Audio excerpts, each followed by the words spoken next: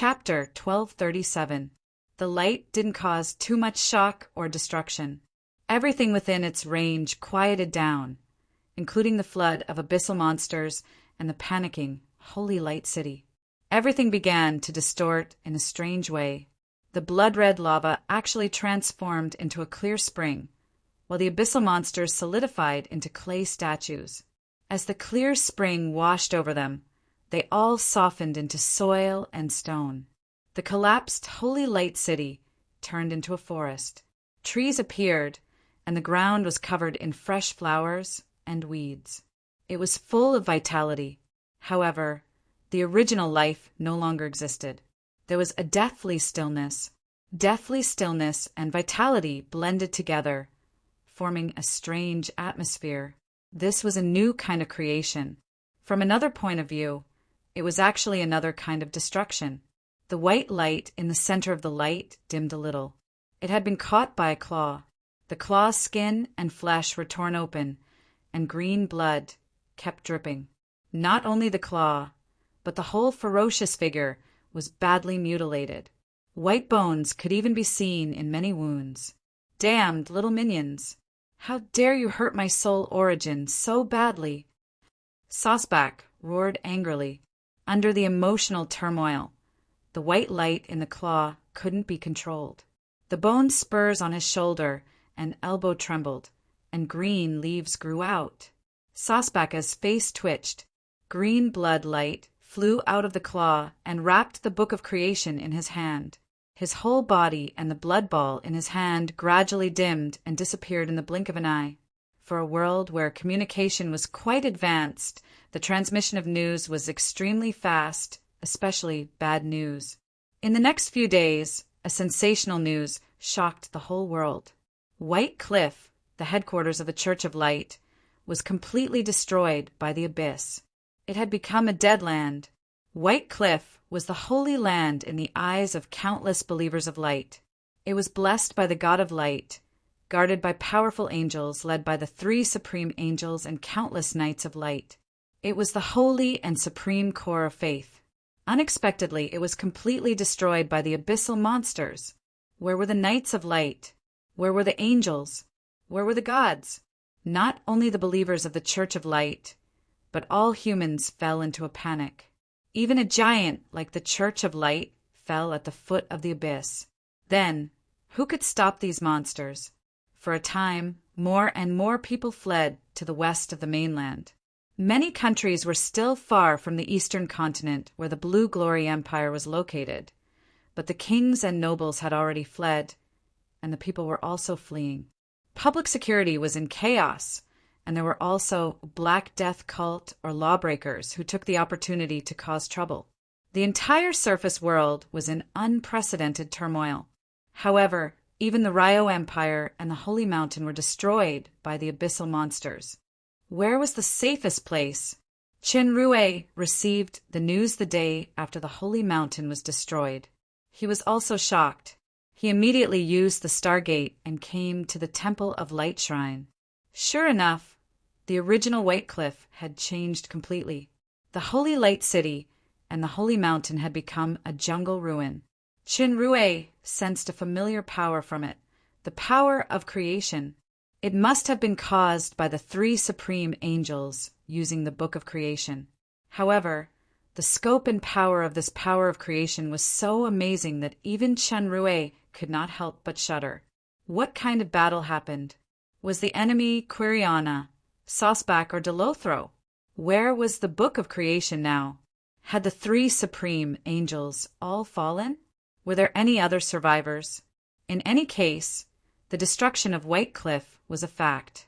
Qin Rui did not stay at the broken White Cliff for long. He went straight back to the demon realm. After arranging some related affairs, he went into closed-door training again. The White Cliff today was likely to be another place tomorrow, or even the demon realm. It was likely that his home and the people he cherished the most would be destroyed. Therefore, it was more and more urgent to improve his strength. The progress of fusing the constellations was not as smooth as expected.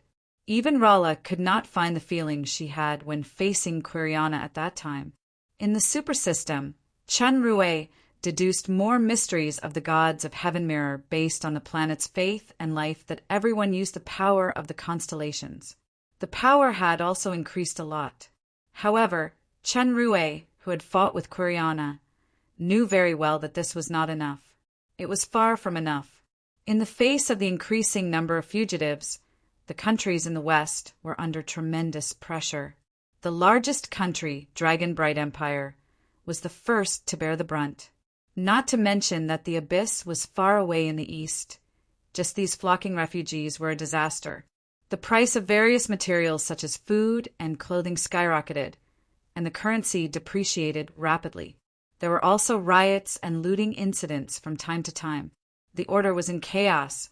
Rex the Great quickly convened the leaders of the nearby kingdoms in the western continent to hold a meeting to discuss how to deal with the current situation. The first problem was the resettlement of refugees. Due to the large number of people, it would bring a series of negative effects. Even an empire like the Long Huang Empire could not accommodate so many refugees. What's more, this was just the beginning. As time passed and the Abyss expanded, the situation would get worse. After a round of discussion, the various countries reached a certain consensus on the resettlement of refugees, prices, the economy, and other issues. However, everyone was very clear about the fact that the current discussion was only a temporary measure. It was just like treating a disease. It could only treat the symptoms, but not the root cause. The real root was the Abyss. Therefore, the most important core topic was discussed at the end of the meeting, which was how to deal with the Abyss. At present, the Abyss had destroyed most of the countries in the east of the human world. To put it bluntly, the central and eastern regions were just struggling. If this continued, the scarlet tide would spread all the way and cover the entire world sooner or later. By then, humans would be completely extinct. Even if they could not destroy the power of the Abyss, they had to stop the monsters. Otherwise, they would collapse before the Abyss even reached them. There was no doubt about the combat power of the Abyss. Judging from the countries that were destroyed before, the most terrifying thing about the monsters was their endless numbers and fearlessness. The only battle the humans won against the Abyss was the battle of the Blue Glory Kingdom. In the end, Rambus still led the army and people to retreat from the Ryo Empire. Judging from the number and strength of the army, even the human allied army could not fight against the Abyss. Therefore, they had to rely on other factors, such as geographical advantage. Even the powerful Thorn Fortress of the Ryo Empire only lasted for 2 hours. However, this geographical advantage was man-made. The geographical factor that Rex the Great mentioned was the largest natural barrier, the White Sea. The White Sea covered a large area, dividing the surface world into 2 parts, the East and the West. This was also one of the reasons why there were 2 holy empires in the East and West. If they were too close, due to the conflict of interests, there would be frequent wars. Originally, there was a cloud empire in the middle, which was known as the 3 holy empires. It was precisely because of the White Sea that it took a lot of time to travel from the east to the west of the human world. Starlight Kingdom, Roya Kingdom, and other countries spent a lot of effort to build the teleportation portal to cross the White Sea. With the teleportation portal, the time to travel between the east and the west could be greatly reduced. This was why Raisin the Great only gave Chinrui a month to go to the Ryo Empire to pick up the bride. If the teleportation portal was destroyed, they could only cross the White Sea by boat. It would take at least a few months, and it was still under the condition that everything went smoothly. Therefore, the White Sea was the best barrier for humans to resist the Abyss. The Abyss monsters usually carried the power of flames. With the existence of the sea, the monsters would also be restrained accordingly. The urgent task was to quickly establish a strong unified defense line in the countries along the White Sea and build a large number of fleets and air forces to prepare for the sea war with the Abyss army. The teleportation portal must be destroyed. As for the countries east of the White Sea, it would depend on their own escape speed. The geographical conditions alone were not enough. They could only stop the Abyss for a while at most. They needed to gather more and stronger forces. Dragons, elves, dwarves, orcs, all of these added up couldn't compare to the weight of one party, demons. In the Battle of the Lan Yao Kingdom, the reinforcements of the demons played a vital role. The unprecedentedly powerful army was actually not revealed in the war in the Jinyao territory. If it weren't for these strange troops, even with the scattered reinforcements of Sandro and various races, Rambis and the Lan Yao Kingdom would not be able to resist the Abyss army. Only by uniting the demons, it was possible to compete and even defeat the Abyss. Now that the portal still existed in the Jinyao territory, once humans were destroyed by the Abyss, the demons would definitely not be spared. There was an old saying that the teeth would be interdependent without the lips. He believed that the 3 empresses of the demon realm, including his son who really controlled the demon realm, would understand this truth. Previously on the battlefield in the Jinyao territory, wasn't it because of this reason that Arthur stopped fighting with the 3 supreme angels? Regarding the uniting of the demons, all countries agreed, but all of them were quite cautious. When humans were at their most critical and weakest, would the demons really cooperate instead of being perfunctory with ulterior motives and secretly planning to take this opportunity to annex the human world in one fell swoop? After all, the feud between the 2 sides could not be resolved in a short time. No one could guarantee that they would not lead a wolf into the house. However, everyone was very clear that, based on the current situation, relying on the strength of humans to fight alone was basically a dead end. It was imperative that they work together. What was a little surprising was that shortly after Rex the Great sent envoys to the demon realm, he immediately received an accurate answer from the 3 empires of the demon realm. They agreed to cooperate and deal with the Abyss together. The demon realm would dispatch troops to the human world and join hands with humans to snipe the Abyss army in the White Sea. From the perspective of the human world, this was the second batch of troops sent by the demon realm after the last battle in the Lan Yao Kingdom. From the perspective of the demon realm, this time they truly joined forces with the human world, because this time it was not just Chun Rui's ancient legion, but a real demon's army. This meant that humans and demons cooperated for the first time in a real sense. Chapter 1238. The sky was clear and boundless. Squads of knights were leading their horses along the rugged mountain path. These knights were clad in uniform white light armor, and there was a unique mark of the Church of Light on their breastplates. It was obvious that they were Knights of Radiance. The Knights of Radiance were once the most revered knights in the human world. They had countless glory and halos, but now they were like stray dogs, dejected and devoid of fighting spirit. Ever since the establishment of the Church of Light, they had encountered countless setbacks and disasters, but they had always been able to stand firm. However, in the Battle of White Cliff this time, everyone from the angels to the Pope and the Church had sacrificed themselves for the Church. This meant that the core of the Church of Light had been completely destroyed. It was like a person whose soul had been destroyed. Even if the flesh, blood, and bones were still present, they were nothing more than a walking corpse. After losing this soul, the radiance of the Knights of Radiance was no more. The leader of the knights wiped the sweat off his face and shouted, "Hurry up! We'll see the port after we climb over this mountain. His Highness Palgris has prepared a ship for us there. His Highness Palgris has spent a lot of money to reserve a time slot for the teleportation portal, but we don't have much time. Within 3 days, all the teleportation portals in the Eastern Kingdom will be ineffective. If you want to live, follow them." These words made the knights quicken their pace. The teleportation portal could reach the Western continent directly. Once it was ineffective, they could only travel by sea. With the current situation, the White Sea had been sealed off by the human allied forces of the Western continent. Even if they could get their hands on a ship, they would not be able to cross the White Sea alive. The magical minefields and defensive formations alone were enough to kill them. The Knights of Radiance, named Dawn, were the permanent legion of the Thule Kingdom. The Thule Kingdom was a kingdom in the Eastern continent, adjacent to the Starlight Kingdom. It had been fawning on the Church of Light for many years. Although the Church of Light's territory was only average, it was ranked in the top 5 of the human kingdoms in terms of contribution. The number of Knights of Radiance stationed in the kingdom was also several times that of ordinary kingdoms.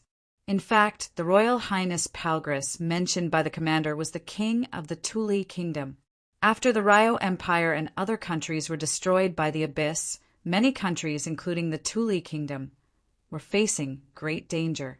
Palgris bribed Drog, one of the 3 Grand Cardinals, and obtained the protection of the Dawn Knights to evacuate the kingdom together. However, on the way out, the Dawn Radiance Legion suddenly received news that White Cliff had been completely destroyed. This was like a bolt from the blue. The Radiance Knights immediately felt that they had lost their backbone and did not know what to do. Palgris was also a cunning person. He immediately seized this opportunity and roped in the Dawn Legion's Commander Duncan, wanting to take the opportunity to seize this armed force in his hands. The army of the Abyss had already invaded the Thule Kingdom. It was only a matter of time before the kingdom was destroyed. As the king, he had lost everything. However, as long as he had the power, it was not impossible for him to make a comeback. Moreover, in such a chaotic situation, no matter where they fled to, strength was the only way to survive. For this, Palgris did not hesitate to pay a huge price and use his connections to obtain the time to use the teleportation portal of the Starlight Kingdom so that he and the Radiant Knights could pass through. Of course, the prerequisite was the loyalty of the Radiant Knights. At present, there were not many Radiant Knights who had shown their loyalty, but Palgris believed that as long as they reached the Starlight Kingdom and faced the teleportation portal, which was a choice between life and death, no one would make the wrong choice. The road ahead became more and more steep and rugged. Even Palgris, who was carried by his personal guards, broke out in cold sweat after a few turns. It was not because he did not want to take the flat road, but because the latest intelligence showed that the speed of the Abyss army was astonishing. They actually bypassed the 2 cities in front of the kingdom of Soya and the Thule Kingdom, and were heading straight for the capital. This forced Palgris to move forward again, and the civilians who received the news also flocked to escape. The main road was full of fleeing refugees, and it was extremely congested. If they took the main road, their speed would be even slower. This small road led to a secret military port. There were enough ships prepared there, and they could reach Starlight City within 2 days. Even if the monsters attacked the capital faster than expected, the civilians on the main road could still become a natural barrier to stop the monsters. A young Radiant Knight accidentally slipped and fell to the ground. He could not help but burst into tears. The knights could not help but be stunned. The captain on the side waved his horsewhip and said angrily, "John, stand up. How can there be a spineless Radiant Knight like you?" The young knight cried, "Captain, I'm not crying about this, but my sister is still in the capital. She's only 11 years old." The captain trembled, and the whip stopped falling. The young knight's sorrow quickly spread, and someone said, "My mother is also in the city. My wife and son haven't escaped far." For a moment, an atmosphere of sadness and helplessness spread and enveloped the entire army. Everyone's heart seemed to be filled with haze, and their footsteps involuntarily slowed down. Palgris, who was in the middle of the team, immediately noticed the abnormality and shouted, "Everyone, hurry up! The abyssal monsters are not far behind, and if you delay any longer, you won't be able to leave. Survival is the most important thing." Palgris's voice did not have much effect. At this time, Duncan, who was at the front of the team, received the news. He jumped and flew into the air, shouting, "What happened? Let's go." "Lord Duncan." The young knight from before, John, cried, "Please allow me to go back and protect my family." Duncan looked down at the knight, his eyes flashing with hostility, and he said coldly, "On the first day you joined the knights, I said that there is only one duty of a soldier, and that is to obey. No matter what reason you have, I only have one order: move forward." John gritted his teeth and raised his head. "My lord, we are Radiant Knights, and on the first day we became knights, Our declaration. Before he could finish speaking, his chest had already been pierced by a powerful white light, and he immediately died. Duncan slowly retracted his hand and looked down coldly at the crowd, his eyes filled with killing intent. Those who disobey will die. Duncan had been the Legion commander for many years, and he had accumulated a lot of prestige. Many people lowered their heads, not daring to look at him. Duncan knew that this was the time when people's hearts were the most shaken and had to be suppressed immediately. He shouted, "Eldra!" Here! A man flew out from the front and floated beside Duncan. It was his most capable assistant, Eldra. He was usually impartial, cold, and merciless, and had extremely high prestige in the army. You are in charge of supervising the entire army. If anyone stops, behead them. Yes. Just as Duncan was about to fly back, he suddenly felt a sense of alarm. Before he could react, his heart turned cold, and a sword had already pierced through him. The hilt of the sword was in Eldra's hand. Duncan looked at the bloody tip of the sword protruding from his chest in disbelief and gritted his teeth. Eldra, you, his most trusted and capable subordinate, had actually pierced his heart with a sword from behind at this moment. This unforeseen event shocked everyone, including Palgris. The entire team stopped for a moment. Eldra's sword was surrounded by a cold aura. Before Duncan could finish speaking, his entire body had already quickly solidified. A moment later, he turned into an ice sculpture. The sword shook, and the entire ice sculpture shattered into pieces. Palgris was the fastest to react. He said bitterly, "Commander Eldra, please continue forward." This sentence was equivalent to acknowledging Eldra's new position. As a king, Palgris was no stranger to scheming for power.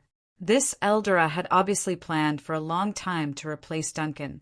Now that he had caught him off guard, he finally succeeded in one strike and succeeded in ascending to the throne. It seemed that he had to rope in this new commander as soon as possible. Eldra ignored Palgris and looked down coldly at all the knights. He said, "Who can tell me what a knight's declaration is?" The team was silent for a moment before someone answered, "I swear to treat the weak well." Someone continued, "I swear to fight against rape bravely. I swear to fight against all wrongs. I swear to fight for the defenseless. I swear to help anyone who asks me for help. I swear not to hurt any innocent. I swear to help my brother knight. I swear to treat my friends sincerely. I swear that I will never change my love until death." It seems that none of you have forgotten. Eldra clenched the sword in his hand and shouted, "Then what have we done? In order to live in humiliation, we abandoned the faith in our hearts, abandoned the oaths we kept, and abandoned true glory. I don't know what will happen to our lives and dignity in this catastrophe. I only know that our family members and those defenseless civilians are facing the cruel monsters in the rear. As for us knights with swords, we can only escape in the front." The knights lowered their heads in shame, and many even began to cry. The center of our faith has been destroyed, but we still have faith in our hearts, even if it's just for our loved ones and those who need our help to buy a moment of time to evacuate. Eldra waved his sword and pointed at the blood-red sky behind him. "Radiant Knights, eternal glory!" The knights below raised their swords and turned around. Palgris stared dumbfoundedly at the Radiant Knights who were retreating in unison, revealing an incomprehensible expression. Stupid lunatics! Perhaps His Highness would never understand this logic. There would always be some stupid people in this world. There would always be these stupid people in this world. Teray Kingdom. In front of the torrent of the abyss that crushed everything, groups of silver knights appeared. They went forward without hesitation. Compared to the torrent, they were so insignificant. However, under the sunlight, they were so dazzling. This was the brilliance of life. True holiness and glory had always existed in people's hearts, not in the so-called temples. Chapter 1239.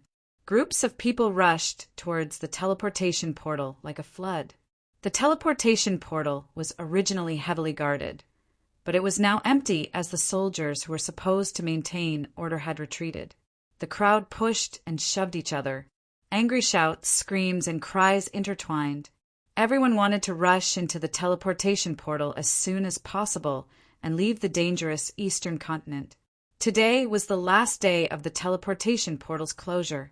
Seeing that the light of the light portal was gradually dimming, almost everyone's eyes turned red, and they rushed forward recklessly.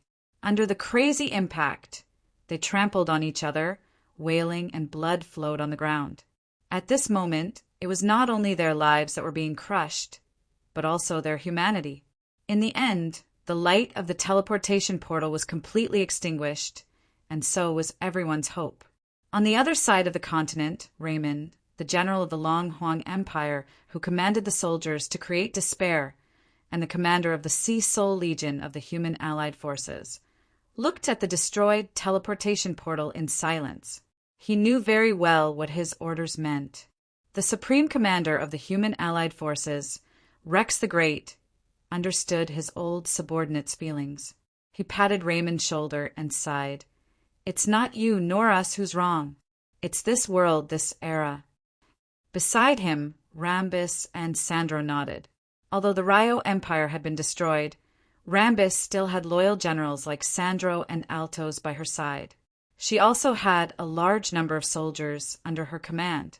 These soldiers were all elites, and even rarer, they had valuable experience in fighting against the Abyss. Rambis did not abandon her people at the last moment. She fought against the Abyss and successfully evacuated with most of the people. This made her reputation rise instead of fall. After returning to the Western continent, she was still highly regarded and became the first military advisor of the Human Allied Forces. Sandro became the first commander of the most important White Sea defense line of the Human Allied Forces. Don't blame everything on the era, because it's us who created this era. A voice came from behind. Rambis looked at the person with a complicated look in her eyes. If not for those unforeseen events, she would have become his wife long ago. However, there were no ifs in this world. Arthur. Rex the Great's gaze was rather mixed as well. In terms of strength, even though he was the emperor of the Holy Empire and the commander of the Allied armies, he did not have the right to speak before this person.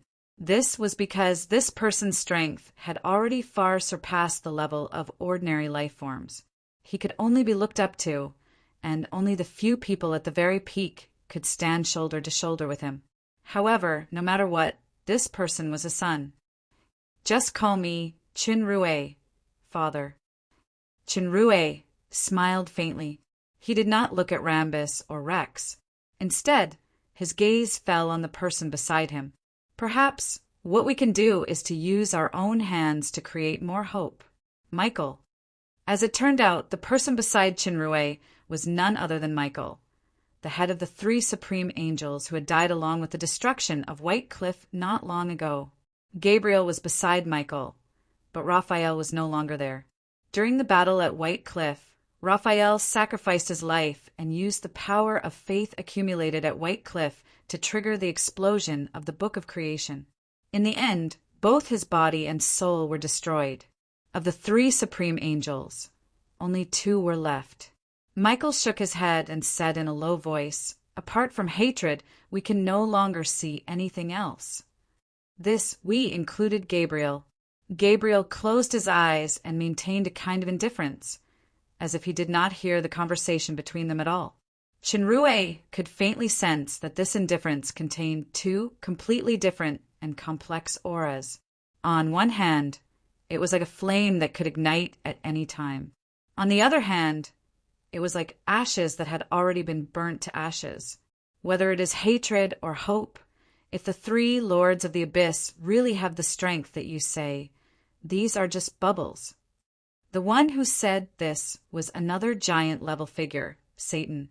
On the other side were Rala, Catherine, Augustus, Paglio, Isabella. Except for the missing Ben Hong, almost all the super powerhouses of the demon realm were gathered here. It was the same for the surface world. With the previous lesson of the destruction of the eastern region, this time the superpowerhouses of the surface world understood that this was a real life and death situation. No one could stay out of it. Those who tried to stay out of it would only end up dead. With the precedent of White Cliff, the dragons did not dare to be negligent.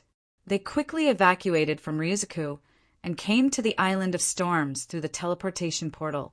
They temporarily lived in the alchemy civilization surface world base that Shinrue had built.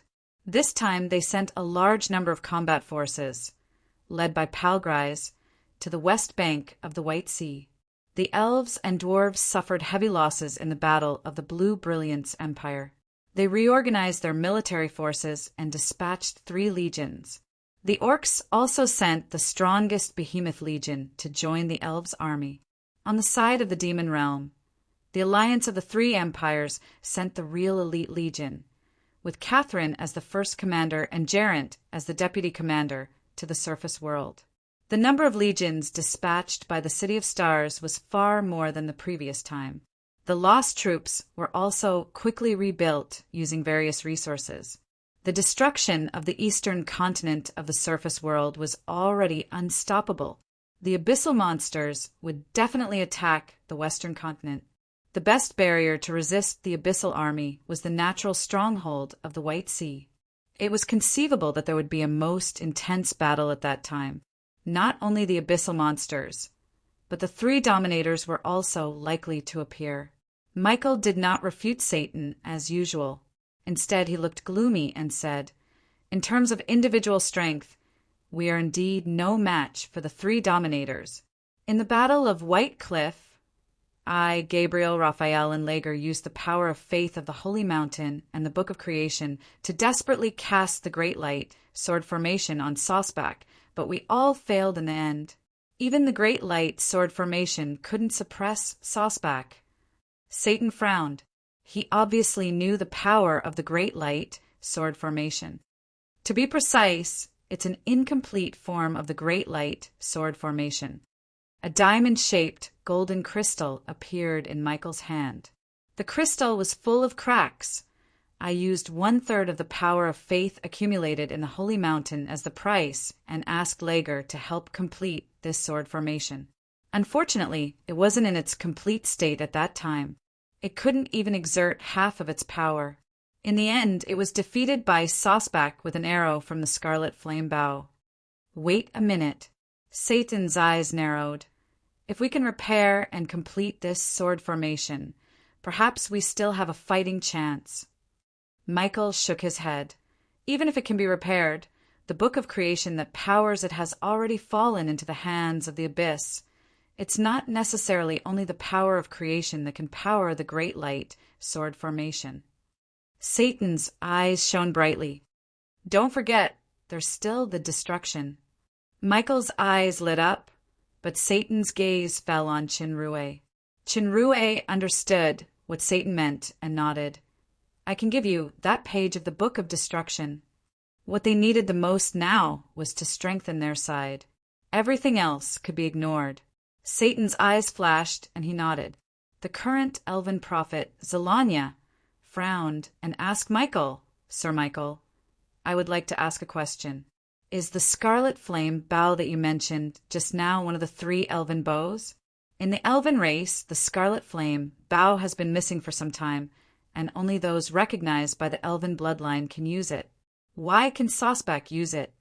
It is indeed the Scarlet Flame bow, but it should have been eroded by the power of the Abyss. As for Sosbach, he appeared in front of us with the body of a half-elf.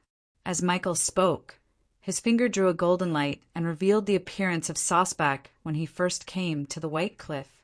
Zelanya saw the appearance of this half-elf and blurted out, "Saul!" Who is Saul? This time it was Shinrue who asked the question. Zelanya glanced at Shinrue. He is the husband of Queen Liv's cousin, Princess Nancy, and also Blanche's father. Blanche's father. Shinrue was shocked. He remembered that Blanche once said that her father went to the Plain of Nightmares to look for the spring of life to save the Tree of Nature. but unfortunately fell into the nightmare volcano and died without a corpse. Unexpectedly, this dead missing person turned into the Lord of Fear and destroyed the holy mountain of light. Blanche became the Lord of Hatred, and her father became the Lord of Fear. Was there any connection or mystery between them? Right, the scarlet flame bow happened to be lost at that time. Zelanya recalled for a while and said, "Did Saul steal the scarlet flame bow?" Miss Zelanya. Chinrue thought for a while and said, "I also have a question to ask. The Abyss seems to have a close relationship with the elves. When Michael and I fought with Quiriana, she happened to be in the area of the half-elf graveyard and seemed to have suffered some strange injuries. Also, 20,000 years ago, Quiriana deliberately tried to break through the elves and even spent a lot of power to infect the Tree of Nature, creating the chaos of the elves. The Abyss and the elves have no direct relationship." Surprisingly, it was not Zelanya who answered this question, but Satan. "It's just because the location of the fairy capital of Silver Moon is special. This location is a battlefield in the past. It's not a coincidence that the fairy capital of Silver Moon is located there." Chinrue understood a little and said, "So, the reason why the fairy capital of Silver Moon is located in the Jadeite Forest Sea is that the Moonlight Goddess deliberately set it up to suppress some residual power left in the battlefield? So, the elves have become the focus of the Abyss? If there is the blessing of the Moonlight Goddess, this problem naturally does not exist. Unfortunately." Zelanya sighed and did not stay on this topic. She changed her tone and said, "If it is confirmed that the Lord of Fear has fused with Saul's soul, then even if the Scarlet Flame bow is eroded by the power of the Abyss, it is still the power of the elves' artifact and can be targeted to restrain it. Because we have one of the 3 strongest bows, the bow of the Moonlight Cloud Sea. Although the fairy capital has been destroyed, the artifact has its own power and has not been destroyed. The last time Princess Fei evacuated from the kingdom of Blue Brilliance, she went to the ruins of the fairy capital and found this bow." Michael nodded, then shook his head and said, "That's right, but Princess Fei Li's power is too weak. She can't fight against Sosback at all." "That's right. The bow of the Moonlight Cloud Sea is the inheritance treasure of the Elf Empress. Normally, only real elves can use it. Even the half-elves can't use its power. However, there is a kind of person who can use it." Zelanya revealed a confident look, and her gaze fell on Chinrue. "That is the person who is recognized by the Tree of Nature." Chapter 1240. The Human World. It had been 3 months since the Eastern Continent's teleportation portal was sealed. Even though the teleportation portal was sealed, and the White Sea had also established a unified defense line, there were still many humans crossing the sea in an attempt to escape to the Western Continent. The guards on the western shore of the White Sea did not completely cut off the escape route of these fugitives. They set up a special navigation fleet to guide the fugitives through the defensive zone. However, the White Sea was too large, and the environment in the deep sea was very harsh. The proportion of the fugitives that could reach the navigation fleet was relatively small. No one knew how many people died in the fierce waves, but no matter what, there was a chance of survival. A few days ago, many ships managed to reach the west coast of the White Sea safely under the guidance of the navigation fleet. However, as time passed, the navigation fleet encountered fewer and fewer ships, indicating that the situation in the Eastern Continent was worsening.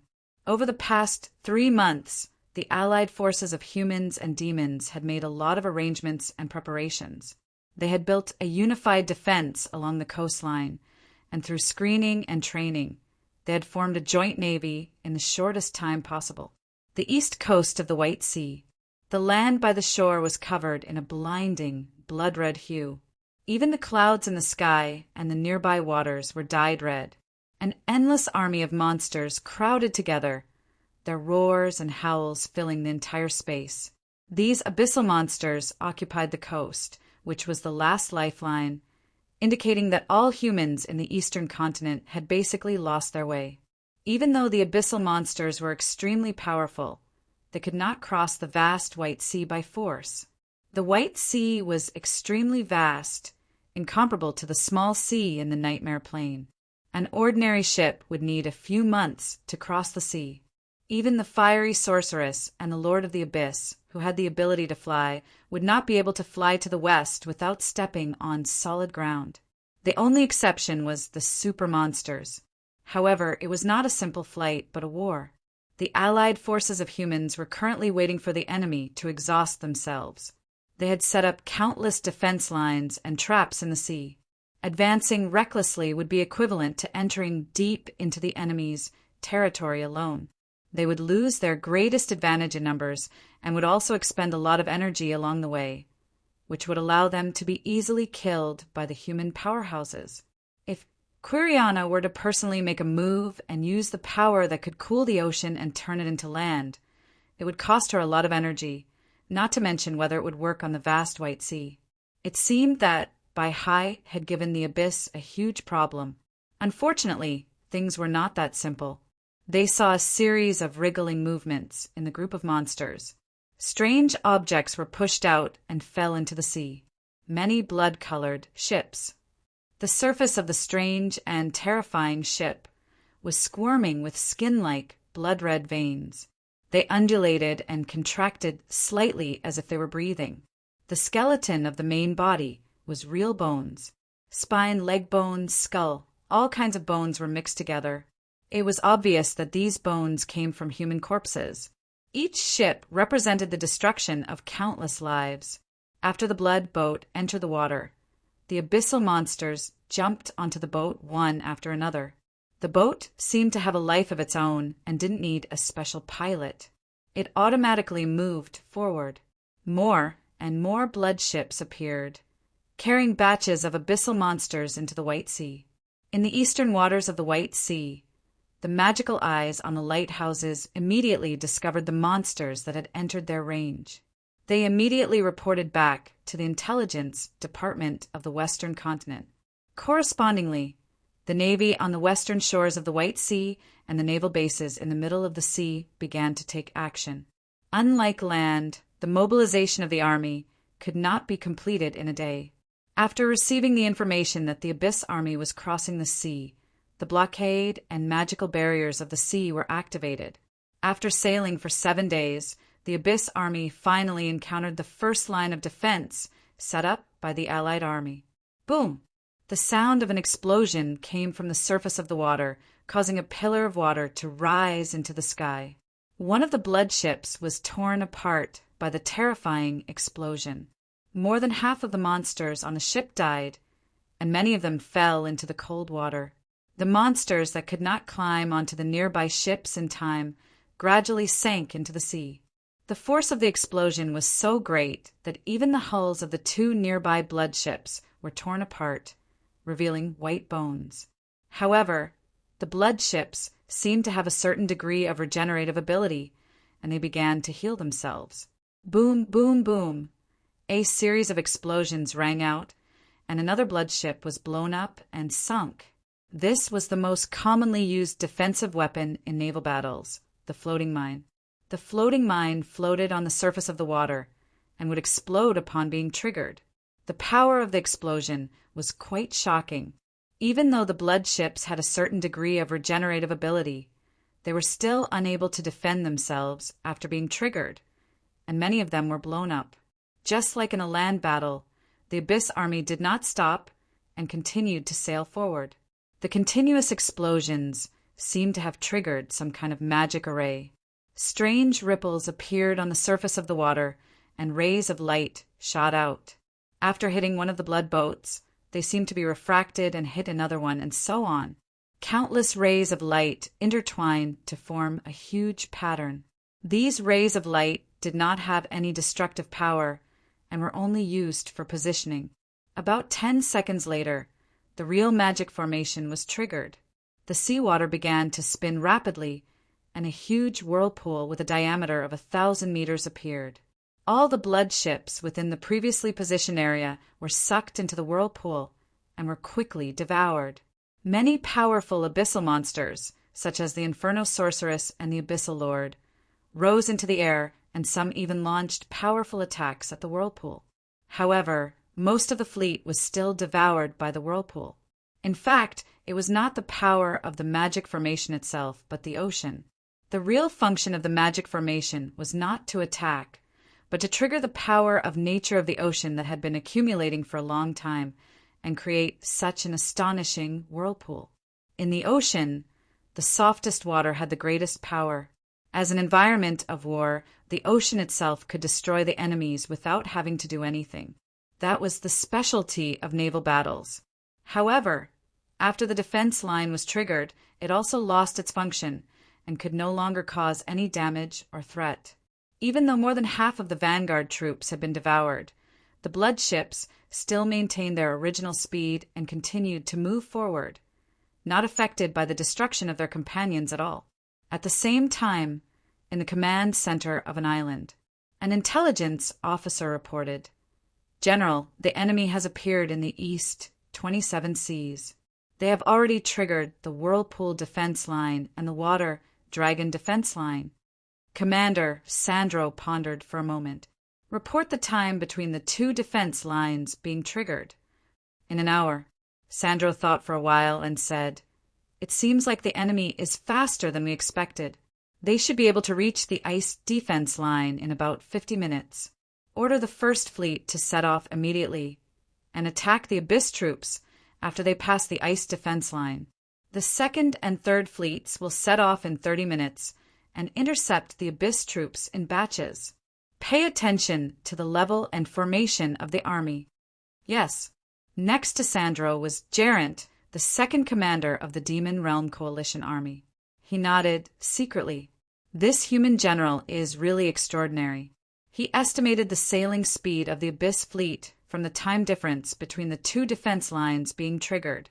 The timing of dispatching his own fleet is also very meticulous. The interception of the second and third fleets is even more ingenious. They can break the enemy into parts and offset the endless nature of the Abyss army to the greatest extent.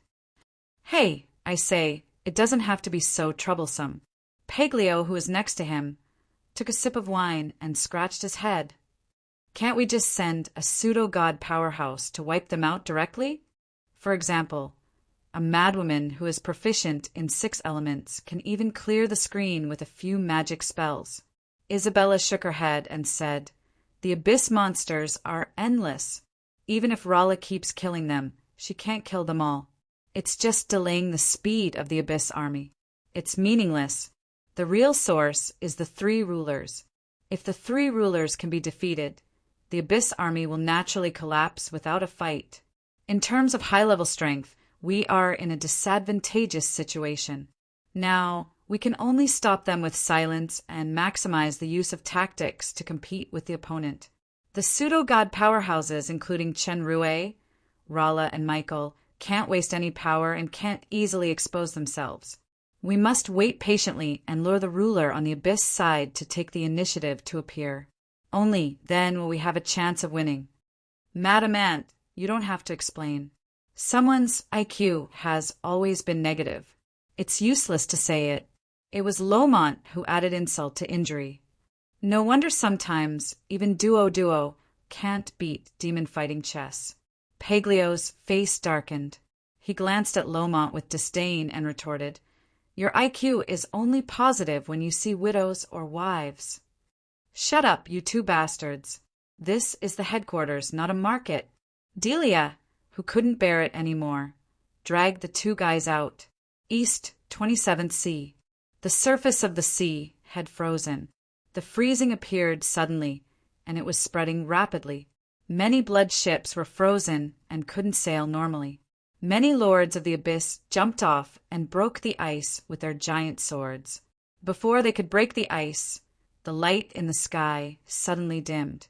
A dark cloud quickly spread in the distance.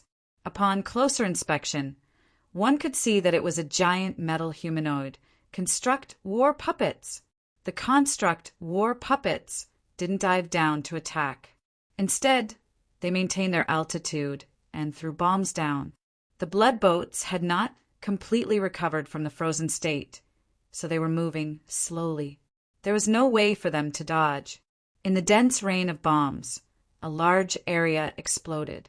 In addition to the damage caused by the explosion itself, the huge waves set off by the aftermath also capsized many blood boats outside the frozen sea.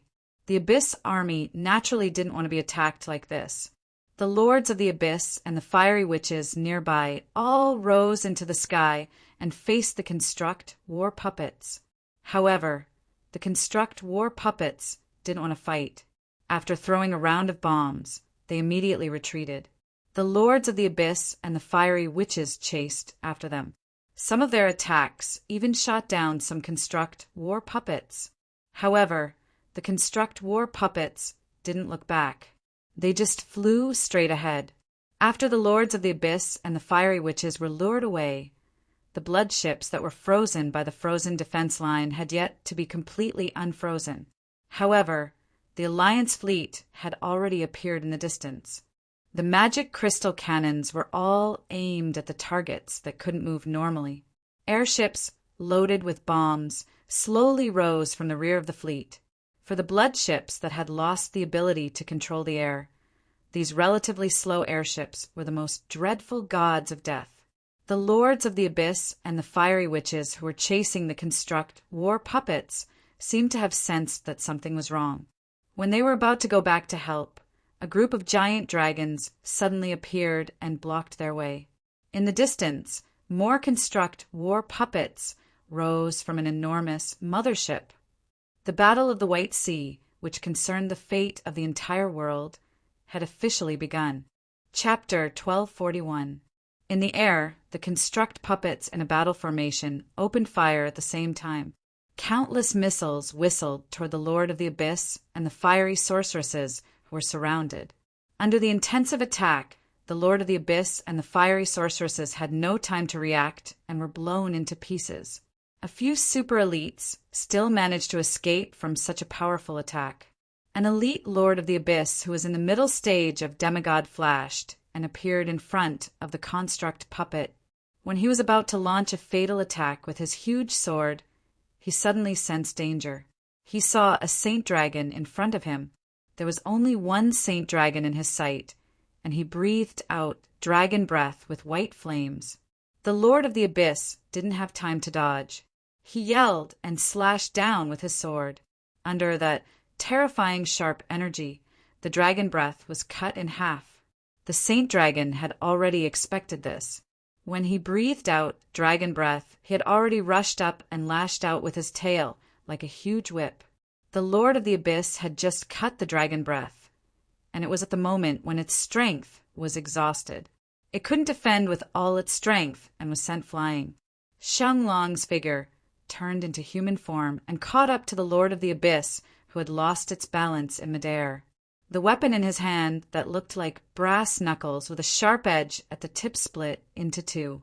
As the cold air surged, the tough body of the Lord of the Abyss was actually split into two. As his hands moved like lightning, the body of the Lord of the Abyss was split into pieces and fell straight down. The saint dragon who killed the Lord of the Abyss so easily was Groa's. Looking at the new weapon in his hand, Ice Axe, he was pleasantly surprised. Groas was not only surprised by the weapon, but also by his own strength.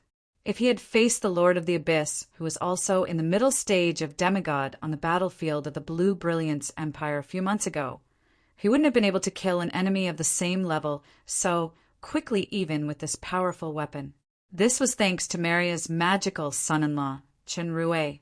After receiving the power of star-level enhancement, although there was a scary situation where his strength regressed for a month, after that, his foundation had been unprecedentedly consolidated and refined. His strength had also increased a lot. He had only broken through to middle stage demigod not long ago, and it would take him at least 100 years or more to advance further. However, he could vaguely feel that he was on the verge of breaking through now. However, Maria and Span were faster than him, having already reached the peak of the demigod realm. And this was only a 1-star strengthening. If it could be upgraded to a 2-star strengthening, its power would soar once again. It was said that it was not impossible for it to break through to the demigod realm. Maria's two daughters, Rala and Isabella, were the best examples. Rala's power was already inconceivably on par with Michael, while Isabella's power was not even at the demigod realm when she was in Ryuzaku. Now, she was only a step away from the demigod realm. Chenrue was the creator of miracles. Groaz's thought was only fleeting, and he quickly went back to the battle. This time, the dragons he led were not the demon overlord and demon emperor-level rookies in the battle in the Jinyao territory, but the true super elites of Ryuzaku. Soon, this batch of Abyss Air Force was wiped out. The assembled puppets that completed the task returned to the huge ship and quickly replenished energy and repaired damaged parts. During the whole battle, this ship itself did not launch an attack. It was just a base for loading combat weapons, but it played an irreplaceable and important role.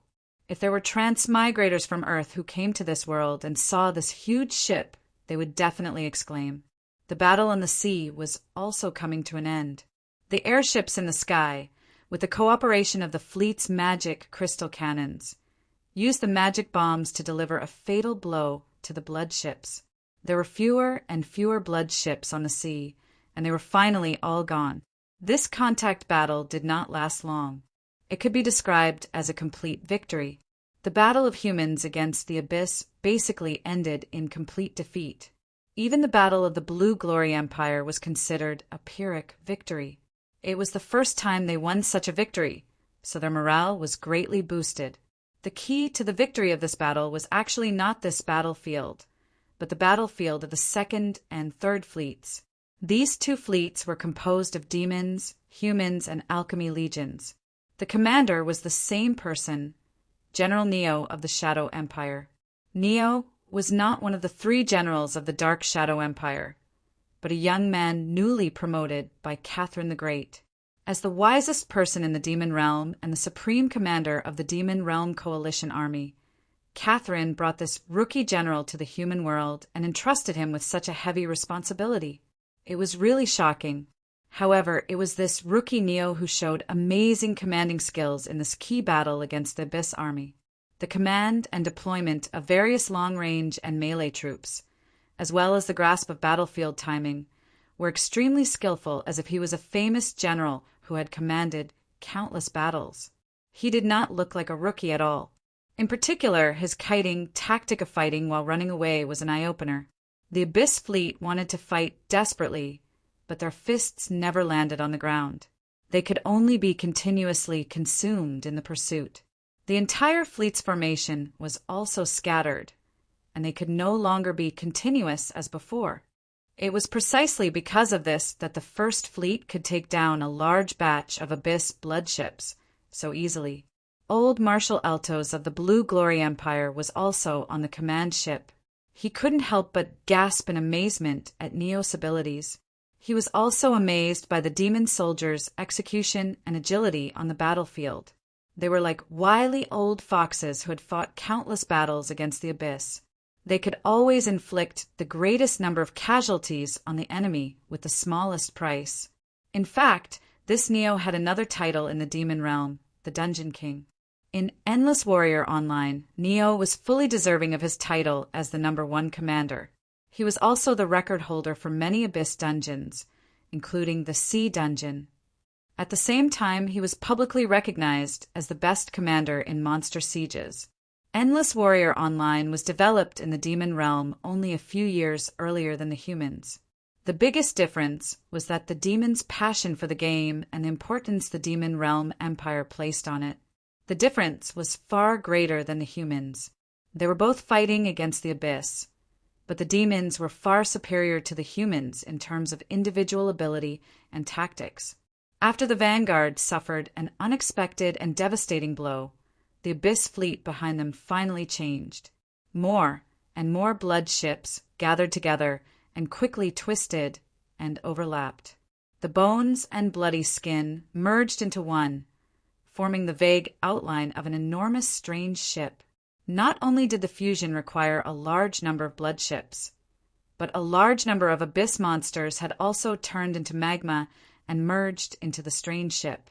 As more and more blood ships merged into the ship, the size of the strange ship increased further. When it finally took shape, it was actually the size of 4 football fields, and its appearance was strange and sinister.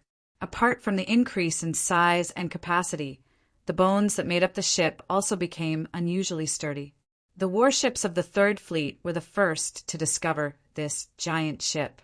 However, even powerful magic crystal cannons could only leave a small hole or crack on this giant ship. For a ship as large as this, an attack of this degree posed no threat at all. Moreover, the crack would automatically repair itself. Not only did the Abyss giant ship possess powerful defense, it could also spit fireballs that matched the range of the magic crystal cannons. What was even more terrifying was that apart from the original monsters, there was a new type of huge creature on the giant ship. It was brownish-red in color, looked a bit like a sunflower, and had a circle of long tentacles around its body. It was the Abyssal Mother. This wasn't the end of the terror of the giant ship with the Abyssal Mother. Everywhere it passed, the fish and living creatures in the sea turned into dry bones. It seemed to be constantly devouring the surrounding life to obtain more power. At the same time, sparkling red flowers bloomed around the Abyssal Mother. The mother's mouth would also spit out blood cocoons covered in mucus. These blood cocoons would soon hatch into new abyssal monsters. Although the abyssal flower's buff had a time limit, it could still greatly increase the strength of the abyssal monsters. For a time, the Third Fleet's casualties suddenly increased. What gave Neo the biggest headache was that no matter what tactics he used, he couldn't deal a decisive blow to this giant ship with the Abyssal Mother's nest. The giant ship with absolute power was basically unstoppable. The Abyss blood ships at the back were still merging with the new giant ship. This was definitely bad news. All Neo could do was mobilize a portion of his warships to distract the giant ship and do his best to slow down its advance. While Neo was commanding the Third Fleet to do its best to outflank the enemy, he suddenly received a new order: retreat. Seeing the Allied fleet retreating, the Abyss blood ships surrounded the giant ship and chased after it. It was at this moment that a giant ship no smaller than the Abyss giant ship appeared in front of them. It was the First Fleet's mothership that carried the construct puppets. When the Third Fleet passed by the mothership, they actually disappeared one after another. Then, the waves around the mothership started surging up and down. The giant waves it created were so huge that even the Abyss giant ship was pushed back. An incomparably huge shadow gradually rose into the air. The mothership of the Allied army had revealed its true appearance. The part that had appeared out of the water just now was just a small part of it. The enormous fortress body was even bigger than the Abyss giant ship. Its entire body flashed with metallic silver light. This giant mothership didn't stop rising and actually floated in the air. The Abyss giant ship fired a barrage of fireballs at the giant mothership, but the mothership instantly disappeared before it could even touch its target. The next second, an enormous figure appeared in the distant sky like a proud dragon looking down at the beasts on the ground. At this distance, the giant ship wouldn't be able to hit it even if it had twice the range. But that didn't mean that the giant mothership couldn't attack it. A golden beam of light shot out, drew a straight golden line in the void, and accurately fell on the abyssal battleship. The giant ship, which even the magic crystal cannons could only damage, was easily penetrated by this golden light. The parts that were touched, whether it was the skeleton hull or the abyssal monsters, all turned into particles and dissipated. The entire giant ship was torn apart in the blink of an eye. The broken parts were still rapidly decomposing and couldn't be restored at all. Whether it was the range or the power of this attack, it was terrifying. When Sandro and the others in the command center saw this scene from the magic eye on the battlefield, they were all shocked. The demon realm actually has such a terrifying weapon. If the demons used this thing in the Battle of Jinyao territory, even a genius general like Sandro couldn't imagine how the humans could resist it. This horror fell into the eyes of Peglio and Lomond. The two guys who were strangling each other just now showed a smug smile at the same time. The mothership was the Starlight transformed from the ancient civilization's capital, the City of Stars. The shot just now was one of the 3 main cannons of the Starlight. It could destroy defenses and enchantments to the greatest extent. Break! Chapter 1242. The star floated in the air and looked down at the enemies on the surface of the sea. The shining golden light finally stopped.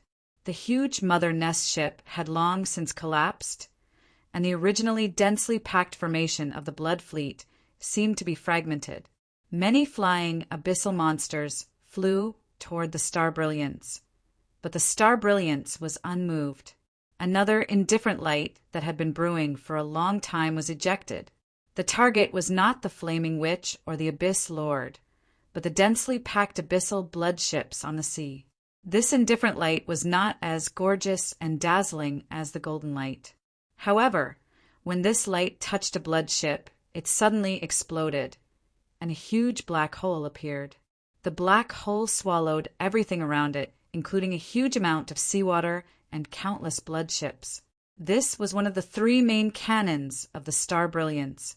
It was a large-scale attack black hole similar to the enhanced version of Star Devourer. Clang! The black hole continued. The abyssal blood ships were constantly being swallowed, and a large amount of blank space appeared. After Garatum solved the source of the rule energy, the Star Brilliance had a steady stream of super energy. The current reserve was quite amazing. The consumption of this kind of main cannon attack was simply a drop in the bucket. In terms of power, it could also be safely opened to the maximum power. At this time, the Flaming Witch and the Abyss Lord in the air had quickly flown over. The silver armor of the Star Brilliance had already rotated and turned over, revealing the densely packed cannons. All the defensive cannons were controlled by gremlin servants, who were the best at manipulating. There were millions of gremlin servants. Although their own combat power was low, they were an indispensable multifunctional unit in the entire City of Stars. Not only could they repair and manufacture mechanical equipment and biological buildings, but they could also control various weapons in the City of Stars. The mutated excellent gremlin could even drive construct puppets and become construct warriors, exerting a powerful combat power that was N times their own. The cannons fired together, and thousands of rays of light shone. Although the power of these rays was not as good as Clang and Shatter, they were far above the magic crystal cannons. Besides, they did not have the shortcoming of the long cooldown time like the magic crystal cannons. The firing frequency was quite fast, and the efficiency was even more amazing. The abyssal monsters were shot into pieces and sieves before they even got close. On the deck of the Star Brilliance, when it was previously in the form of a mother ship, a group of titans appeared at the same time. Countless lightning crisscrossed in the space, clearing all the fish that escaped the net. After the black hole disappeared, the blood-red color could no longer be seen in that part of the sea. After a long while, the blood ships at the back finally arrived one after another. Even though the blood ships still looked endless, they were clearly no longer as oppressive as before when facing a powerful existence, like the star that possessed an ultimate weapon. No matter how many ants there were, they could bite an elephant to death, but they could not bite an untouchable goshawk to death. Of course, although the Star Brilliance was close to the highest level, 6 Imperial Capital, it was not a level, 6 Imperial Capital. Furthermore, even the ancient alchemy civilization dimension, which had more than one level, 6 Imperial Capital, was destroyed by the Abyss in the end. The combination of geographical factors and tactics was the most important factor in the current situation of absolute suppression. At this time, the First Fleet and the Second Fleet appeared again and used their previous tactics to tear apart the Abyss bloodship fleet. On the ocean, the abyssal monsters were unable to display the speed and absolute group advantage that they had on land.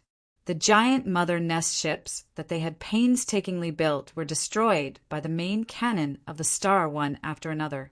They could only be led by the nose, and the Allied forces once again had the upper hand. After a new round of blood ships was cleared, the blood ships at the back did not continue moving forward. A strange atmosphere suddenly appeared in the air. The soldiers on the Allied forces simultaneously felt a huge pressure in their hearts. The morale and hope that had been raised because of the victory suddenly fell, and despair inexplicably arose in their hearts. Immediately after, a massive vortex appeared out of thin air in the waters of the Allied forces. The appearance of this vortex was very sudden, and it was extremely powerful. The ships of the Allied forces could not dodge in time and were devoured by this vortex. From the position of the star brilliance, the surface of the sea was vaguely a massive human face, and the vortex was a huge open mouth. Just as the first and third fleets were about to be devoured, the star brilliance shot out a dazzling purple pillar of light and struck the vortex. It was one of the 3 main cannons that could cause powerful damage to soul-type or invisible enemies' telekinesis. The whirlpool trembled, and its devouring power immediately weakened. Many of the ships that had just been devoured were spat out again. The human faces twisted, and their facial features became blurry as they gradually melted into the water. The soldiers of the fleet felt that the despair from before had weakened a lot. After receiving the order to retreat immediately, they followed the receding water and retreated at full speed. The abnormal movements of the sea did not truly calm down. A moment later, a huge water screen rose from the surface of the sea, and the facial features of a human face slowly protruded from the center of the water screen. Its huge eyes emitted a faint blue light, and there was a faint trace of blood red in them. This pair of eyes was extremely terrifying. Some soldiers accidentally looked at those eyes, and the despair in their hearts suddenly increased tenfold. They could not bear it and jumped into the sea to commit suicide. In order to cover the escape of the warships, the Star Brilliance immediately launched an attack on the human face. The 3 main cannons, Annihilation, Telekinesis, were fired one after another. At first, the power of the 3 main cannons could still pose a certain threat, but the attack effect became weaker as time went on. To be more precise, the power of the human face was getting stronger and stronger. In front of the water screen, the black hole of Annihilation could not even devour a drop of water. It was like a decoration. Annihilation could penetrate the water screen, but it did not have the slightest effect of destroying it. Only telekinesis had a certain effect, but it could only make the water screen slightly blurry and reduce the aura of despair to a certain extent. The human face did not pay attention to the fleeing warships. Its cold eyes fell on the Star Brilliance in the distant sky. The space around the Star Brilliance began to slowly distort, and the central control center in the city immediately sounded an alarm that it was under attack. A transparent round shield appeared outside the Star Brilliance. It was the law energy shield with the strongest defensive power. However, the pressure of the surrounding space was getting stronger and stronger, and the energy of the law energy shield began to rapidly decrease.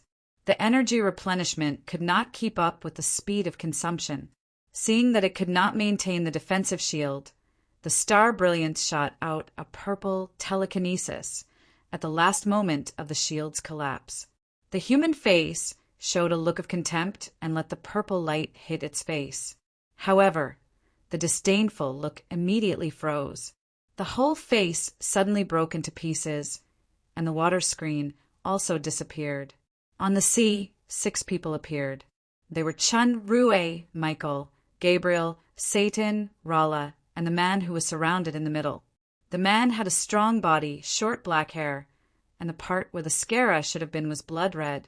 His pupils were blue, and his facial features were very deep. His whole body was covered with exoskeleton-like armor. The man looked at the cracked armor on his body, and his eyes were still full of contempt. Cunning ant, do you think you can sneak attack me like this? Delothro, today is the day you die, Michael said coldly. At the same time, his body shone with crystal light. This man was one of the 3 masters of the abyss, the Lord of Despair, Delothro. The purpose of the last blow of the star brilliance just now was not to attack, but to teleport. In addition to killing souls, telekinesis of the three main cannons also had the magical function of teleportation. It could teleport its own people to the shooting position unharmed through the main cannon. The damage of the star brilliance obviously attracted the attention of the big fish, Delothro. After confirming the appearance of Delothro, the star brilliance launched the long-prepared 5 people of Chenru. Although the joint attack did not kill Delothro, it made him suffer a small loss. Michael, Gabriel, and Rala formed a triangular formation, reflecting the dazzling crystal light. It looked like a huge crystal. In the crystal, a dark red light appeared in the hands of Satan. His whole body gradually became illusory, fusing with the crystal, and it looked like a huge clock. Chun Rue's body shone with purple starlight, which was particularly conspicuous in the disk, but it was not superfluous. He gave people the feeling that he was a whole, like a bridge, perfectly combining the power of the crystal and the disk. If this formation was a huge clock, then Chun Rue was the needle on the clock, grasping the pulse of the universe. Feeling the power of this formation, Delothro's face suddenly changed. He shouted, making the first move, and used his best soul shock. The invisible soul shock was so powerful that it was almost materialized. All the seawater on the surface of the sea turned back, and the fish and sea beasts hiding in the deep sea were turned into powder in the violent turbulence of the waves. However, the huge clock jointly cast by the 6 people just trembled and was actually fine. The next second, Delothro felt that his mind was shaken as if the needle on the huge clock had moved for a moment. At the same time, a sense of danger came from his heart. Delothro wanted to avoid it, but the opponent's attack was as traceless as the passing of time. Under the mysterious power, it was simply unavoidable. He could only put his hands together, shrink his body into a ball, and put on a defensive posture. The crystal light shone, revealing countless sharp chi, surrounded Delothro in it, and spun. The seawater below instantly turned into thousands of strands, as if it was cut by countless sharp blades. It was a spectacle. Soon, the seawater returned to its original state, and Delothro slowly loosened his hands. At this time, the form of the Despair Lord had changed. His body size doubled, and the keratin and exoskeleton on his body surface turned into full-body armor. Sharp horns and bone spurs protruded from his head and shoulders, and a tail appeared behind him. All Abyss Lords had the ability to transform. They could transform into a stronger Abyss form, and their strength would be greatly improved. The only difference was that the strongest Quiriana could transform twice, while Delothro and Sosbak could only transform once. Delothro looked at his body in shock. Under the huge threat, just now, he transformed into the Abyss form without thinking, but even so, his body that was wrapped in armor was still cut by the chi, and some of the wounds were so deep that his bones could be seen. Great Light Sword Array, Book of Destruction. Without the power of God Bless, you can actually use the Great Light Sword Array to such an extent. Delothro's eyes narrowed, and the wounds on his body began to heal quickly. Finally, they completely recovered without a trace, as if he had never been injured. This kind of self-healing body was somewhat similar to the physique of Raphael and Charlie.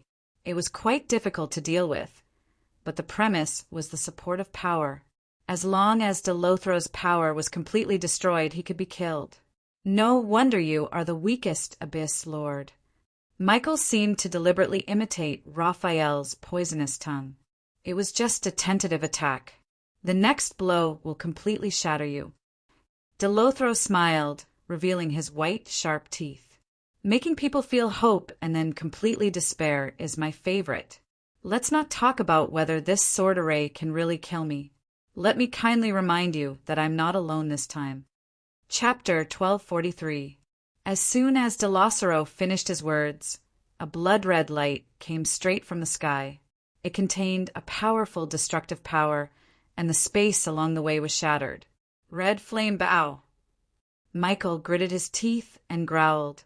He was not familiar with this kind of power. It was unforgettable. In the holy mountain of light, it was such an arrow that destroyed the great light sword array that he, Gabriel, and Raphael jointly cast. In the end, Raphael died, and the holy mountain of light that they had painstakingly built for many years was completely destroyed. Now, the same great light sword array faced such an attack from the red flame bow again. What would the result be? The speed of the light was extremely fast. Before Michael spoke, it had already torn the sky like lightning. However, when Michael blurted out, the light hadn't reached the great light sword array yet. On the clock of the great light sword array, the hand moved again and went back 1 square. This movement was obviously made after all the power, but everyone had a feeling that the arrow arrived first, even though it was launched later. It was as if the order of time was reversed. Yes, it was time. Time was slowing down. Just like the change of the hand, it went back. Under the mystery of this going back, the arrow still hadn't reached them yet. The hand of the clock moved again and went forward 1 square. In the next second, the blood-red light suddenly disappeared. Judging from the state of the space being broken and healed, to be more precise, it flew back. Everything returned to its original state. The few changes that happened just now were almost instantaneous. A flash of blood-red in the distant sky was fleeting. In the void, a figure gradually became clear. This was a male half-elf with long purple-green hair, slightly short ears, and a faint green light in his blood-red pupils. Strangely, there are some green leaves growing on one side of the half-elf's shoulders and arms. Lord of Fear, Sosbach. Gabriel's closed eyes slowly opened, flashing a sharp light, and the flames all over his body suddenly intensified. Delothro wasn't being alarmist. He didn't come alone. Now that the second Lord of Fear had appeared. What about the strongest Quiriana? Sosbach touched the left side of his ribs. There was a shocking wound there, and a lot of dark green blood seeped out. It was caused by the reflected arrow from the crimson flame bow. If it wasn't for the fact that the special power of his innate ability had forcibly broken through the power of time acceleration, allowing him to dodge in the nick of time, he definitely wouldn't have suffered such a simple scratch. Power of time? And reflect attacks? Sosbach didn't look at Michael and Gabriel, who were full of hatred. He just looked at Chenrue with his burning eyes and said lightly, "Interesting. Although you borrowed the power of the Great Light sword formation, your strength is obviously stronger than the rest of the minions." Just now, Chenrue not only used the power of time delay of Surulin, but also Satan's power of time acceleration. The key was that he used the power of mirror body between delay and acceleration, which completely reflected the arrow back to Sosbach without giving him a chance to react. Unfortunately, the Lord of Fear was the Lord of Fear after all. Although he was blinded by the power of time, he still exerted the powerful instinctive power and avoided the vital parts. This result was almost unrepeatable because the 10-second time limit of mirror body had been used up. If he wanted to use it again next time, he had to wait for an hour, and Sosbach would definitely be prepared. Although the blow just now defeated Sosbach, it didn't hurt Sosbach. The figure of Delothro, who was trapped in the middle of the Great Light sword formation, suddenly twisted, disappeared, and then appeared next to Sosbach. It turned out that when Sosbach shot the arrow just now, Delothro had already seized the opportunity to get rid of the suppression of the Great Light sword array with an incredible ability, and he also happened to avoid the power of time behind him. Among the 3 masters of the Abyss, even the weakest one, the Despair Lord, was an extremely dangerous opponent and must not be underestimated. The crystal light of the clock shone again, and incomparably sharp air flew out of the Great Light sword formation, surrounding the 2 masters from all directions. This blow had been prepared when Chenrue used the power of time and mirror body, and it was even more powerful than when he besieged Delothro. The bodies of the 2 juggernauts swayed, and it was as if they had fused into one. The sword chi that filled the sky suddenly came to a standstill the instant they got close. They were densely packed together, but they were unable to advance any further. The hands of the two masters moved in strange trajectories, attracting people's eyes involuntarily. Not only eyes, but also all the aura of life in the space was drawn over. Under the power of this gesture, the crystal of the sword chi became stronger and stronger, and they all solidified into entities. Since they became entities, they lost the mysterious power of formlessness of the sword chi. Shaken by the two fists, they turned into crystal powder and dissipated. In their eyes, the body of the master that seemed to have merged into one was divided into two again, as if it was just an illusion. The cooperation between the two masters of the abyss was amazing. The powerful blow of the great light sword formation was disintegrated in the blink of an eye. Sasbak had already transformed into his abyss form. His entire body was covered in hideous bone armor and spikes. Although the green leaves on his left shoulder and arm looked a little ridiculous, the horrifying aura he exuded did not make people feel relaxed at all. The air was filled with a suffocating sense of oppression. This master of fear slowly pulled the red flame bow, and the bloody power quickly gathered together, aiming at the great light sword formation. "Be careful," Michael reminded.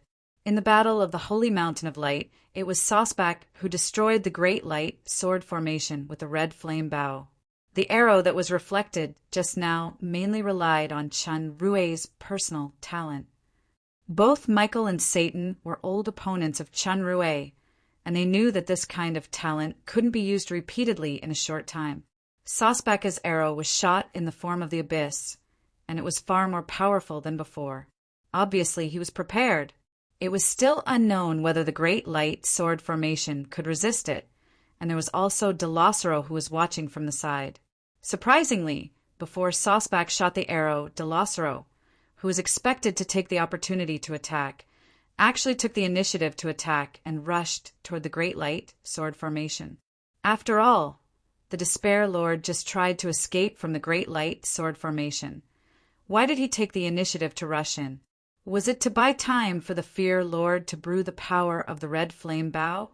Or was it because of something else? No matter what the reason was, Delosero was lucky to escape before, and now he came to him. It was a good time to divide part of the power to trap him in the formation and defeat him, so that he could concentrate on dealing with Sasbak. At this moment, Chinrue was shocked and shouted, "Separate!" This word represented a change in the great light sword formation, which surprised the other four people. Rala reacted the fastest and chose to trust without hesitation. Under the guidance of Rala's power, the rest also launched the change of the sword formation. A special space appeared in the center of the clock, wrapping Chinrue and Delosero in it. From a distance, in the center of the huge clock, there was a transparent ball that represented an independent space. It gradually rose and floated in the air.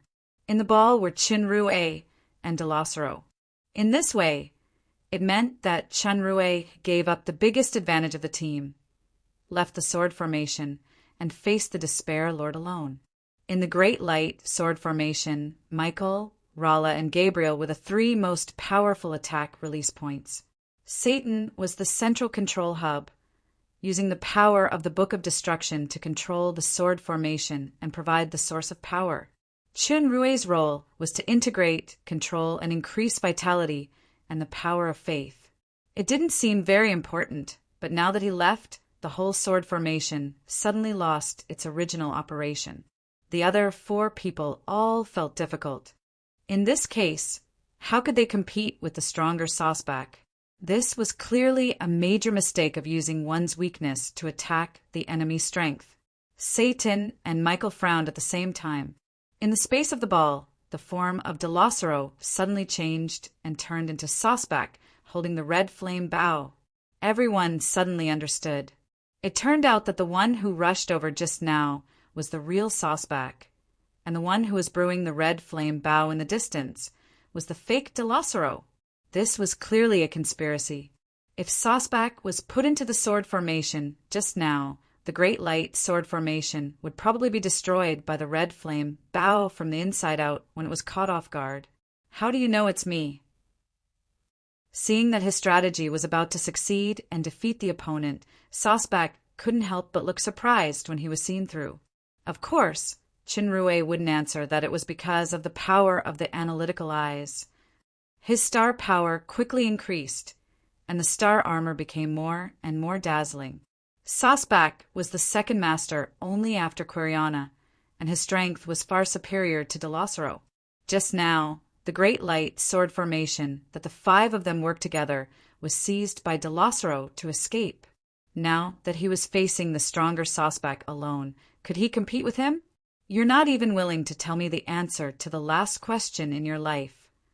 Sosbak smiled coldly and aimed the red flame bow in his hand at Chinrue. The energy that had been brewing before was suddenly raised to the highest point, and a terrifying blood-red light shot out toward Chinrue at lightning speed. At the moment when Delosero shot this arrow, he saw that Chinrue also had a bow in his hand. It was a green bow, and there was an arrow on the drawn bow. The arrow feather was golden. The arrow flew out, bringing with it a golden light that met the bloody light. The entire space of the ball trembled, and the power of the two lights actually eliminated each other and disappeared at the same time. Moonlight cloud sea bow. Sosbak was slightly moved. You're an elf. This bow was the first of the 3 elven bows. The real artifact, Moonlight Cloud Sea Bow. I'm not an elf. Chinrue replied indifferently, and another arrow was already on the bowstring. His pupils were shining as if there were bright galaxies rotating in his eyes. Besides, I was too hasty just now. Now I'll show you its real power. During this time, his archery skills had improved by leaps and bounds under the special training of the elves. Coupled with the practice in the training field, he was getting more and more proficient with the Moonlight Cloud Sea Bow. Stupid minion, it's just some bloodline tricks. Do you really think you can deceive yourself into thinking that you can see the real power of an artifact? Soon, you'll be completely desperate. As Sosbak sneered, his momentum skyrocketed, and the red flame bow became red like a burning flame. The 2 blood-red lines and the golden lines that divided the space shot out again. There were no tricks. It was the real and absolute power. In the blink of an eye, the 2 powerful forces collided with each other. After a moment of stalemate, the winner was decided. The crimson thread was cut in half, but the golden thread's momentum did not diminish as it flew straight at Sosbak. Sosbak hurriedly used his crimson flame bow to deflect the golden thread, but a bloody gash was left on his face. Cracks also appeared on the crimson flame bow. Who the hell are you? Sosbak was taken aback.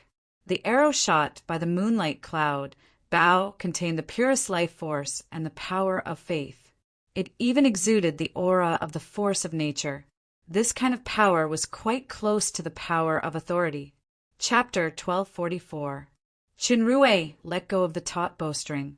On the green, jade-like bow, a golden line broke through the air again. This time, Sosbak didn't dare to underestimate his opponent anymore. He pulled the crimson flame bow, and several bloodlines flew out one after another, bombarding the golden line. Finally, the golden line disappeared when it was about 5 meters away from him. Chinrue shot 1 arrow, and Sosbak shot 7. It was obvious who had the upper hand. Although Chinrue's archery had improved by leaps and bounds under the guidance of elves, he still couldn't compare to the real elves or half-elves who fused bows and arrows into their lives. Sosbak's half-elf body wasn't simply occupied. It was a kind of fusion. This half-elf named Sol was actually a bloodline descendant of the fallen elves' riot in the Silver Moon Fairy City 20,000 years ago. The Silver Moon Fairy City was a relic of war, and some kind of residual power remained. After losing the suppression of the goddess of moonlight's divine power, the power that was almost exhausted began to slowly recover. The elves' own bloodlines were also affected to a certain extent. Of course, under the power of the Tree of Nature, the influence wasn't obvious. In the fallen elves' riot 20,000 years ago, the Will of Abyss seemed to want to use the Tree of Nature as a medium to open the entrance to the abyss. In fact, there was a more secret backup plan, which was to use the elves' bloodline to create a carrier of the highest ruler when the power of the tree of nature declined. The highest ruler referred to the Lord of Hatred, Quiriana, and the choice of the carrier was finally settled on Blanche, who was a half-elf. Blanche's father, Saul, was also chosen by fear. Although Sosbeka's archery was obviously better, he was depressed because he had to shoot 7 arrows to block 1 arrow. That person was clearly not an elf, and he didn't have the elven bloodline like Sosbek did, but he could use the moonlight cloud bow that only the elves' royal descendants could use to such great power. Most terrifying of it all was the energy of life and faith contained within the arrows. It was extremely pure, and it was even to the extent that it faintly approached the realm of authority that only gods were capable of executing. Although he didn't know how his opponent did it, he knew that when he deflected the arrow, the crimson flame bow was already damaged by the restraining force. After that, he continued to fire at high speed and couldn't hold on any longer. Even if the scarlet flame bow was fine, the other party still had the moonlight cloud sea bow in his hands. It was only a matter of time before he was defeated. After this opponent left the Great Light sword formation, the power of the sword formation had obviously declined, but it was still more powerful than what he had encountered on the Holy Mountain of Light. De Losero had been suppressed. If this continued, it would be his side that would fail. I can't fight like this anymore. Staring at the moonlight cloud sea bow, Sosbeka's body swayed, and he moved back. The scarlet flame bow in his hand instantly shot out dozens of unprecedented bloodlights, and like a huge claw, it clawed at Chen Rui. This kind of godly weapon was very fast, leaving very little time for the opponent to react. Chen Rui frowned as if he was stunned. He didn't immediately counterattack with the moonlight cloud sea bow. He didn't shoot an arrow until the blood lights approached. The seemingly hasty golden light hit the blood lights on the far right. At the moment when the two collided, the outline of a human figure appeared in the blood light. At the same time, all the blood lights disappeared. Sorsbach looked at the arrow that had pierced through his right chest. This enemy had once again seen through his best illusion spell. One had to know that even Quiliana couldn't see through this illusion so quickly. If the first time was luck, what about the second time? Bang! The arrow exploded in his chest. Even his body in the state of abyss was seriously injured. Although Sosbach was much stronger than De Lothro, his half-elf body didn't have super strong self-healing ability like De Lothro's. However, although he was seen through and injured, Sosbach still rushed forward. He only had one purpose of using the illusion: close combat. Chinrue wounded Sosbach with 1 arrow, but Sosbaka's momentum didn't decrease. Sosbaka's surging momentum locked on Chinrue, and he couldn't shoot a second arrow. In a hurry, a light blue transparent shield appeared around Chinrue, and at the same time, Chinrue wrapped his whole body with the star wings on his back. Sosbach sneered in his heart. This kind of defense was just a last-ditch struggle. Without thinking, he punched at Chinrue. The power of this punch was extremely amazing. The transparent shield immediately cracked, and there seemed to be some kind of bright light flashing inside, trying to maintain the shield. However, it didn't work.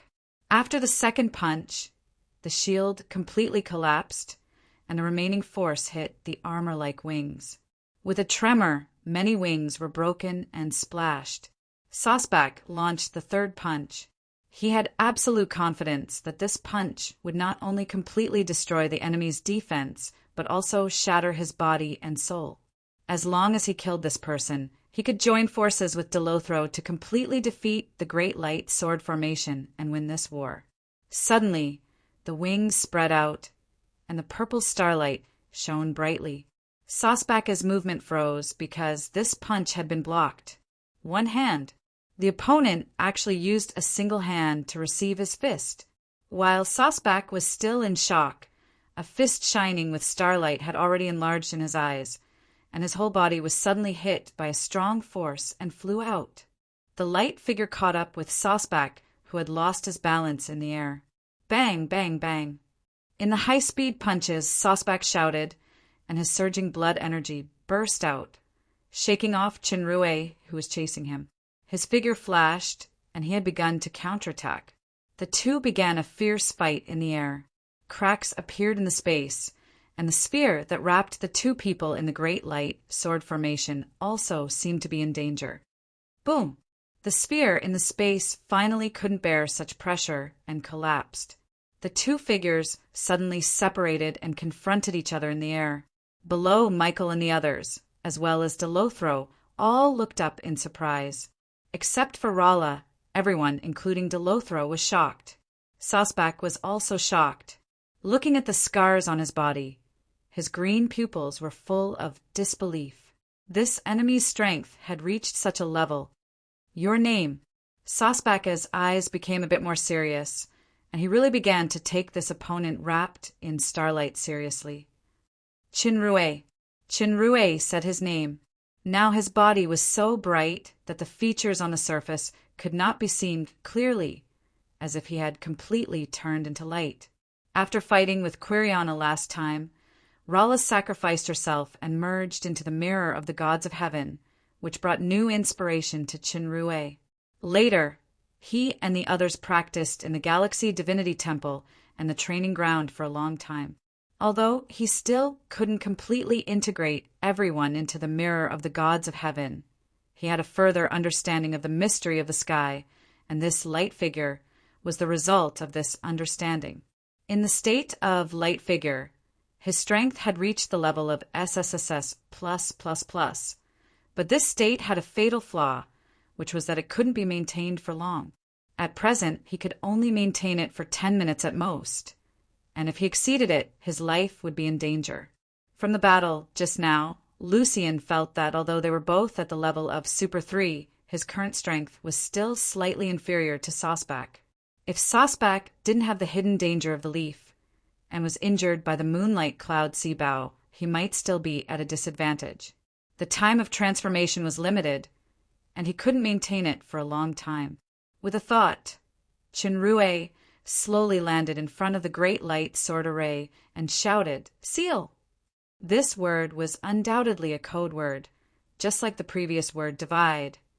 This time Michael and the others didn't hesitate. The great light sword array changed again, and the glowing Chinrue became the arrow of the whole array. The whole space began to have a special atmosphere, and the whole sky became dark. The sky, the sea, everything merged with the great light sword array as a whole. There seemed to be countless murmurs of prayers in the surroundings, revealing the vast atmosphere of life and faith. It seemed that there was a real universe in front of them, and they were so small. The great light sword array hadn't launched an attack yet, but its momentum was already so terrifying. The next attack would definitely be earth-shattering. The two dominators had an extremely dangerous feeling at the same time. After coming to the main plane, it was the first time that they had such a feeling. They couldn't take this attack. Facing the increasing momentum of the great light sword array, Sosbak and Delothro launched all kinds of attacks, but they couldn't shake the momentum of the universe. Instead, their movements became more and more sluggish, and their strength was rapidly weakening. At this moment, in the void behind them, a blood-red pupil slowly opened, and on the right was a blue pupil. However, it gave people the feeling that the blood-red pupil was the real eye, and the blue pupil was just an empty decoration. The moment this pupil appeared, Sosbak and Delothro only felt that the pressure was greatly reduced. The great light sword array trembled slightly, but its aura didn't weaken. Instead, it was getting stronger step by step. The power had already locked on the eye in the void. It seemed that they had expected this pair of eyes to appear. The eye in the void gradually disappeared, and a girl in a white robe appeared in their sight. Quiriana, the strongest hate Dominus, had finally shown himself, using the Book of Destruction as a medium, gathering all the faith power of the human world. Quiriana saw through the mystery of this power at a glance. She smiled indifferently and said, "There must be a huge inscription array behind you." Quiriana was right. In the far back, a huge ancient inscription array was set up. The island, the sea, and the land were all part of the array. All the fake gods such as Augustus, Pelgoris, and Catherine, and most of the demigods were presiding over the most critical part of the array. This large array could gather the faith of all the lives in the human world. With the Book of Destruction as the core, it would launch the strongest blow through the great light sword array, intending to destroy the three lords of the abyss. The seal that Chunrui said just now was the order to launch the large array. This was the strongest attack of the human world, including the demon realm, and also the last hope. It's just a trick of a cornered beast, Quiriana said contemptuously. She landed on the sea and walked on the waves step by step. With every step she took, the nearby seawater changed strangely. Islands appeared out of thin air, and the sea turned into land. Feeling some familiar power breath, Chunrui, Michael, and Gabriel blurted out at the same time, "The Book of Creation!" Chapter 1245. A large area of the ocean had become land, and all kinds of plants were growing there. It was not an illusion, but a real existence. The vicissitudes of life happened in an instant. This was no longer a miracle, but a miracle. However, this miracle of the birth of all things came from the hands of Quiriana, who destroyed everything, which undoubtedly gave people a weird feeling. This was also a kind of impermanence of the world. Looking at the half-elf girl who was burning with the breath of creation, Lucian stepped on the sea step by step. This kind of momentum seemed boundless and unfathomable. It was not integrated into the vast sea and sky, but undisguised above, like the real master overlooking all things in the universe. Chunrui felt a huge pressure, and behind this pressure, there was a sense of extreme danger. With every step Quiriana took, the feeling became stronger. The power of the great light sword array, which combined with the super-large inscription circle and the powerful mind power, was also rapidly increasing. The hands of the clock moved slowly, and the feeling of the universe was getting stronger. Sosbach and Delothro had retreated to the back of Quiriana. No matter the outcome of the previous battle, it was negligible. This blow was the real key to the victory. At this time, the hands on the huge clock had turned a circle, and countless prayers gradually merged together. At the moment when the hands returned to the original point, the light of the whole world dimmed. The power of the entire great light sword formation had been filled to the limit. In any case, the arrow on the bow had to be shot. "Sorry, Blanche." Chunrui whispered the name buried in his heart for a long time, and the surging power suddenly burst out. The whole power of heaven and earth gathered into a faint sword light, flying to Quiriana unhurriedly. After this sword light was shot out, the starlight on Chunrui immediately dimmed. The power of the rest of the people, including those in the distant inscription circle, also seemed to be drained. This was the strongest sword that gathered everyone's power. It did not have amazing speed, nor did it have the power to shake the space as imagined. It seemed plain. However, Sosbach and Delothro on the opposite side narrowed their eyes at the same time, and blood overflowed from the corners of their eyes. The two lords of the abyss just glanced at this sword light, and their eyes were stabbed. What kind of power was this? The two hegemons knew in their hearts that even if the two of them joined forces, they wouldn't be able to receive this sword. What about Quiriana, who controlled the Book of Creation? This sword really does have some of the true essence of destruction. World annihilation without splendor, interesting. Quiriana looked at the sword light flying towards her. There was no longer any contempt in her cold eyes. Instead, there was a hint of rare admiration. "Unfortunately, I do not exist in the world that you know of. Even if the world is destroyed, I will not be affected." Quiriana did not dodge, because the power contained in this sword could not be avoided at all. Thus, she stretched out her hand. One of his fingers emitted a pure white light and went up against the sparkling sword light. Everyone was taken aback. Without any transformation, Quiriana actually used one finger to receive this world annihilation without any transformation. The moment her fingers touched the gleam of the sword, Quiliana's pupils constricted slightly. Her long hair fluttered like it was blown by a strong gust of wind. There seemed to be a "ka" sound coming from the bloody pupil of her left eye. Then, an incredible change occurred. The gleam of the sword that contained unparalleled power suddenly became soft. Its form was also rapidly distorting and solidifying. In the end, it turned into a pure white flower. Very beautiful flower. Quiriana gently took down this flower. The flower became more and more translucent in her hand, and finally became a blood-colored crystal flower. Holding this flower of abyss that had completely lost its threat, the pupil of the half-elf's left eye became more and more blood-red. The corner of her mouth curved into an evil smile, which looked beautiful and enchanting. The people on Chen Rui's side were stunned. They could hardly believe what they saw. They had deliberately used the geographical advantage to set up the big formation, just to fight to the death with the three lords of the abyss.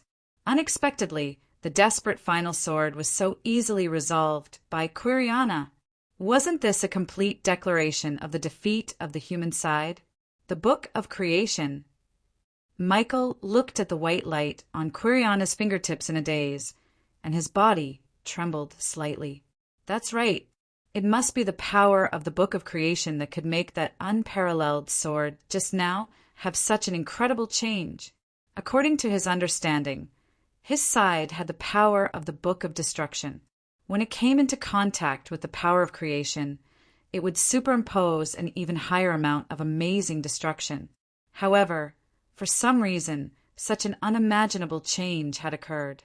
Michael and Gabriel looked at each other, and a thought came to their minds at the same time. The Book of Creation can be used like this. The three supreme angels had held the Book of Creation for so many years, but they could not understand its power no matter how hard they tried. They could only use it to steal and transform part of the faith. However, when the Book of Creation was in the hands of Quiriana, it could actually have such a wonderful use. Chen Rui reacted the fastest, and once again quickly condensed the power of the Great Light sword formation. Although the power of the Book of Creation was amazing, Quiriana's strength had not reached the god level yet. Using the Book of Creation to block that sword just now actually consumed a lot of power, and it was not as easy as it looked. He had to continue attacking before she fully recovered to have a chance of survival. Quiriana smiled coldly, and a violent blood aura rose from her body. Her snow-white skin instantly turned blood red, and dark golden patterns faintly appeared. Very soon, sharp bone spikes grew out of her shoulders and arms, and the blood-red robe turned into dark golden armor. A tail appeared behind her. In the blink of an eye, she had already displayed 2 transformations. Under the terrifying aura, the sky and the sea were dyed blood red in the trembling. A long whip appeared in her hand, and it slashed through the air towards Chen Rui with a sharp, blood-colored force that tore through the air. "Block!" Chen Rui immediately shouted. At this moment, the 4 people behind him also reacted. Their hand gestures changed, and the sword aura turned into a barrier-like protective force. The blood-colored whip lashed on the barrier, and the great light sword formation trembled violently. Cracks appeared faintly on the huge clock, but fortunately it managed to withstand the attack. Chen Rui's guess was right. Quiriana was indeed unable to continuously use the Book of Creation within a short period of time. However, there was not much power left in the Great Light sword formation now. This whip was performed at the strongest state of Quiriana's double transformation. If it was not for the profoundness of the sword formation, it would have collapsed under this attack. Quiriana laughed coldly, and the long whip once again lashed out layers of whip shadows that were like mountains, not giving Chen Rui and the rest any time to catch their breath. "Turn!" Chen Rui's voice sounded, and the light figure waved out circles of gentle ripples. The whip power hit the sword formation and was actually rippled. Finally, all the whip shadows merged into one and flew in the opposite direction of Quiriana. This was not mirror body, but star diversion, the power of star diversion that was released by the Great Light Sword formation. Quiriana was slightly surprised, and her long whip lashed out to meet the reflected whip power. In the muffled sound, the two forces canceled each other out. At this moment, a sharp sword aura passed through the gap between the whip, breaking through the air like a bolt of lightning. Quiriana could no longer retract the long whip that she had lashed out. Her body suddenly tilted to the side, and the claws of her left hand grabbed at the same time.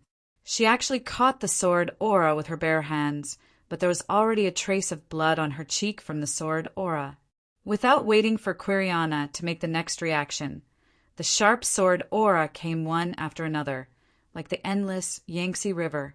Everyone unreservedly displayed their remaining strength. This was their last hope.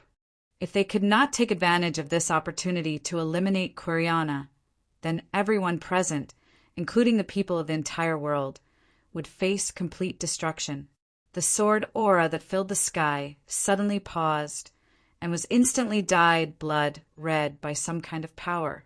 In the next second, a circle of blood light rippled out, and all the sword aura actually shattered, revealing the despairing figure within. There were many sword scars on Quiriana's face and body. The bloody pupil in her left eye revealed a ruthless look, and the originally faint crack in her pupil became increasingly clear. The long whip in her hand suddenly turned into a shining white, like a waterfall, and directly pierced through. Everyone in the Great Light Sword formation felt a sense of danger that made their blood run cold. The power of creation. Quiriana had used the Book of Creation again so quickly. This whip merged with the Book of Creation and was different from the previous transformation that turned the sword aura into a flower. This was a pure and direct attack. The most terrifying thing was that the resonance caused by the Book of Creation and the Book of Destruction would cause damage that was several times greater. Now that there was no way to dodge, they could only face the attack with all their might. At the moment when the two forces collided, time seemed to stop, and then everything in the space was covered by the dazzling light. The seawater, islands, and creatures within the white light were instantly turned into nothingness. The entire white sea shook violently, and a large area of the coastline, including many military buildings, collapsed and disintegrated in an instant. This violent tremor spread all the way to the western continent, and everyone felt the great tremor in the world in horror. After a long time, the terrifying tremor slowly stopped. At the center of the tremor, the originally surging ocean had unbelievably solidified into a strange crystalline solid, showing traces of a huge explosion. Quiriana stood on the solidified ground. In front of her was a long drag mark, and there was also a radial arc mark, which was obviously left by some kind of protective force. The whip in her hand was only left with an empty whip handle, and the dark golden armor on her body was also faintly cracked. Behind her stood Sauceback and Delothro, who were even more disheveled.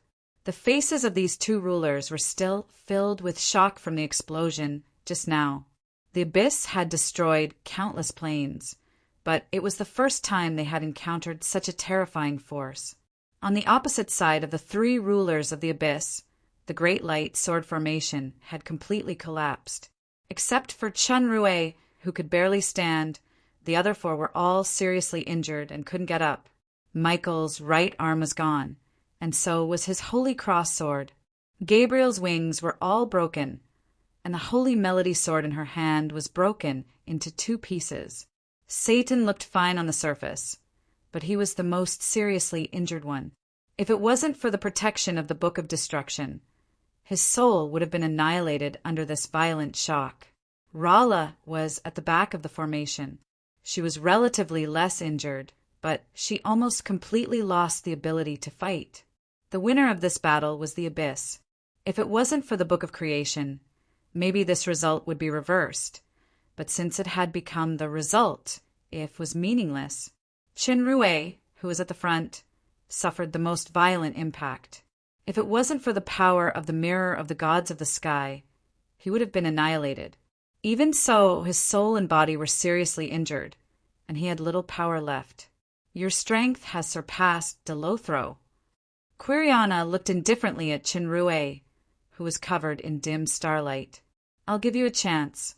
Offer your soul and accept the will of despair. You will become the new master of despair. Chinrue was a little surprised. He looked at the master of despair behind Quiriana and found that Delothro didn't have any special reaction. Instead, he showed a strange smile. Chinrue frowned, showed a thoughtful look, and asked, if I accept the will of the abyss, will I completely lose myself? If it's that kind of walking dead, I'd rather choose to be completely annihilated. You won't completely lose yourself. It's just a kind of fusion.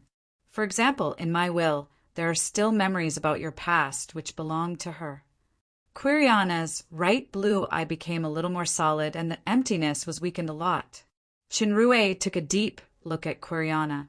Although her appearance looked ferocious, she gave him the feeling of the half-elf who silently liked him. As long as you accept the will of the abyss, you can feel the kind of vastness and greatness, just like the supreme truth of the universe. A cloud of blood-red mist appeared in Quiriana's hand. This is your last way to survive. Chinrue was silent for a moment. He converged all the power in his body and walked toward Quiriana step by step. When he came to the front, Chinrue didn't make a move. Instead, he reached out to the mist. The people behind looked at each other. Did he really choose to surrender to survive? Only Rala didn't have doubt in her eyes, only worry. Both Sosbach and Delothro's eyes fell on Chinrue's hand, but they didn't notice that a circle of golden light appeared on the ground under their feet. Chinrue's hand suddenly froze in the air. With a cold snort from Quiriana, Chinrue's body flew backward and fell on the ground far away. Space artifact? Where do you want to take us? Quiriana looked at the surrounding ground with a hint of ridicule. She suddenly squeezed her hand that was holding the mist, and a layer of transparent, glass-like thing in the surrounding space shattered. Chinrue's face turned pale. He seemed to have suffered some backfire, and he spat out a mouthful of blood. His original intention was to use the Tower of Brilliance and the Stargate to take Quiriana and the other two to the UFO land by surprise and destroy Quiriana by imitating the way he dealt with Charlie last time. He didn't expect that he would be seen through as soon as he used the Tower of Brilliance. Ignorant guy, the will of the abyss has come to the main plane. Even if you have the ability to take me to a forbidden place like the graveyard of the gods, I can still return freely. Quiriana seemed to see through Chinrue's plan and said. Chinrue's heart suddenly sank. With Quiriana's current strength and absolute victory, there was no need to boast. It seemed that even if he succeeded just now, he couldn't really defeat the opponent. Then there was only one thing left. To use this thing, not only must one have the awareness of destroying oneself, but also must have the courage to bear the destruction of everything. Lucifer's card. Chapter 1246. Since you've chosen death, then I shall grant you death. Quiriana didn't look at Chinrue anymore. Just as she was about to attack, she suddenly looked at Satan, who was slowly standing up behind her. She frowned. Satan's body was now surrounded by a faint red mist. Dangerous energy was gathering at a high speed. You want to use the descendants of God's blood to trigger the Book of Destruction? Unfortunately, your descendants of God's blood is too thin.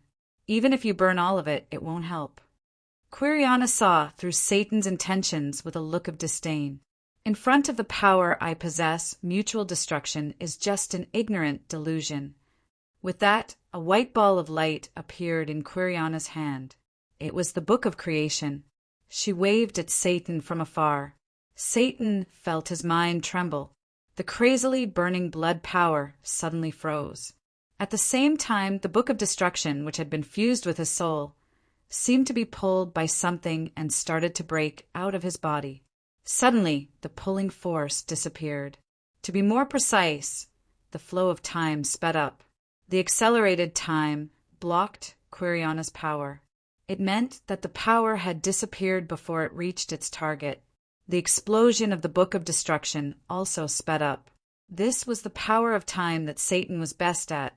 In the vast universe, time is just one of the elements. Plus, it's just a little trick like yours. Quiriana shook her head in disdain. Her claw, holding the white ball of light, spun around casually. Everyone felt their minds shake. Everything that had just happened flowed back. This wasn't the power of time. It was a pure power that made the acceleration of time completely ineffective.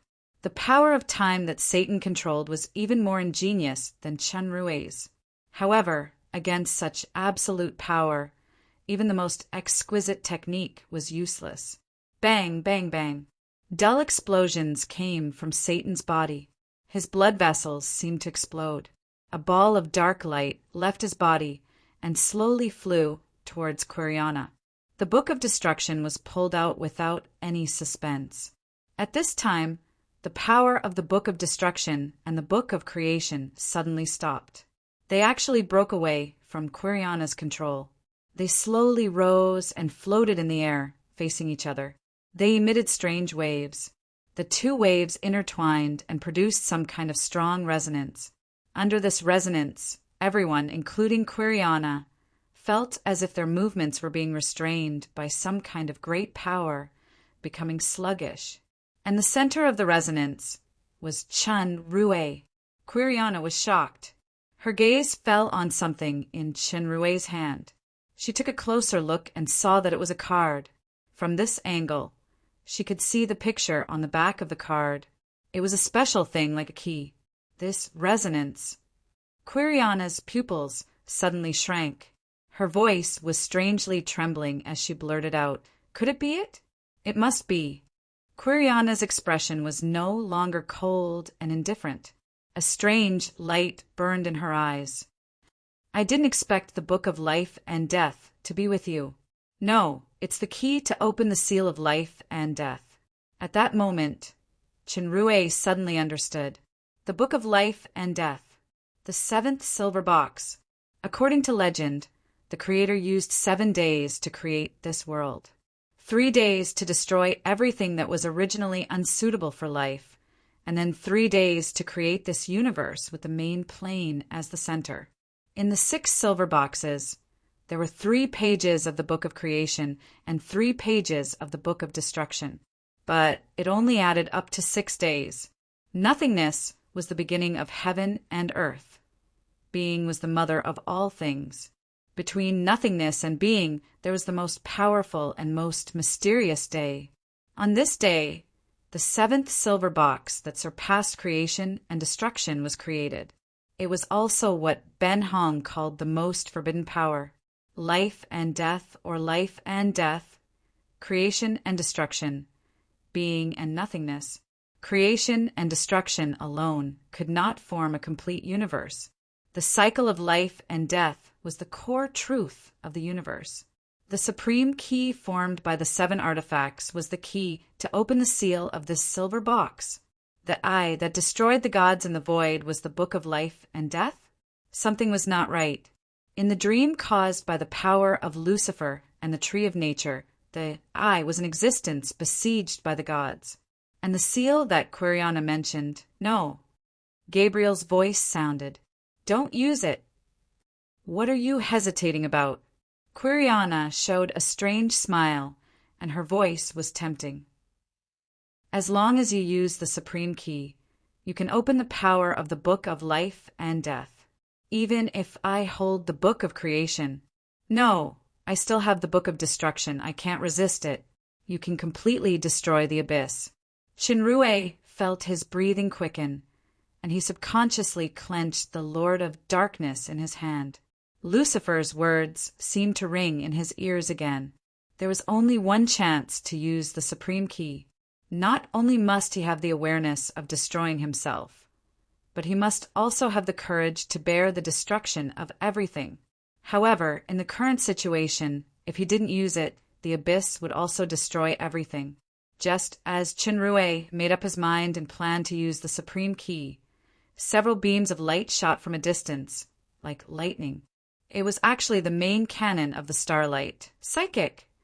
In the previous battle, as a precaution, Chinrue had given orders to Crystal Phoenix early in the morning to store all the human and demons' fleets and armies into the starlight. In that big explosion, the starlight suffered a strong impact. If it weren't for the distance and the protection of the Rule energy shield, it would have collapsed long ago. However, these attacks were not launched under Chinrue's orders. To do this, one must have sufficient authority, and only his closest women and friends had it. Although the light of psychic was extremely fast, it slowed down under the power of resonance when it entered this area. The targets of these beams were actually Chinrue, Gabriel, Satan, Michael, and Rala. Chinrue already understood the purpose of the beam shooting because psychic had the special function of teleportation. This teleportation could not only be sent out, but it could also be retracted. However, even if they escaped back to the starlight, they wouldn't be able to escape the pursuit of a powerhouse like Quiriana. While he was hesitating, a long-lost familiar voice sounded in Chinrue's mind. The hand holding the cards trembled, and he involuntarily listened to the voice and put away the cards. Everyone felt that the binding force suddenly disappeared. At the same time, the light of psychic also hit the 5 people. However, this time there were not 5 light beams, but 6.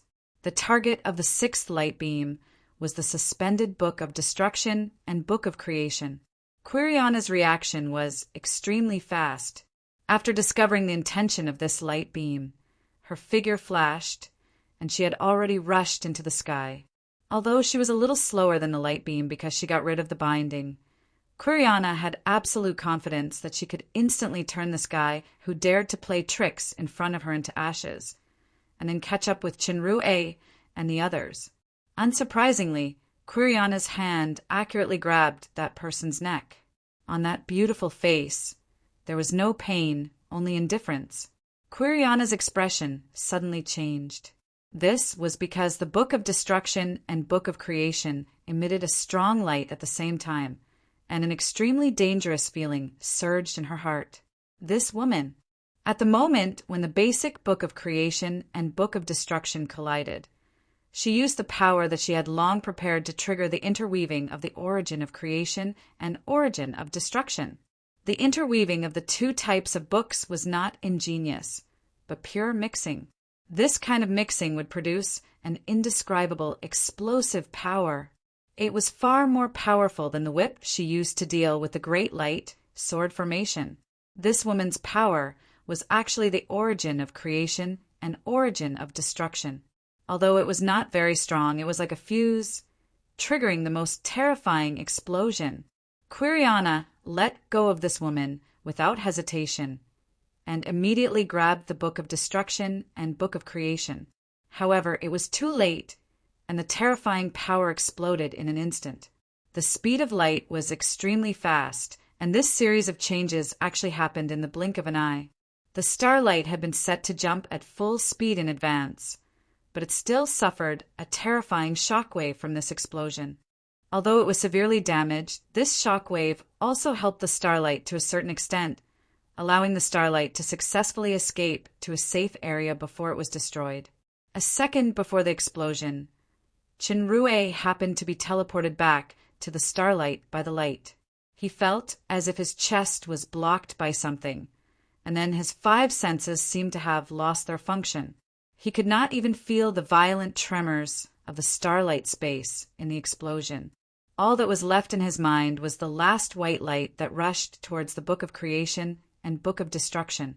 The people of the Western continent once again encountered a strong shock. This time, the intensity was 10 times more intense than the last time. The land cracked, and buildings collapsed one after another like an earthquake. The cities along the coast were even directly destroyed. In the starlight, the vibration caused by the explosion had gradually stopped. Judging from the current situation of the space, the damage caused this time was definitely not light. The team of spiritual monsters had begun to disperse, quickly counting the losses and repairing the equipment. Chenrue! The voices of Catherine and others finally woke Chenrue up. Under the powerful shock of Quiriana's whip, many weaker people in the inscription array behind were annihilated on the spot. Catherine, Isabella, and others were also seriously injured. It was the woman who disappeared for a long time who rescued the survivors with the starlight. Where is she now? Chenrue clenched his fists. Regardless of the loss of the starlight, he ordered Crystal Phoenix to immediately return to the previous jump coordinates. Soon after, the battered starlight finally returned to the White Sea battlefield. Chenrue was the first to fly off the starlight, and Michael and others followed behind. If the first explosion completely changed the appearance of the ocean, then the second explosion completely destroyed the entire White Sea. The three masters of the abyss, the Book of Creation, and the Book of Destruction were all gone. In the center of the explosion, there was only one figure standing alone on the twisted ground. Looking closely, the figure gave an ethereal feeling. There was a faint, colorful smoke scattered around the body, as if it would dissipate at any time. Chenrue walked toward the figure quickly. The moment he touched the smoke, Chenrue was shocked as if he felt some kind of soul memory. A scene appeared in his mind. In his sight was the back of a tall and thin man. He couldn't see his face clearly, but he could only see his snow-white wings. "Have you really decided? This path?" she asked. "I will not succumb to the so-called fate." The man didn't look back. Whether it's a mistake or a misunderstanding, it doesn't matter. The key is to go down the path that I have decided on. Similarly, I will bear the consequences myself, because this is my choice. As the man spoke, he gradually walked into the darkness. Some of his wings seemed to be dyed black. Watching the man go away, she looked at the wings behind her and said in a low voice, "This is my choice." Then she followed the figure that stepped into the darkness. Chapter 1247. As Chenrue continued to walk, scenes appeared one after another. They were all from a third-person perspective. These were the scattered memories of her consciousness that was on the verge of collapse. She could clearly feel her true state of mind at that time. In the scene, the two sides were facing each other. On the other side was a group of angels that emitted a dazzling light. It was a strong contrast to the dark faction that she was in. The one who appeared at the front was a 12-winged male angel. He had a mocking look on his face. "Lucifer, despicable fallen, it was you who turned your back on the light and betrayed and hurt Tessaniel. I, Uriel, will personally cut off your head today and bring it back as a gift to Tessaniel. Then she will become my woman." She glanced at the man who hid his sadness and anger in his deep eyes. She did not comfort him. Instead, she turned into a bolt of lightning and rushed toward Uriel. Uriel was one of the archangels. His strength was above hers. He did not take her seriously, but he underestimated her madness. She took dozens of fatal attacks, but did not fall. Then, under the incredulous gaze of all the angels, she cut off Uriel's head with a sword. Before she fainted, the deep pair of eyes appeared in her mind. A sentence echoed in her soul. "All that I exist." The scene gradually faded, and another scene appeared. In the sky, there were gradually fading blood clouds. A tall, thin man with 12 wings on his back. Half of them were white, and the other half were black. His facial features were a little blurry, and his figure was dissipating bit by bit. "No." She rushed toward the man in a frenzy. Suddenly, she stopped in her tracks. This was because the man looked at her with a hint of warmth in his eyes. But it was only a glance. Then he looked at the sky again. The existence in the sky that he could only look up to had disappeared. The man's deep eyes seemed to see many figures in the depths of his memory. There was a faint yearning on his face. Then the man's body and the supreme key in the sky were torn apart. At this moment, she fell to the ground as if she had lost all her strength. Her soul also disappeared. Seeing this, Chenrue already understood many things. The following scenes seemed very familiar. He was the male protagonist. First, it was the scene where Ben Hong kept his promise and surrendered. "I think you might have misunderstood something?" Chinrue frowned and said. At this moment, she felt as if she had returned to the past, and certain things overlapped. Whether it's a mistake or a misunderstanding, it doesn't matter. The key is to walk down the path that you've chosen. Similarly, you have to bear the consequences yourself. What followed after was what she said, as if she was talking to herself. "Who you are is perhaps more important to me than yourself. Do you believe in fate?" "I think I can test the value of what I found. That's not important anymore. What's important is that I've returned to the path that I wanted to take." Veronica appeared and asked, "I just want to ask you, what if you're wrong?"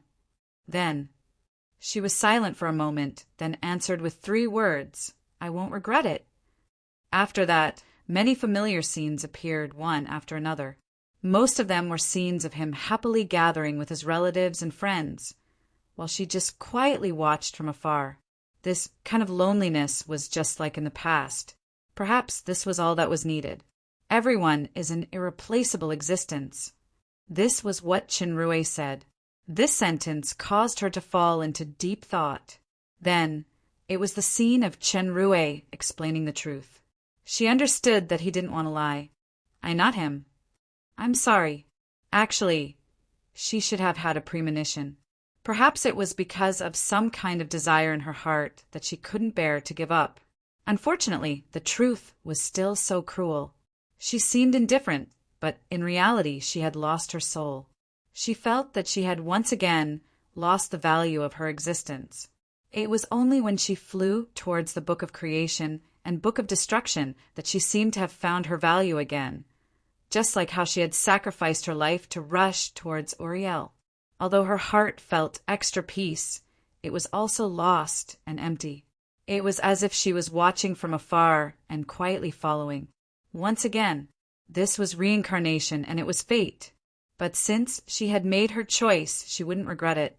The image in her consciousness stopped, because Chinrue had already arrived in front of her.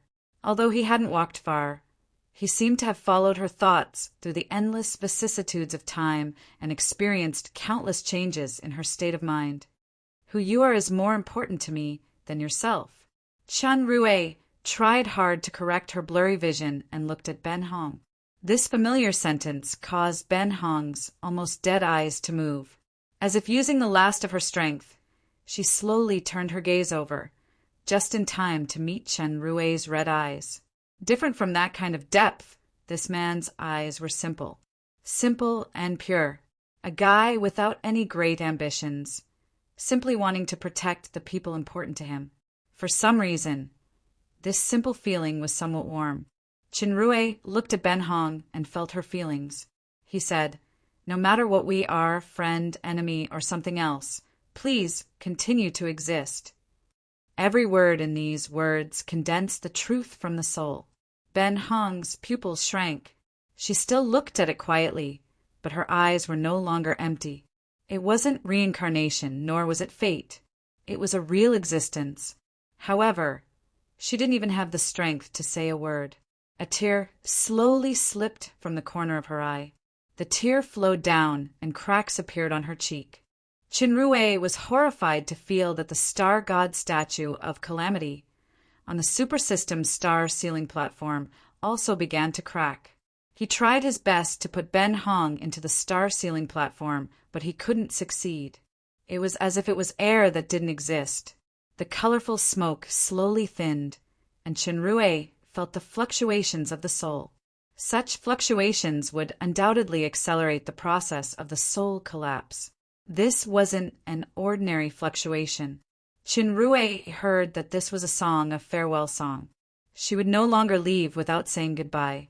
The song of darkness. For the first time, she really sang for him, not for her own loneliness. The cracks on the star god statue spread from the face to the whole body. At the same time, the original undying dark red heart lamp in the storage warehouse also cracked. It had reached the final edge of collapse. Wait a minute. Chinrue's tears had long been uncontrollable and they gushed out. It's a very familiar feeling. A voice sounded beside Chinrue. It was Gabriel. At this time, Catherine, Rala, Satan, Michael, and others were watching from a distance. They didn't disturb him and Ben Hong. Only Gabriel walked over. It's just like I watched that person disappear in the psychedelic forest. Chinrue didn't wipe the tears in his eyes, nor did he look at Gabriel. He just clenched his fists. What do you want to say? I'm not as good as her. Gabriel suddenly sighed. At that time, that person chose to fall. I just felt despair, anger, and pain. However, she chose to fall with him. Because of my lack of courage, I missed too much, and this troubled me all my life. She was braver than me, but unfortunately, she sacrificed more than me, but received far less than me. Chinrue was silent. Indeed, as Gabriel said, Ben Hong had always been by Lucifer's side. However, when Lucifer disappeared in the end, he didn't even mention Ben Hong. If it was really like the entanglement reflected in the mirror world, Lucifer had always only regarded Ben Hong as a friend or sister. Then he didn't mention Ben Hong because he hoped that she would let go of everything in the past and move towards a new hope. A long time ago, he also did the same. This wasn't wrong. However, he could choose not to love Ben Hong, but he couldn't stop Ben Hong from loving him. There was no right or wrong in love. Gabriel looked at Ben Hong's disappearing body and revealed a faint smile. But in the end, at least she had something. She no longer exists in this world in an empty space. This kind of something might not be love, or it might not be completely love, or it might be some other emotion. But no matter what, she finally had hope. Only those who have hope can have more. Gabriel's hand reached out to Ben Hong, who had already become blurry. Just as Chinrue wanted to stop her, he saw traces of golden blood fly out from Gabriel's fingertip and land on Ben Hong's body. The moment the blood touched Ben Hong, it immediately turned into a gaseous state and fused with the smoke around Ben Hong's body. Chinrue could feel that this was the power of Gabriel's holy battle heart. More accurately, it was the holy battle heart that had fused with all of her life force. Under this power, Ben Hong's body that had originally been almost incorporeal quickly became solid. The slowly dissipating smoke also retracted into her body bit by bit. Instead, the light in Gabriel's eyes quickly dimmed. Gabriel, Michael exclaimed, "If you are still the companion that I have always regarded as my brother, don't stop me." Gabriel glanced at Michael, "Because this is my choice. I have already made this choice in White Cliff." "Why? All of you." Michael's remaining hand covered his head in pain. "I'm just tired." Gabriel sighed and did not look at Michael anymore. Instead, she looked at the sky. Is there really another world? This sentence seemed to be muttering to herself, but also seemed to be asking Chinrue. Chinrue had already seen Gabriel's eyes clearly. It was a complicated mix of fatigue, boredom, and longing. His heart was filled with emotions, but he only answered, yes. The mirror world, the world of transmigration, and others, Gabriel smiled, just like the lively and lovely girl in the mirror world. At this moment, she seemed to have merged with the past. I can still see him in that world. Perhaps there is still him. After saying this, a breeze blew, and Gabriel's body scattered into countless silver wings, flying far away. Chinrue did not know who the other him in Gabriel's words was. Looking at the revived Ben Hong and feeling the star god statue in the star ceiling platform stop cracking, this scene made him sad, but more than that, he was sincerely grateful. Michael stretched out his trembling hand, and a wing fell on his palm. It stayed for a moment, then gradually dissipated. Chapter 1248. The sky was densely covered with red clouds, and thunder rumbled. Soon, heavy rain poured down. Looking at the heavy rain outside the window, Chinrue fell into silence.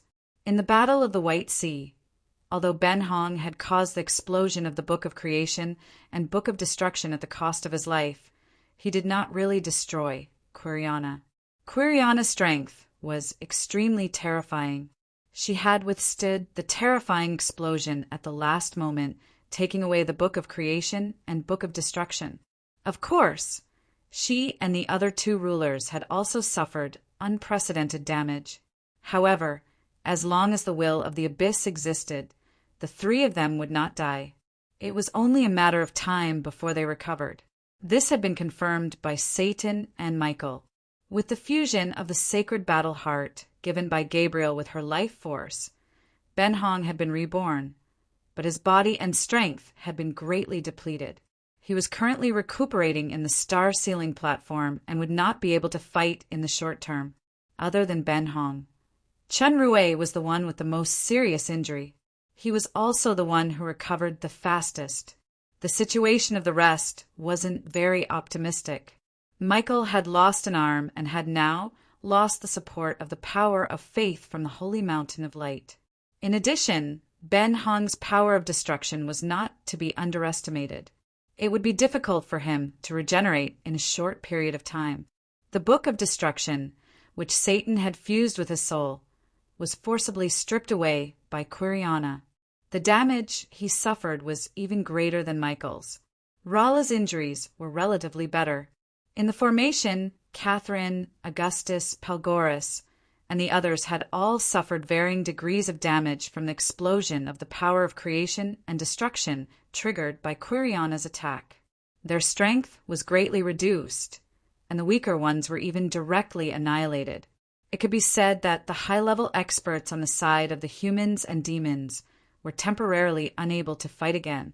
From the perspective of ordinary combat power, the White Sea, which was a natural moat, had incredibly turned into land under the power of destruction and creation. It could no longer exert its original geographical advantage. If the army of the Abyss launched another attack, even the allied forces of the two realms would not be able to withstand it with only regular troops. Qinrui was silent for a moment. Then he turned around and told everyone his plan. No, Rala and Isabella reacted the fastest. Before Chen Rui finished speaking, they had already spoken at the same time. As it turned out, Chen Rui's plan was to take advantage of his weakness and kill him.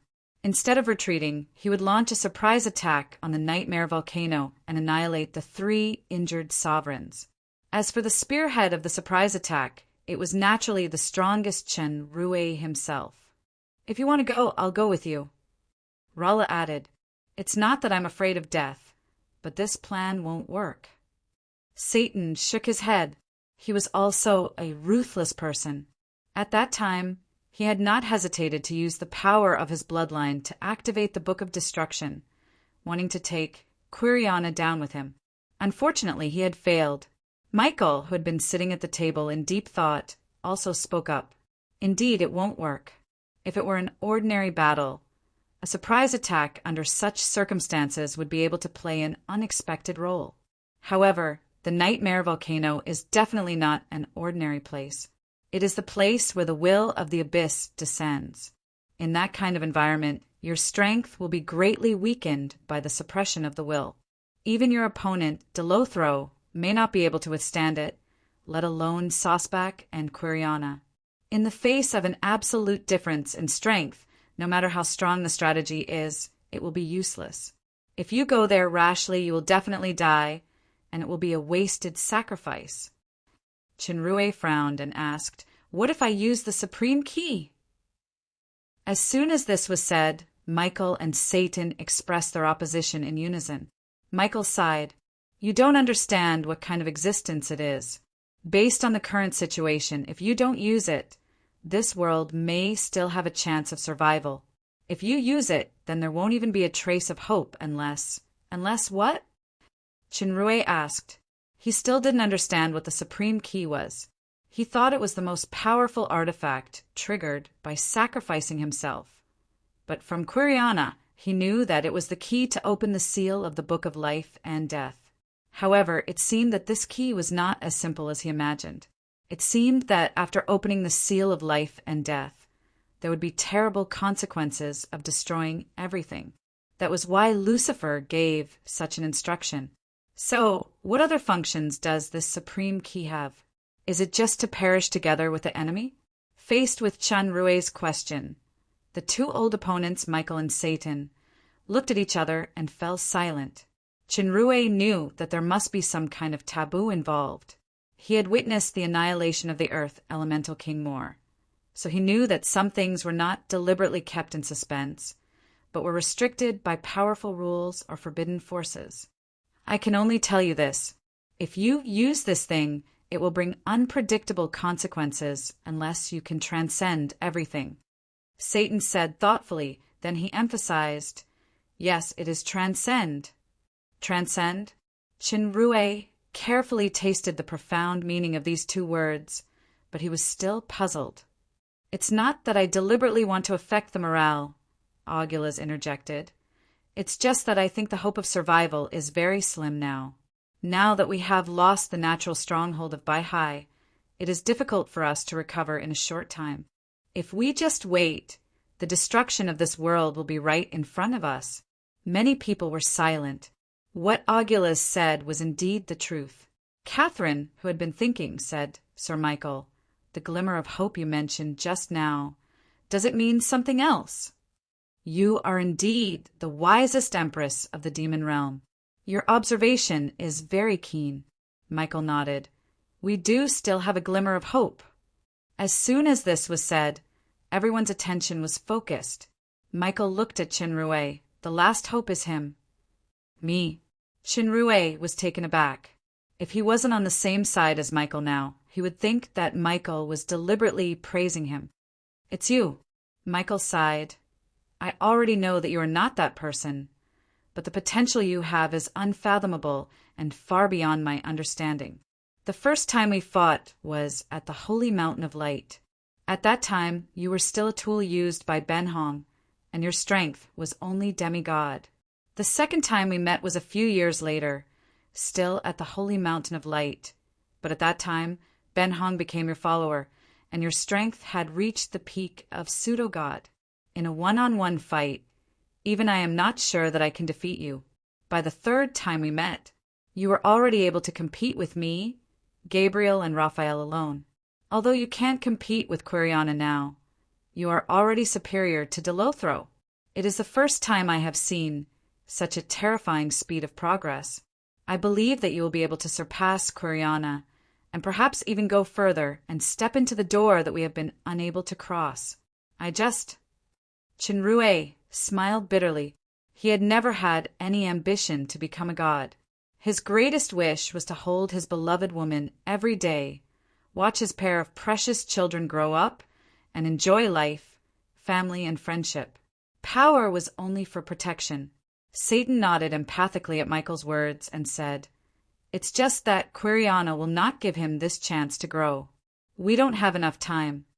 Opportunities can be fought for. Michael slowly stood up. The same goes for time. Satan frowned and suddenly thought of something. He understood. You mean to go to that place? It's rare that our thoughts are so consistent. Michael smiled faintly. This reminds me of the city of angels back then. Michael didn't continue. Satan snorted coldly and didn't stay on this topic. He said, Then, first of all, there is one thing that needs to be done immediately. Rala looked at the two of them talking in riddles, and she couldn't help but ask, What? Migration. Satan had already answered. Migration? Isabella reacted immediately. Could it be that the remaining humans and surface races all migrate to the demon realm? Yes. Michael looked at the heavy rain outside the window and sighed. Now the human world can no longer defend. If the abyss attacks again, it will definitely be impossible to resist. We can only give up the surface world and evacuate to the demon realm as soon as possible. Although demons and humans have many years of enmity, facing the common enemy of the abyss, we must let go of our hatred and fight side by side. In fact, your appearance here today is already a very definite answer. Everyone had personally experienced the Abyss War, and they nodded in unison. Michael said, If you have no objections, Her Majesty Catherine, Please contact the other two empresses and make arrangements as soon as possible. Catherine smiled slightly. Don't worry. In fact, when the demon realm sent troops to support for the first time, Chinrue had already asked us to make the corresponding arrangements just in case. We forgot that we have the most powerful son-in-law of the demon realm here. Palgoris had the intention to ease the heavy atmosphere and smiled. Unfortunately, I don't have a daughter. Oh no, my only daughter has been abducted by him. Palgoris was referring to Avril, who entered the Galaxy Divinity Temple to become an oracle. But Augulus sneered on the side. So what? My two daughters have already thrown themselves at him. Your daughter can only be a maid at most. Palgoris was a saint dragon, and he was born to be a rival of a black dragon like Augulus. Although the two were in the same trench, they had never been friendly to each other. Palgoris was about to turn hostile, but suddenly he was startled and showed a strange expression. Wait a minute, are you sure your daughter married him? Of course. Augulus knew that one of his daughters was a money grubber, while the other was a lesbian. They were simply freeloading from Chinrue, but Oliphius had the title of fiancé no matter what, and they had even held an engagement ceremony, so he immediately said confidently, Of course. Palgoris, you have a daughter named Lalaria, right? Augulus, how do you know? Palgoris, she seduced many dragon's girls in Ryuzuku last time, saying that she wanted to bring them back as concubines. Augulus, as the most powerful person among the dragons, Rala did not pay attention to the boring quarrel between the two dragon emperors. Instead, she raised a key question. Even if we evacuate to the demon realm, the abyss will still attack through the gate of the two realms in Jinyao territory. We won't be able to buy too much time. Michael nodded and said, So a few of us must go to a place, and to enter that place we need your power. What? Rala did not react for a while. Elemental Plane. Chapter 1249. It rained cats and dogs for a few days in a row. Compared to the gloomy weather, the people of the Western continent were in a heavier mood. This was because they had to leave their hometown, this world full of sunshine, and head for the dark realm of devils. No one knew when the enmity between the realm of devils and the human realm began, but the hatred between the two sides could be traced back to 500 years ago. Every 500 years, there would be a war to the death between the two sides. In the history of the human world, the demon race was synonymous with ferocity and viciousness. Moreover, they had tried to invade the rich human world more than once, but in the end, they had returned in vain under the heroic resistance of the human race. Because of this, many human heroes were born who would go down in history.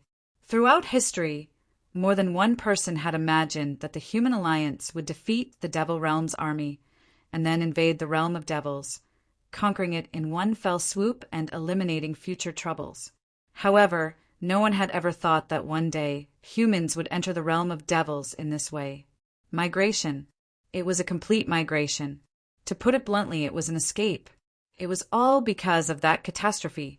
The White Sea turned into land during the terrifying war between the powerhouses. Humans could no longer use their geographical advantage to resist the Abyss. More than half of the Abyss's army was destroyed in the Battle of the White Sea, but the Abyss monsters were endless. As long as time allowed, they would soon regenerate. If they attacked with all their might next, the human realm would be doomed. The destruction of the Eastern continent was the best example. After all, it was another unknown and terrifying world. There were still many humans who were unwilling to leave, hoping for a fluke. Rex the Great of the Long Huang Empire was now the backbone of the Western continent. After he publicly mobilized the people for migration, one of the three remaining supreme angels, Michael, also came to the scene, which finally made many people change their minds. In order to survive, they had to leave. The realm of devils was the only way out. Therefore, the people were divided into groups and began to enter the realm of devils. Under the supervision of the army, it was not as chaotic as the eastern continent's escape. The first to enter were not the nobles, but the commoners. With the two emperors, Rex and Lambes, leading by example, the nobles didn't dare to say anything. Moreover, The guards of the gate of the two realms were all fierce demon soldiers. They didn't care if you were a prince or a noble. If you dared to disobey their orders, there was only one outcome: death. With a perturbed mood, the first batch of migrants entered the Devil World. The first impression that the Devil World gave people was gloomy and cold. Just as the legend said, there were two suns here, and the cold light they emitted made the humans who were used to the sun feel no warmth at all. They were more afraid of the unknown environment. Coming out of the gate of the two realms were rows of fully armed demons. Apart from some of their human-like appearances, most of them looked strange and ferocious.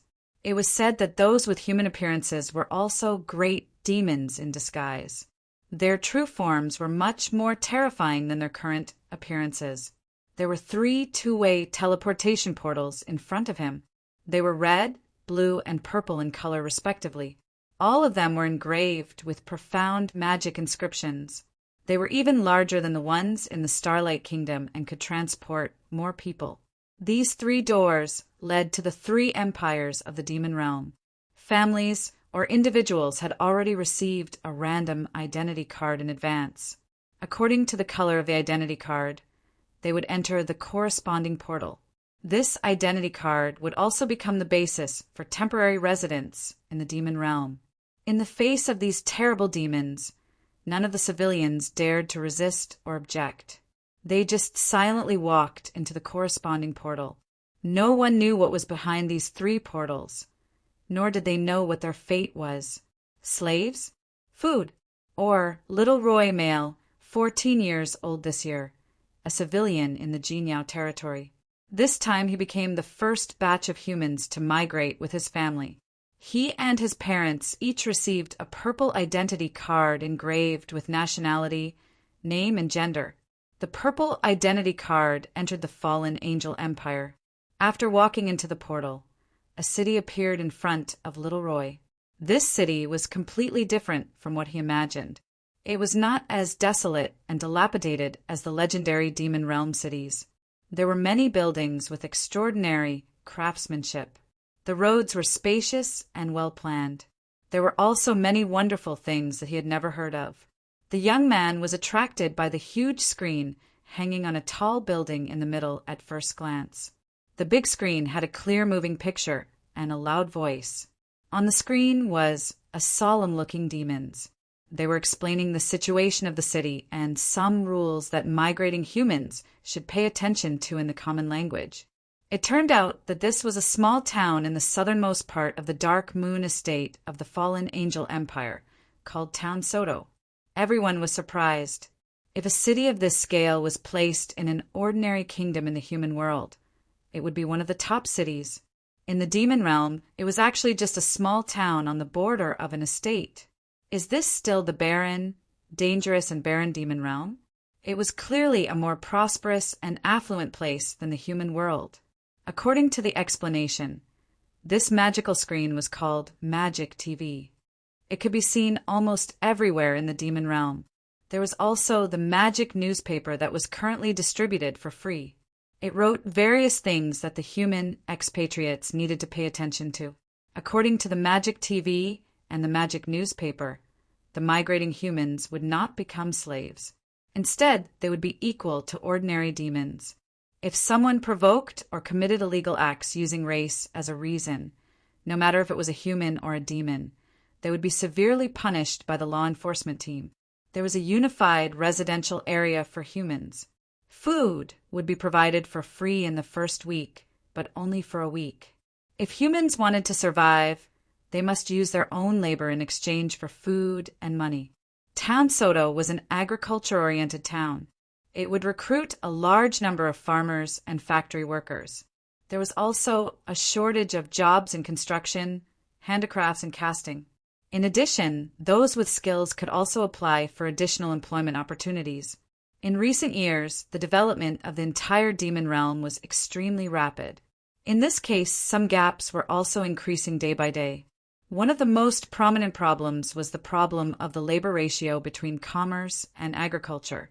Since the profit of commerce was higher, there were more and more people engaged in commerce. This greatly promoted the economic development to a certain extent. However, from another perspective, after the improvement of the soil with magic dust, a large piece of barren land became fertile land. The amount of arable land increased day by day, but the proportion of people engaged in farming was decreasing year by year. Although the three empires were vigorously promoting agriculture, it still couldn't be fundamentally solved in a short time, especially in some relatively remote estates and towns. This phenomenon was particularly serious. The large-scale migration of humans this time could fill this gap to a certain extent. In terms of resettlement, naturally such a location would be prioritized. The houses assigned to humans were made of steel. The main material was a special, lightweight board. It was said that it could be disassembled and moved freely. It was called a mobile house. It looked clean and tidy, and the interior space was not small. For the migrating human people, whether it was the living environment or the resettlement results, it was much better than expected. Many people were relieved. Sir Samuel. Little Roy saw a familiar figure in the demon's army, who maintained law and order and shouted in disbelief. Samuel had served as a sheriff and army commander in Jinyao territory. Once, he saved the young Little Roy from a frightened horse, so Little Roy had a deep impression of him. Although several years had passed and Samuel was wearing a Demon Realm standard advanced armor, he still recognized him at a glance. "Don't be loud!" Little Roy's mother was shocked and quickly covered her son's mouth. Samuel had already heard this voice. He looked at the familiar young man and nodded from afar. Little Roy looked excited. Someone courageously asked the demon soldier on the side, "That, sir, is a human." The demon soldier's answer surprised people. "General Samuel is the first army commander of our Dark Moon estate. A human is actually the highest military officer of this demon's town. No, the entire huge estate." This news was quickly spread among the humans. For some reason, everyone's heart was a lot more at ease. The scene in Town Soto was just a microcosm of the huge migration team. With the joint efforts of humans and demons, the migration and resettlement work was carried out in an orderly manner. This great migration would change many things, perhaps including the entire world. On the other side of the abyss, there was no movement for the time being. However, whether it was the human world or the demon realm, they were also racing against time to build various fortifications, striving to delay and snipe the pace of the abyss. The abyss would definitely not give the people on the main plane too much time to breathe. As long as the army was replenished again, it would be the end of the human world. The City of Stars suffered a heavy blow in the big explosion of the Battle of the White Sea. Chi of the 3 main cannons was destroyed, and 1/3 of the alchemy weapon building was also destroyed. At present, the gremlins were speeding up the repair. The fusion of the star sealing platform was quite effective.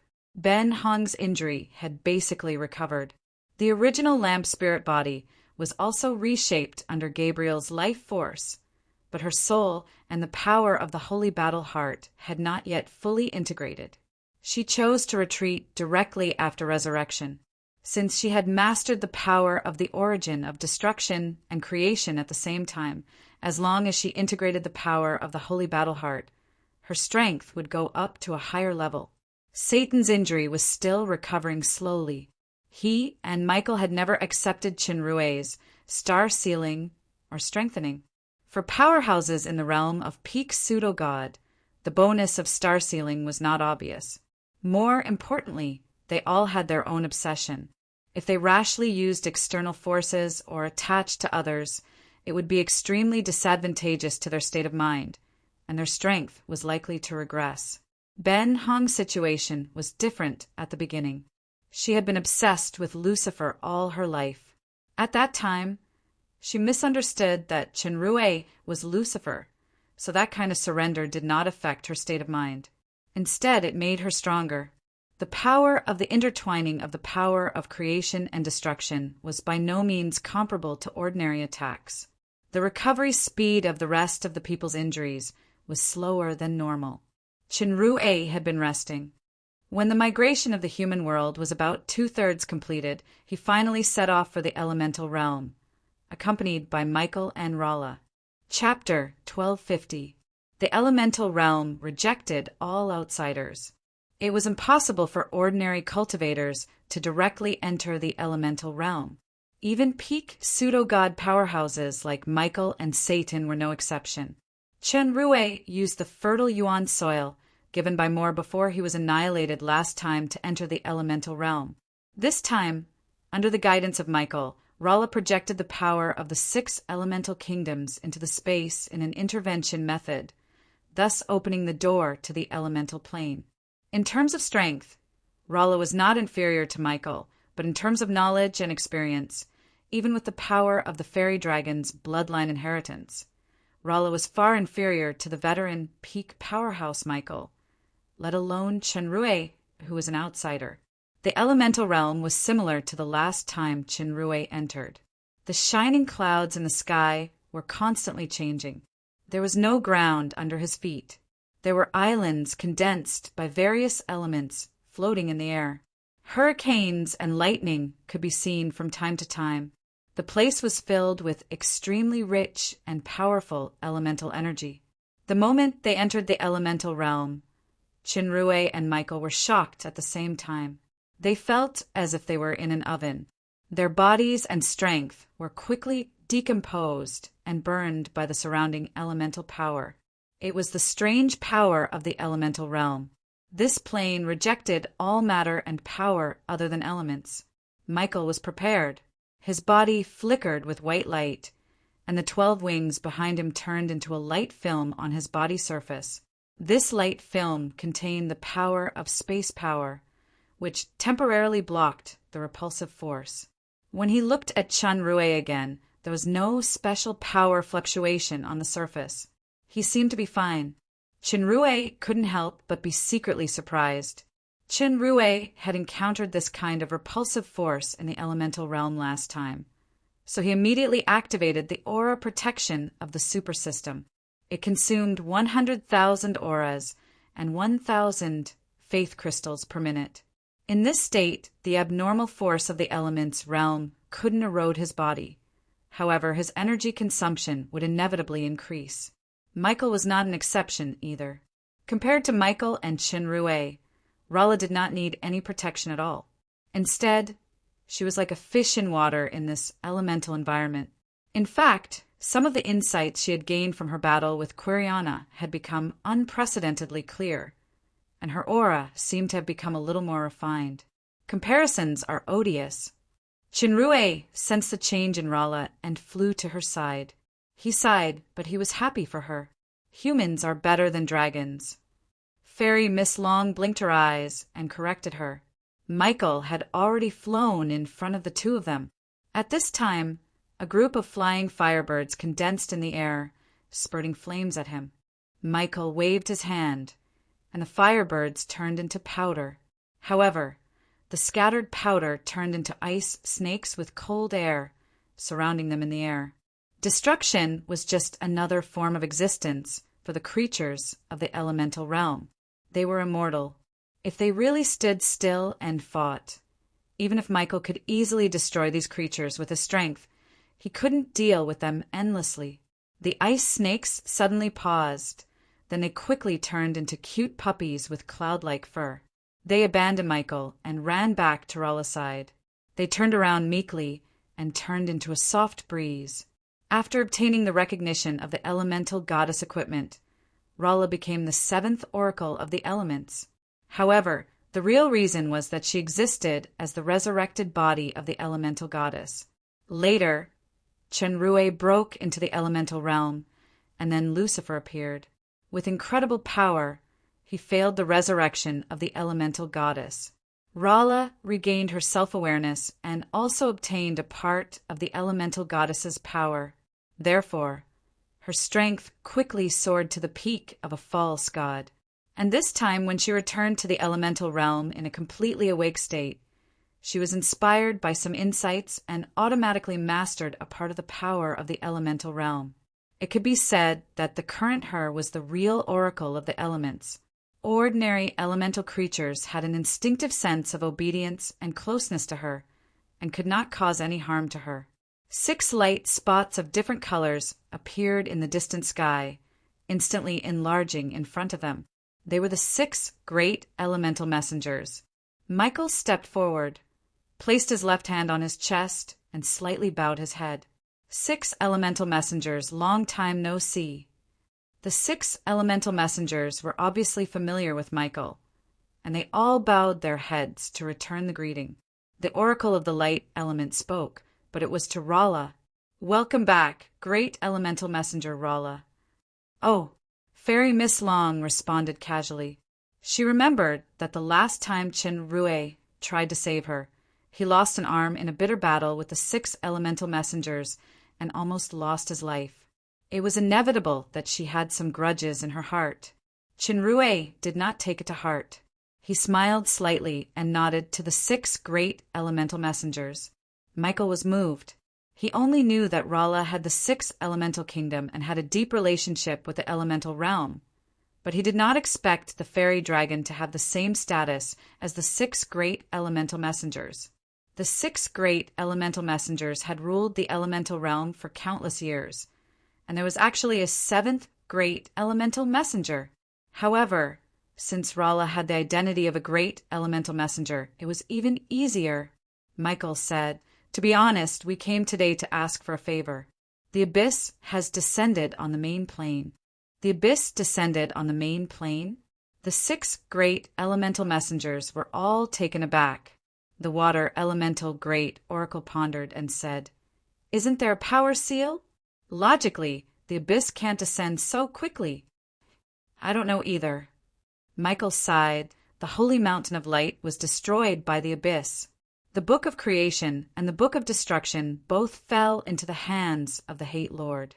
More than half of the human world has been destroyed by the abyss and is on the verge of extinction. This world is facing the greatest catastrophe. The earth elemental great oracle asked, "Have you fought with the abyss lord?" "The 3 great masters are too strong. Even if we join forces with the demon realm, we can't match them." Michael looked at Chen Rue. "Only he can barely compete with them, but at most it is Delothro. If we join forces, we can also resist with Sosbach. As for Quiriana, we are not her opponent at all." "Can he compete with Delothro?" The fire elemental great oracle looked at Chen Rue in disbelief. The strength that Chen Rue showed here last time was only on par with a single great elemental messenger. At most, he had a big move that almost killed both of them. Unexpectedly, he could compete with Delothro now. He does indeed have unimaginable potential. It's obvious that his strength is now above ours. The earth elemental great oracle knew best about Chen Rue's growth experience. She changed the topic, however, "Since even your strength can compete with the Abyss Lord, then I'm afraid the Abyss's descent this time is a bit strange." "What about our strength?" Rolla understood the meaning of the earth elemental great oracle's words and asked unhappily.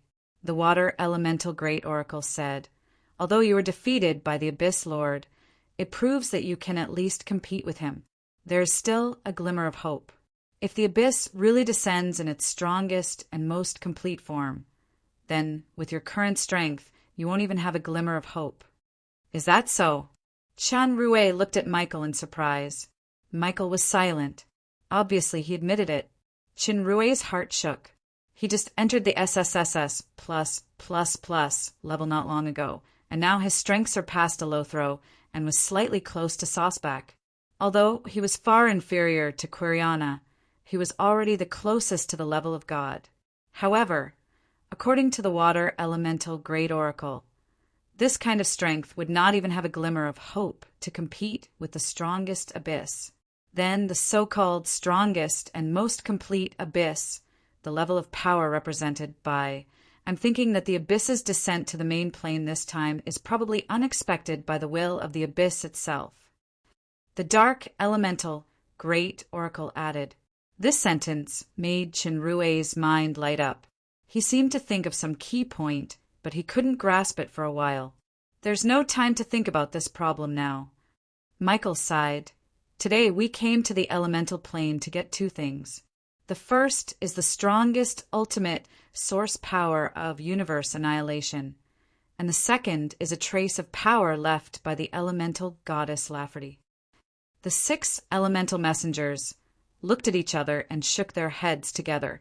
The water elemental great oracle said, "The strongest ultimate source power of universe annihilation is easy, but the power of Lord Lafferty." Seeing the hesitation of the 6 elemental messengers, Michael frowned and said, "Others may not know, but survivors like us should be very clear that once the main plane is completely eroded by the power of the abyss, then the power of the elemental plane.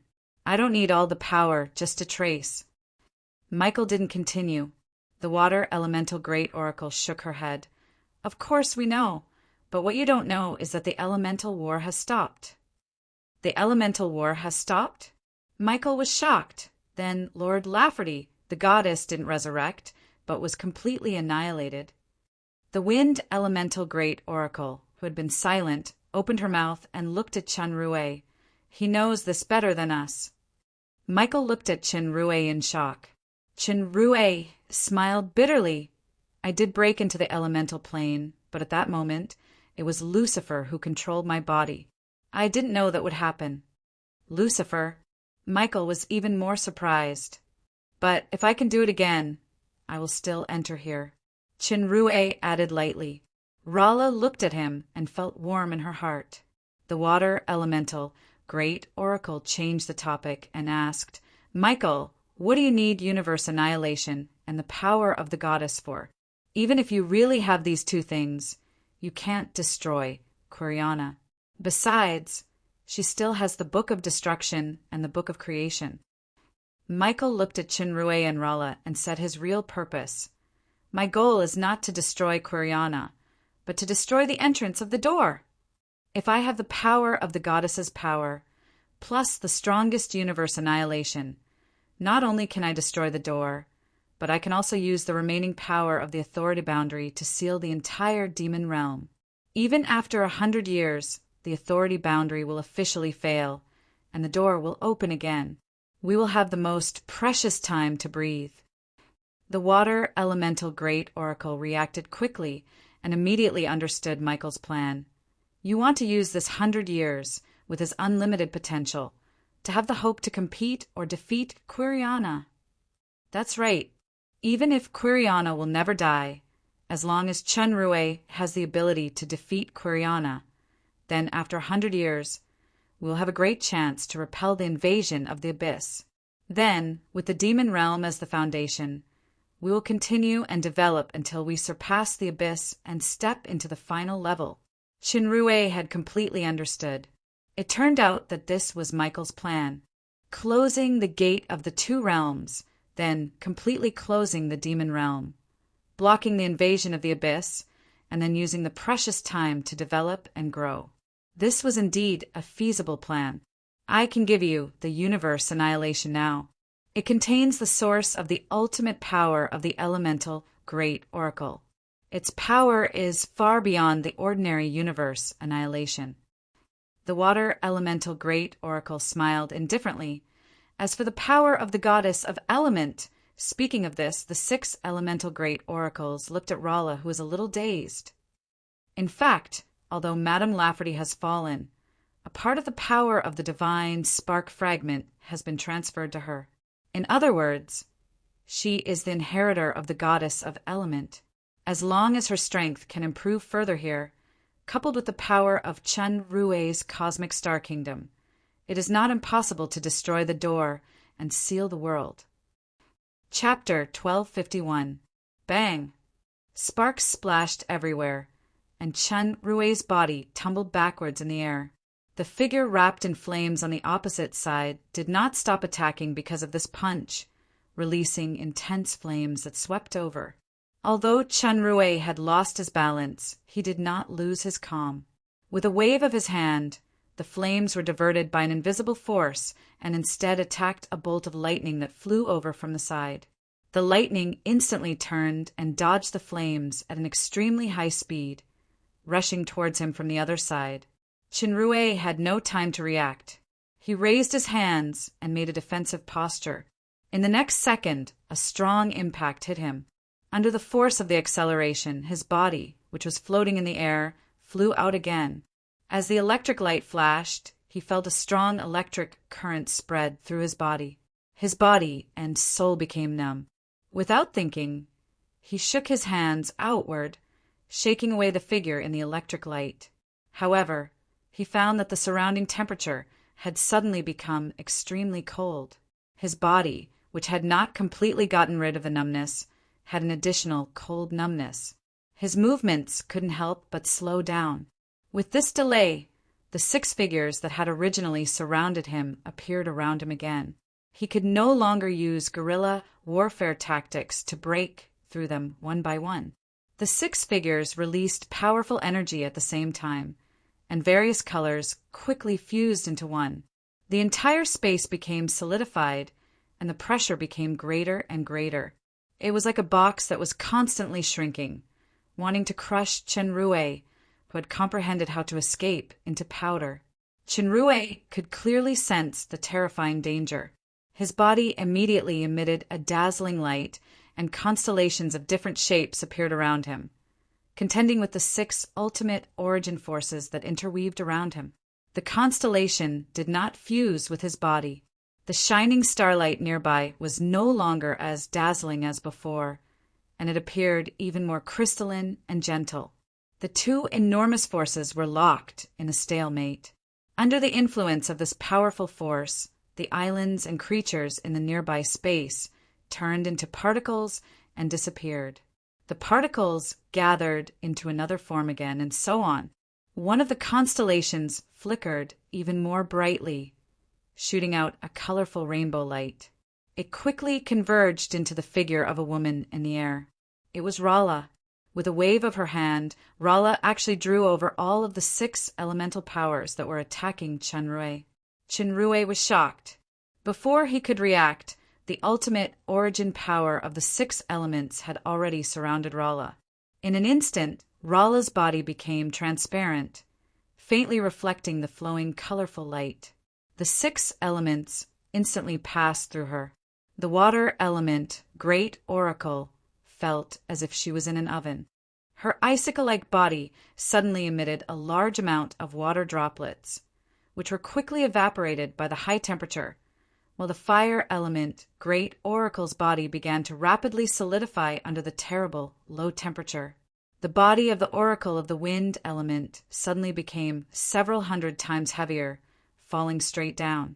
The Oracle of the earth element, on the other hand, was wrapped in a knife-like gale, her sturdy body constantly being cut open layer by layer.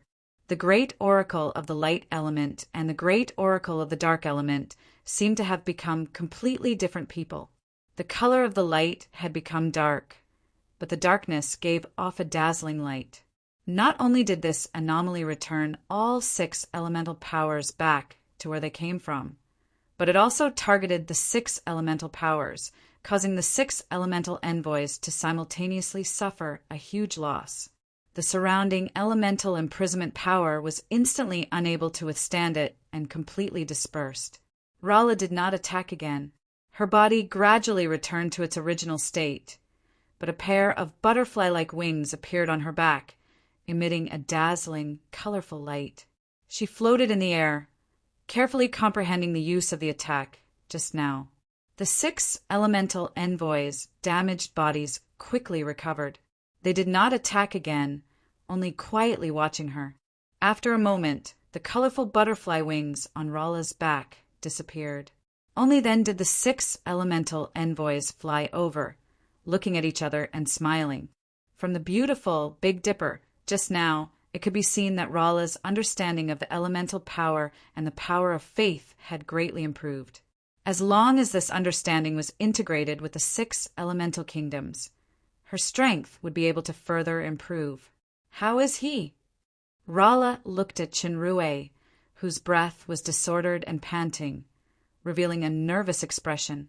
Just now, Chenrue did not use the polar transformation, nor did he even use ordinary aura protection. He was just fighting against the 6 elemental envoys in a normal state. Although the 6 elemental envoys would not really kill him, the power consumed to fight here was several times more than in an ordinary environment. Moreover, just the elemental plane's repulsive force against outsiders was enough to cause fatal damage to the soul and body. He's fine. The great oracle of the light element shook her head. Although Chunrui was fighting in the most difficult and dangerous environment, this was also an effective way to stimulate his potential. Especially with his current strength, it was already quite difficult to improve. This elemental plane was a good training environment. Michael had already left the elemental plane and returned to the demon realm, while Chunrui and Rala stayed here. The real reason why Chunrui stayed was to help Rala understand the power of the divine spark as soon as possible, at least to the point where she could use cosmic annihilation to destroy the gate of the 2 realms. Chunrui once used the elemental power given by the 6 elemental kings to construct the bomb of cosmic annihilation, destroying Quiriana's clone and the main altar. However, that elemental power was only at the monarch level, which was worlds apart from the 6 elemental envoys' oracle level power. In the last battle between Chunrui and the 6 elemental envoys, he used his life to send out the celestial star mirror at the cost of burning his life, but it was only able to fight against the 6 elemental envoys' cosmic annihilation. In fact, because he could be reborn infinitely, the 6 elemental envoys only attacked tentatively at that time, and they did not exert their ultimate power. Because of Lucifer, the elemental goddess Rafati fell, and Rala, who was originally the goddess body shell, absorbed a part of the divine spark's fragment. This position was equivalent to her home ground for Rala, so when she just entered a few days ago, the 6 elemental kingdoms were automatically condensed. There was omnipresent elemental power here, and with the guidance of the 6 elemental envoys, it was the best place for the fairy dragon to absorb and comprehend the power of the elemental goddess's divine spark's fragment in her body. The 6 elemental envoys had fought with Chunrui before, and they were deeply impressed by the huge faith and life in his kingdom that was similar to the divine kingdom. These 2 were the foundation of the true divine spark, and they were also important references for Rala to further comprehend the elemental divine spark's fragment. Chunrui is fine, but we suffered a big loss just now. The grand oracle of fire element looked at the potholes on her body. Rala, your blow just now was really ruthless. You didn't hold back at all. Was it deliberately revenge for what happened last time? What? The fairy dragon who had deliberately attacked ruthlessly just now was obviously playing dumb at this time. The current you is still not our match. If you really want revenge, you'll have to become stronger. The grand oracle of water element smiled. As long as you can integrate 6 ultimate source powers with your own power and perform the most perfect annihilation of universe alone, you can beat us up as you wish. The 5 elemental envoys nodded in unison. In fact, the grand oracle of water element still had one sentence that she didn't say. That was, if Rala could really perform this blow perfectly, then even without the power of the divine spark's fragment, she would be close to the true authority, which was equivalent to entering that realm with 1 foot. Before that, let me help you beat them up first. It was Chunrui who spoke. The previously chaotic power aura had calmed down again, and his eyes were full of fighting spirit. Are you sure it's now? The grand oracle of fire element pounded her fists, splashing sparks. There's not much time left for me. Chunrui knew what the grand oracle of fire element meant. He shook his head and took a deep breath. The starlight of celestial star's mirror appeared around him again, spreading toward the 6 elemental envoys. Infected by this fighting spirit, colorful butterfly wings faintly appeared on Rala's back. Her figure appeared in the distance in an instant. She closed her eyes and began to feel quietly. Not only Chunrui and Rala in the elemental realm were racing against time, but also the human world and the demon realm. The migration of the human world had reached the final stage. About 80% of the people and troops had successfully entered the demon realm and settled down. The rest of the population and material transfer was being carried out 24 hours a day. Ben Hong, Isabella, Paglio, and others had already recovered under the effect of the star-sealing platform. The injuries of others, such as Palgoris and Augustus, had also mostly recovered. Everyone was using the training ground left by Qin Rui to seize the time to train and prepare for the upcoming fierce battle. Satan went straight back to the old base of the demon realm, Mountain Secret. Under the effect of the power of the subkingdom, his body and soul finally began to fully recover. After Michael returned from the elemental realm, his broken right arm miraculously recovered to its original state. In fact, this was not a real regeneration, but the Grand Oracle of Light Element and the Grand Oracle of Fire Element gave him a part of the elemental source power. Combined with his own light and fire physique, he formed an elemental arm. In terms of power, it was still above the original arm, but it consumed a lot of vitality when using it. The three empresses, Catherine, Jia, and Tiffany, focused more on the resettlement of the migrating humans and preparing for war. The Shadow Empire and the Fallen Angel Empire sent a large number of reinforcements to the Bloody Empire. The remaining human army also merged into the Demon's army. The Alchemy Army established a military defense line in the Bloody Claw estate of the Gate of the Two Realms based on the star brilliance. Unfortunately, the reality was cruel. When the Coalition Army was racing against time, the previously silent Abyss began to act. The endless monster army spread across the White Sea area that had become land, and the destructive Bloody Hands began to quickly cover the eastern continent. Wherever the torrent passed, it was like crushing dry weeds and smashing rotten wood. Those few diehards who were unwilling to leave and hid with a fluke mentality turned into bones, one after another. The news of the Abyss Army's approach caused a huge panic among the last evacuees in the Jinyao territory. The situation was out of control for a while, but the chaos in the Starlight Kingdom did not repeat. After the Demon Realm soldiers killed without hesitation, they finally managed to restore order. They continued to retreat in groups, but the speed was undoubtedly much faster. Not only these Demon Realm soldiers, but also the human coalition army that stayed in the last line of defense in front. At the last moment when the bloody torrent appeared in front of them, these respectable soldiers still did not give up their posts and fought desperately until they were completely engulfed by the torrent. The bloody army destroyed all the resistance and finally stopped at the Gate of the Two Realms in the Jinyao territory and quickly assembled. Then they seemed to have received some order and rushed to the gate. Chapter 1252. Realm of Devils, Bloodclaw Territory. Countless crimson monsters surged out of the light pillar of the Gate of Two Realms.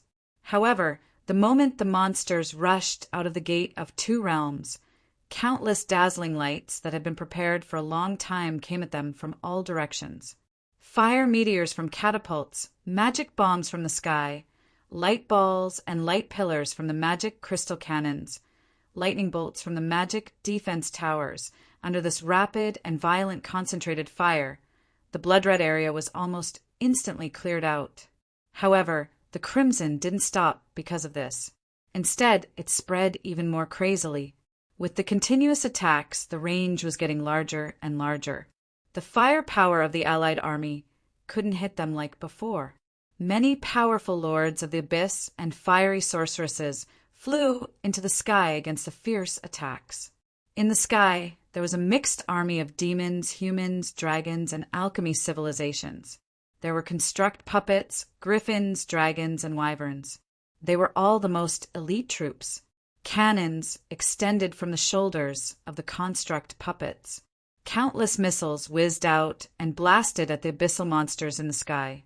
These missiles were different from those used in the battles on the ground. They seemed to be alive and could actually track the enemy and attack them. They were the latest missiles of the City of Stars. Not only were they much more powerful, but they could also lock onto the enemy and track them. In the intensive bombardment, the monsters were torn apart. They either turned into dust or fell with broken limbs. Some of the monsters that rushed out of the explosion area weren't spared. Next, they had to face the rain of bullets from dragon breath, venom, and magic guns. The soldiers on the backs of the dragons, wyverns, and griffins weren't ordinary soldiers. They were sharpshooters with bows and arrows or javelins. Many of them were ground elves, dark elves, and demons from the realm of devils. This kind of shooting in the sky was much more difficult than on the ground. However, in the magic game Endless Warrior Online, this was a necessary skill to complete a certain main quest.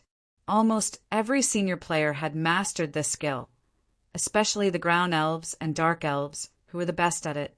However, they didn't expect that one day the ferocious monsters in the instance dungeon would be real, and they would face these enemies with the skills and tactics they had mastered in the game. Different from the game, they only had one life, and they couldn't be resurrected after death. Bang, bang, bang! The 3 Inferno Witches in the distance were shot almost at the same time. They were all hit between the eyebrows. Their heads exploded, and their headless bodies fell to the ground. The male elf on the back of a red dragon frowned. These bullets were different from ordinary magic guns. They could reduce the penetrative power and increase the terrifying spread damage. The wounds caused by these bullets were larger and more lethal than ordinary guns. This was called a dum-dum bullet. It was a powerful bullet newly developed by the demon realm. With the new type of magic gun, it could also be infused with its own power to further enhance the shooting power.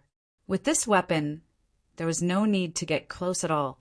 It could most effectively deal with enemies of the same level with minimal consumption.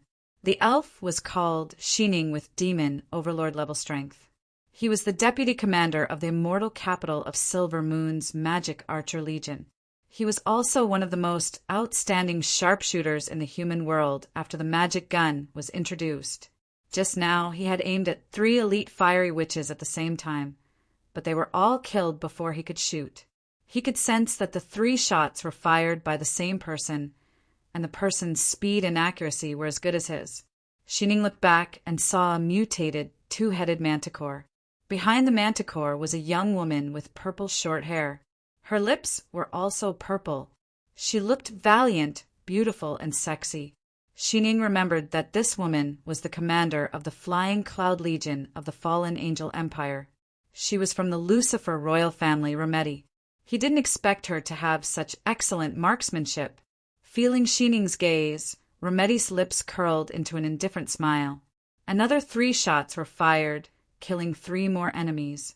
Shining could clearly feel the contempt in that smile.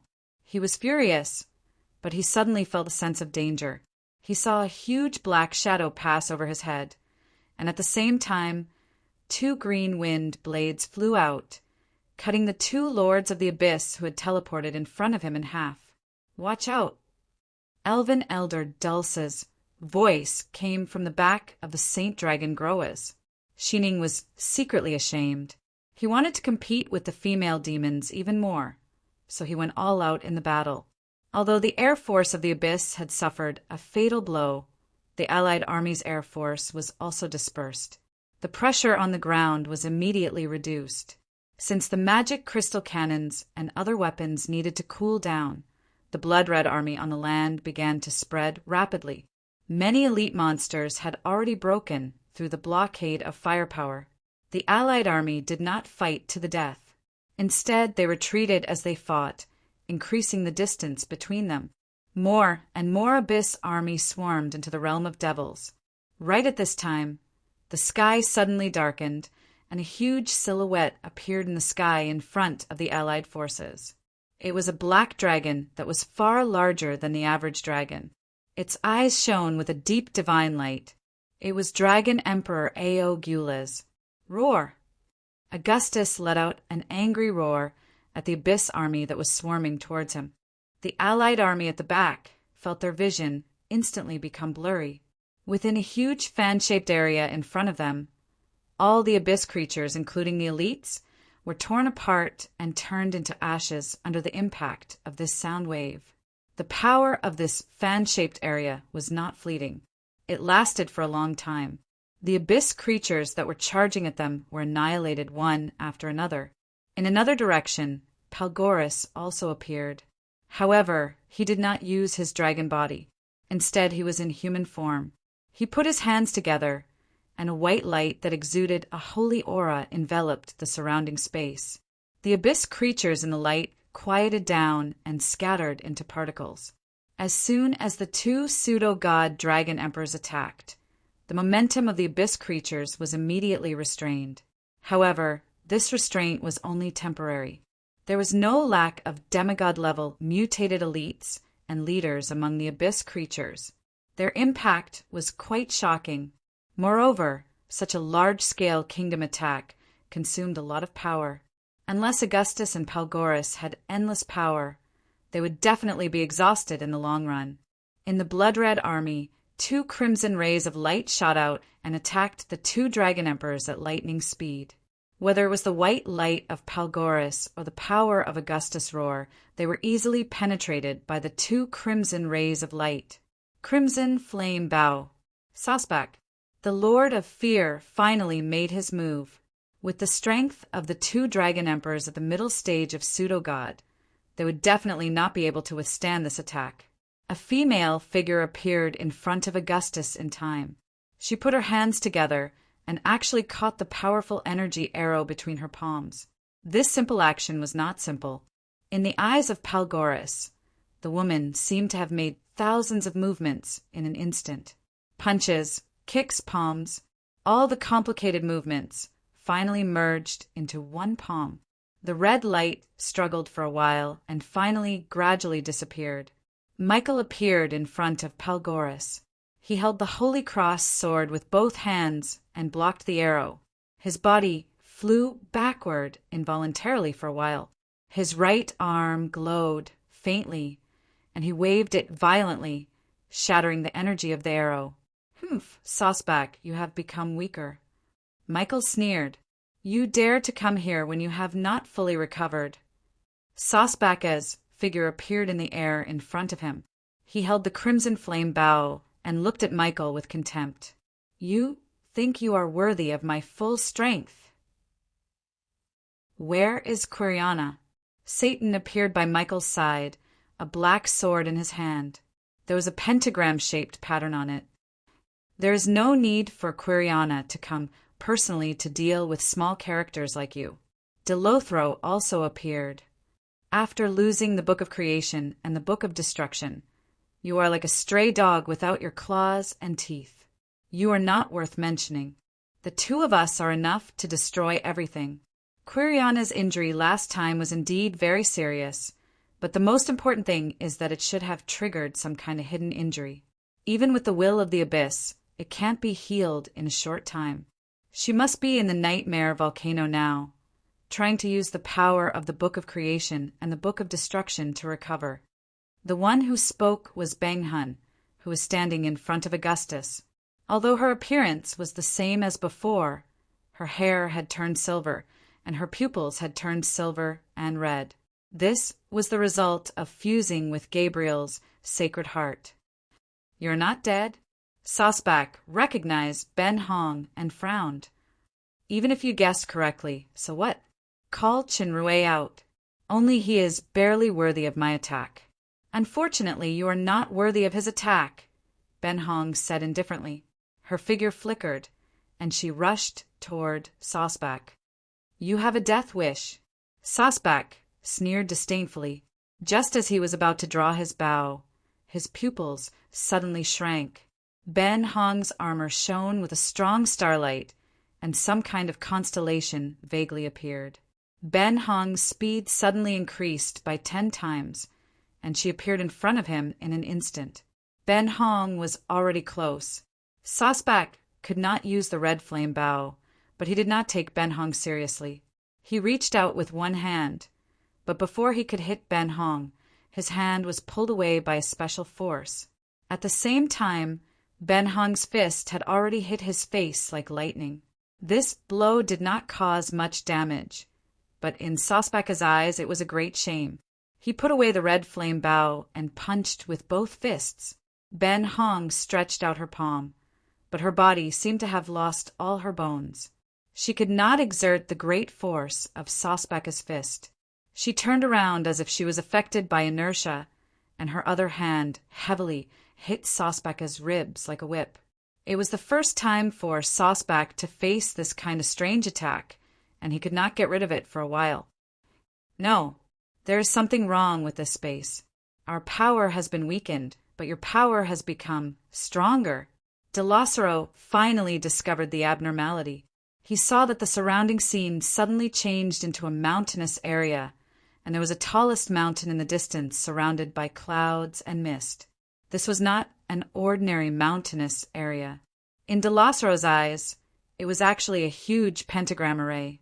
At the top of the pentagram, there were many practitioners distributed according to a special pattern. Pseudo-god powerhouses like the two Dragon Emperor and Catherine were also among them, forming a large array that was scattered all over the place.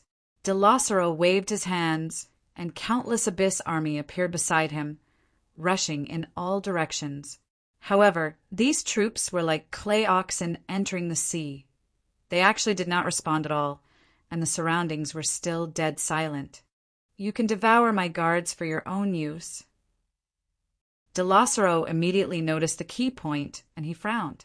Let me introduce my subkingdom, Mountain Sacred. Satan's sword exuded a faint black gas. You should feel honored because the foundation of the Shrine of Darkness that I have planned for so many years is used to set up this heaven-slaying array. Chapter 1253. Unlike the extremely aggressive Great Light Sword Matrix, the Heaven-Slaying Matrix was a large matrix that integrated offense and defense.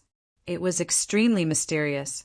Sosbek and De Lazzaro felt the suppression of power at the same time, but in fact, with the power of the two dominators, even if they had not fully recovered, they were far superior to the Satan trio and everyone in the Mountain Sacred Matrix. It was very difficult to really suppress the other party or enhance themselves to the same level. The true mystery of the Heaven-Slaying Matrix was not suppression or enhancement, but balance. Through the special kingdom power formed by the pentagram, the strength of Sosbek and De Lazzaro was transferred to the Satan trio to a certain extent, forming a subtle balance. After all, the strength of the two dominators was at the SSSS +++ level. This kind of balance would definitely not last for a long time. But with the power of balance, even if Chenrue and Rala were not here, the Satan trio could also have the power to compete with the two dominators during this period of time. The battlefield was changing rapidly, and there might be hope to win. Currently, Sosbek was completely suppressed by Ben Hong. This half-elf body that he had chosen was most proficient in archery, and with the crimson flame bow in hand, he was like a tiger that had grown wings. However, his close combat abilities weren't weak either. Back then, he had used his bare hands to directly break through the oracle formation of the three supreme angels. However, Sosbek felt very depressed. He had already put away his crimson flame bow and wanted to use his fists to finish off Ben Hong. However, Ben Hong's seemingly soft and strange attack left him at a loss. It was as if his powerful attacks had hit cotton, and he had nowhere to exert his strength. Sometimes Ben Hong would even use his strength to counterattack and return it to him.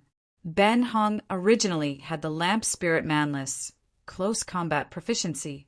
The holy battle heart given by Gabriel saved her from death, and her body and soul were also reshaped. After mastering the holy battle heart, she also obtained Gabriel's full martial arts proficiency characteristic. She could be called the first person in close combat. Her offensive was like a tidal wave, continuous and unending, almost suffocating Sosbek. Pa! Ben Hong swung his arm and struck Rosbaka's neck. This strike was also infused with Rosbaka's own strength. A few eye-catching bloody marks were left on Ben Hong's skin. His collar was dyed green, as if he had been whipped by a powerful whip. If Chenrue was here, he would definitely be surprised. Ben Hong's attack method was his profound meaning of water.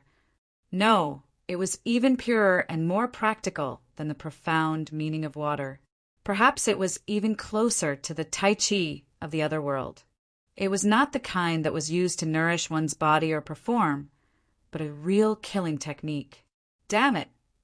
Sousbach didn't expect that he would be forced to this extent by a mere Ben Hong.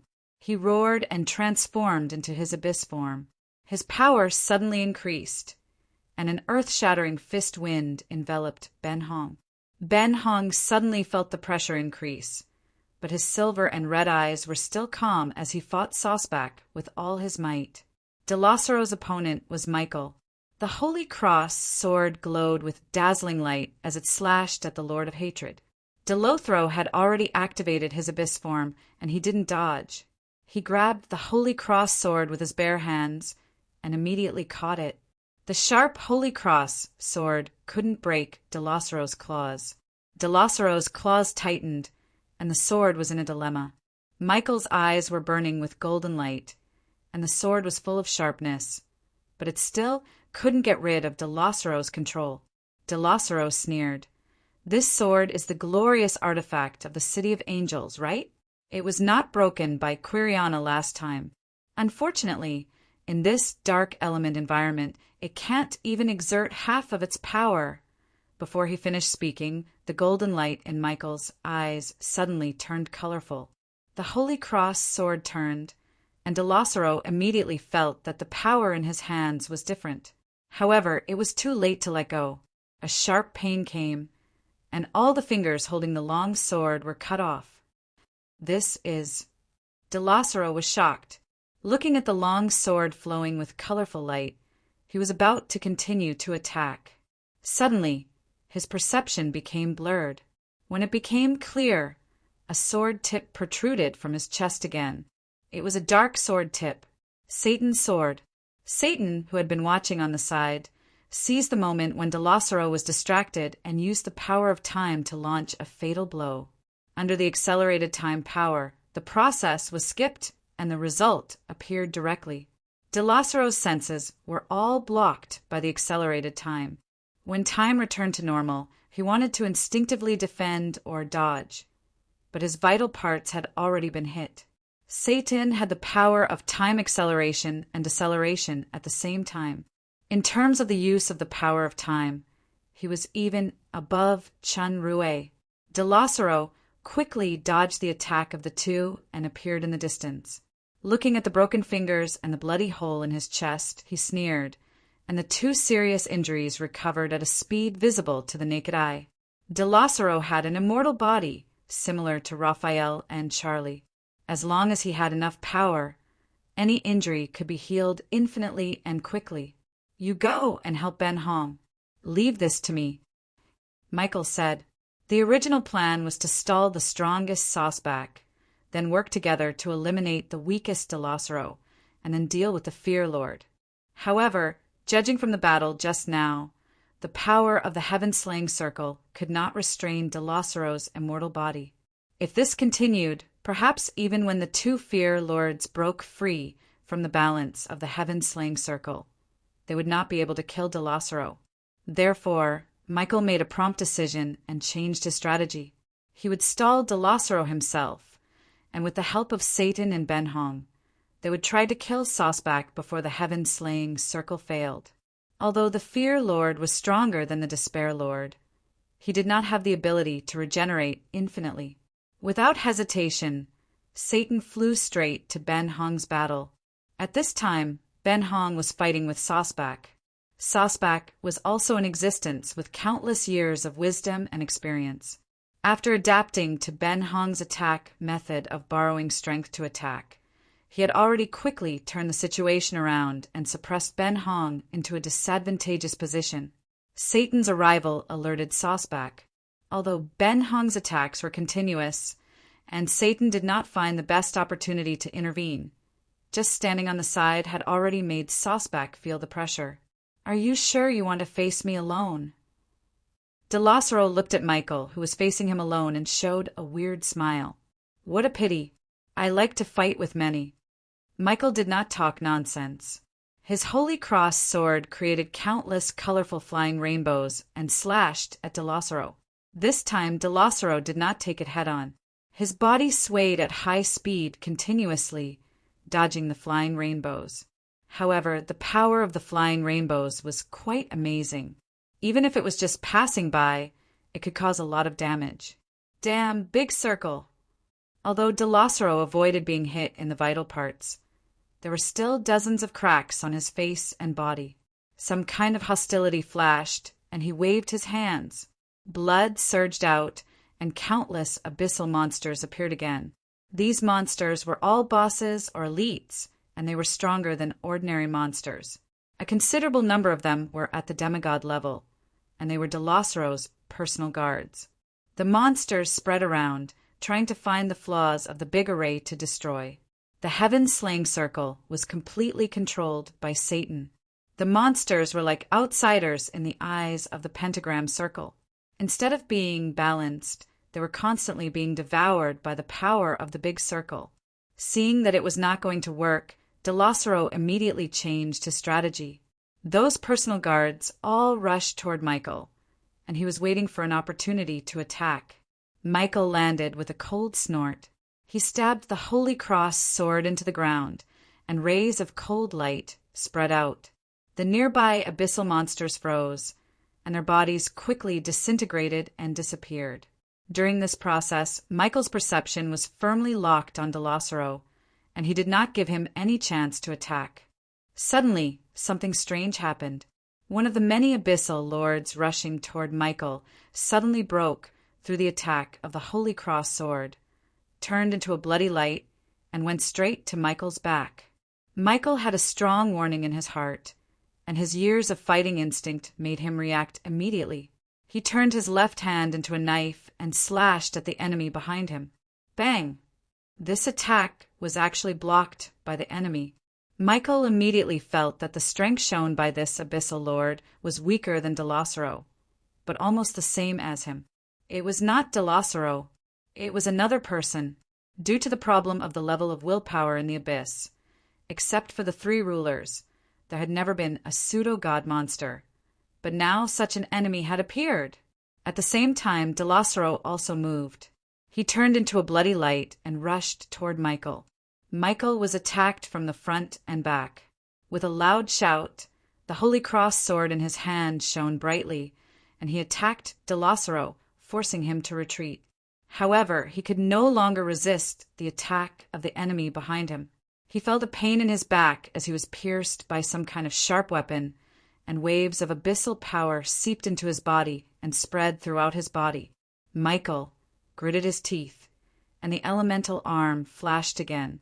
His body burst out with a strong shock force, and the person behind him was shaken away. He finally understood that Delosero released the group of abyssal monsters not to destroy the heaven-slaying formation, but to release this enemy for a sneak attack. Everything had happened in the blink of an eye. Even Satan, who was far away, couldn't save Michael in time. In the blink of an eye, Michael had been hit. Although Satan had used the power of time, by the time he moved to Michael's side, it was already too late to change the result. Satan's eyes were fixed on the abyssal creature that had launched a sneak attack on Michael, and he spat out a name word by word. Bah! Done! This ferocious-looking abyssal creature turned out to be Abaddon, the peak pseudo-god of the demon realm who besieged Ben Hong with Satan in the dark furnace and was later defeated by Chen Rue. You have the breath of hatred on you. Satan clenched the black long sword. You actually surrendered to Quiriana. In fact, I took the initiative to find Quiriana. Abaddon's red eyes glowed with a bloodthirsty light as he looked at Satan. There is only one condition for me to subdue her, that is, to destroy you, destroy everything about you. After feeling my hatred from the bottom of my heart, she gave me the true power to unleash the power of hatred. Abaddon was defeated by Chen Rue in the dark furnace. Later, out of consideration of interests, Satan planned to kill Abaddon. Abaddon was forced to self-destruct his pseudo-divinity, and a trace of his soul finally escaped. Compared with Chen Rue and Ben Hong, Abaddon hated his ally, Satan, more, so he appeared in the form of an abyssal monster this time for revenge. If it was in an ordinary state, Satan was not afraid of Abaddon. However, this was the most critical moment. The reborn, Abaddon stood on the side of the abyss, and the balance that was barely maintained was suddenly broken. Even with the effect of the formation, the coalition army would almost certainly lose in a 3 versus 3 battle. Abaddon's appearance was tantamount to a fatal variable that was likely to affect the entire battle situation. I only said that Quiriana didn't come, but I didn't say that others wouldn't come. Delothro spread his claws. Abaddon, although I really want to find Satan to settle the old score of the main altar, it seems that for the sake of the will of hatred, I will leave him to you. Abaddon nodded and smiled sinisterly. Satan, with me here, your formation can no longer completely suppress the power of the abyss. A large number of abyssal creatures have now poured out of the gate of the 2 realms. I look forward to seeing you and the world you want to control destroyed together. Chapter 1254. Abaddon did not exaggerate the facts. The original Abyss army at the gate of the 2 realms had been suppressed by the power of the mountain Sacred Kingdom. New troops could not enter the demon realm, and those who entered previously had been wiped out. After the appearance of Abaddon, the variable, the heaven-slaying matrix, was forced to restrain its breath and concentrate the power of the pentagram formation to deal with the 3 strongest enemies. After losing the suppression of the Great Formation, more and more Abyss army poured out of the gate of the 2 realms, and it had spread in all directions. All the demigod powerhouses and a considerable number of demigod powerhouses of the demon realm and the human world were concentrated in the pentagram formation controlled by the heaven-slaying matrix. Facing the surging Abyss army, they could no longer rely on high-end combat power to contain it. While various magic crystal cannons, catapults, and ordnance were firing wildly, a vast expanse of white things appeared in front of the torrent of the Abyss army. They collided fearlessly. It turned out that these were the undead army. The endless skeleton soldiers wearing armor and holding weapons faced the Abyss monsters. Rows of undead wizards in black robes appeared in the distance. The leader was the most famous undead wizard, Garadam. In the human world, undead wizards were one of the most evil synonyms. The existence of such evil was absolutely not allowed under the sun. However, there was no such concept in the demon realm. Emperor Jah of the fallen angel empire had defeated the Red Spirit Lord and the Regent successively. Among them, the undead army had made great contributions, so all countries were secretly cultivating this kind of undead wizards. However, there was an unspoken rule that must be followed. The experimental subjects could only be places such as ancient battlefields or cemeteries. They could not be living people. When the human coalition army first entered the demon realm, the undead army had played a role. Now, all the undead wizards were gathered together under the unified command and leadership of Garadam to fight against the most terrifying enemy. At this moment, the living needed the power of death to save them. The white skeleton sea and the torrent of the abyss intersected, constantly consuming each other. In this kind of large-scale collision, unless there was a single power that determined the outcome of the battle, individual strength was just a drop in the ocean. The border between the 2 sides moved from time to time in the fierce war of attrition. The skeletons had no fear and they had no high morale. They were also unafraid of death, but their strength was much inferior after all. Under the crushing of the abyss, broken bones flew everywhere, and the bloody torrent began to move forward step by step. After the skeleton soldiers at the front were crushed, vehicles pushed out from the back. The vehicles were filled with skeleton mages. Countless interweaving lights flew towards the Abyss army, clearing out a large area. There were many demonic beast skeletons in the skeleton sea. Many of them were even flying in the air. There were also many translucent ghosts that rushed into the abyss together. Since it was easy to be accidentally injured in this kind of battle, the soldiers of the coalition army did not charge on the ground together. The goblin warriors controlled the war ordnance accurately at the back, blasting fire meteors into the bloody torrent. The flames of the magic crystal cannons were also shining.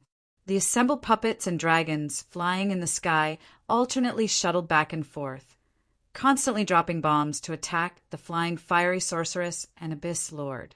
Meanwhile, the snipers hidden in the distance were accurately hitting those boss-level monsters. Under such strong firepower, the abyss offensive was contained, and the morale of the coalition army was high. However, the seemingly huge undead army could not be truly endless. There would be a day when it would be exhausted. As for the coalition soldiers, it was impossible to maintain a high state of excitement forever. Even if it was like this for one day, what about 2 days, 3 days, or even longer? These two impossibilities were possibilities for the Abyss army. No matter how many companions they lost, and no matter what kind of attacks they suffered, they never stopped and kept attacking crazily. This kind of craziness was equivalent to a kind of numbness. If it was a life form with a real consciousness, it might be a tragedy. Now, the most critical situation was not the Bloodclaw territory, but the Heaven-Slaying Formation. In the Heaven-Slaying Formation, Satan and the other two were in a dangerous and bitter battle.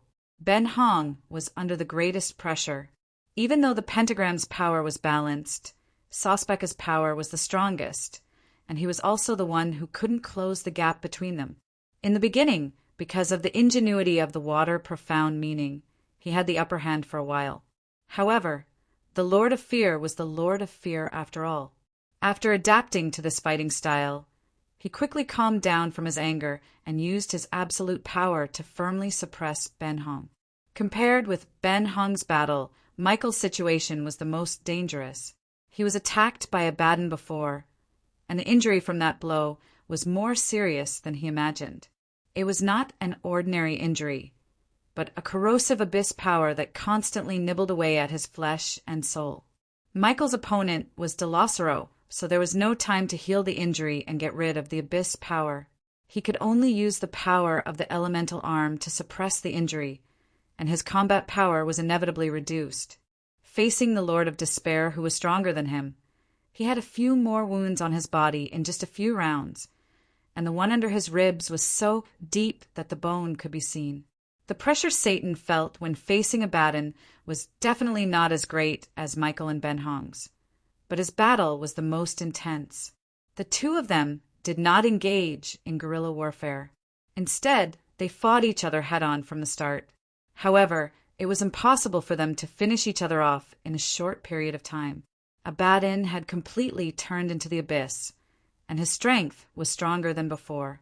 Satan's strength was also improving, but in the Battle of the White Sea, he lost the Book of Destruction, which greatly damaged his vitality. Although he had basically recovered under the effect of potions and the Subkingdom, his combat power had inevitably declined. It was quite difficult to defeat Abaddon. Bang, bang, bang. Amidst the continuous explosions, Ben Hong's figure flew backwards. Facing this kind of pure energy shock, even the profound meaning of water could barely dissolve it. It was impossible for him to borrow the force to fight back. After Sospeka's attack succeeded, he continued to send out shocks. Ben Hong finally could not maintain the state of close combat and was knocked away. Sospek had just suffered, so of course he would not give her a chance to get close again. The red flame, bow, appeared in his hand, ready to shoot from a distance.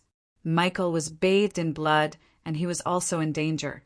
Delothro's strength was originally above him, and he had that kind of terrible soul shock. Even the elemental arm could not resist it. Satan had already noticed the predicament of Ben Hong and Michael. After a series of fierce attacks, he forced Abaddon away. The black long sword pointed to the sky, and a huge ancient snake shape appeared faintly in the sky. The ancient snake slowly coiled into a pattern and turned into a huge hourglass. Satan's voice sounded in the whole formation. In the sacred mountain, I come and go among the gems that shine like fire. Those who know me will be surprised and frightened by me. In front of everyone, I turn into ashes in the divine fire, but the pride in my heart is still the same, and I am prepared for everything. The things of the world are detained by time, and time is trapped. In the short time it took to say these words, Abaddon had launched dozens of fierce attacks on Satan, but every time it was stopped in the void by some inexplicable force and then disappeared. When Satan said, "Time is trapped," the black longsword in his hand turned into smoke and dissipated in the air. There seemed to be some sand in the hourglass, and it turned over and began to count. The time in this hourglass was especially slow. At the same time, everyone in the kingdom had a strange feeling. Everything seemed to have slowed down. The power of ordinary time could only last for a short time, but this slow continued endlessly as if it was natural. "You changed the time rule of the whole kingdom?" De Lothro showed a thoughtful look, and his voice also became extremely slow. This meant that before the time rule was effective, everything in this kingdom would become slow. The 6 people present were all very powerful.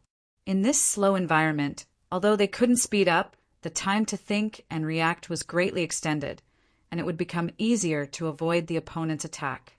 For Satan and the other 2 who were at a disadvantage, it would greatly prolong the time to fight against the opponent. After Satan unleashed this attack, his head of black hair immediately turned pale white. The 12 black wings on his back were the same, although there were no other changes to their appearances. One could clearly feel that their strength seemed to have declined by more than half in that instant. What a good time is trapped! Even I can't avoid it. Sasbaka's green eyes narrowed. Do you want to delay us with your last struggle? Or do you want to delay time and wait for that Chinrue's reinforcement? Where is he? Even if this time is trapped is a bit interesting, it has a time limit after all. Abaddon sneered. Besides, it is only this kingdom that has slowed down. The Abyss army outside is not affected. Even if you can escape by chance in the end, the outside world has been destroyed. Satan ignored Sasbak and Abaddon. He manipulated his slow body to avoid Abaddon's equally slow blow. He punched Abaddon with his fists that carried the breath of destruction. The battle outside the mountain's sacred kingdom was still extremely fierce. Unknowingly, a day had passed. The continuous fierce battle had caused the white sea of skeletons and ghosts at the forefront to be almost gone.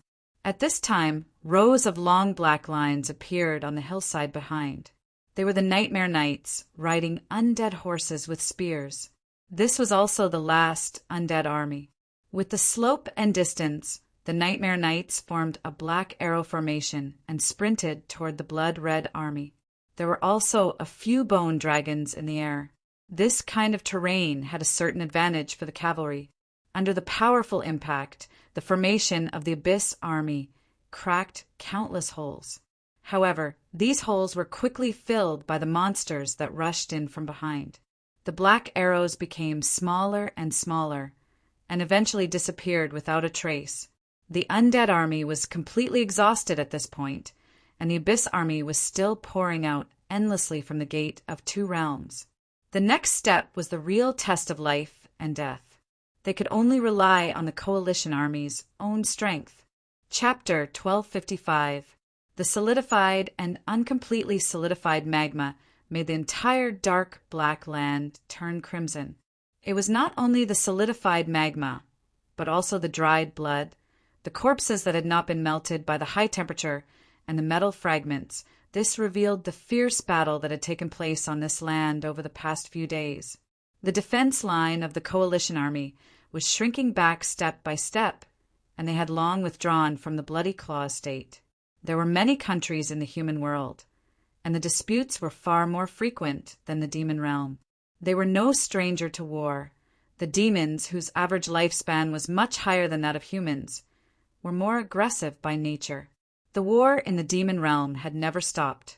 These were still ordinary people. The strength of the powerhouses was proportional to their lifespan, so they could experience the battlefield for a longer time.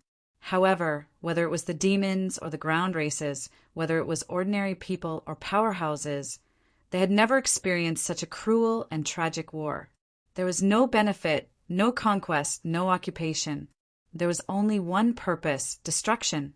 Although the coalition army had shrunk their defense line, they had not collapsed. They had been fighting tenaciously with the Abyss army. Especially the demons, they had shown strong strength and rich combat experience. Many targeted strategies and tactics could always allow them to destroy a large number of Abyss monsters at a very small cost.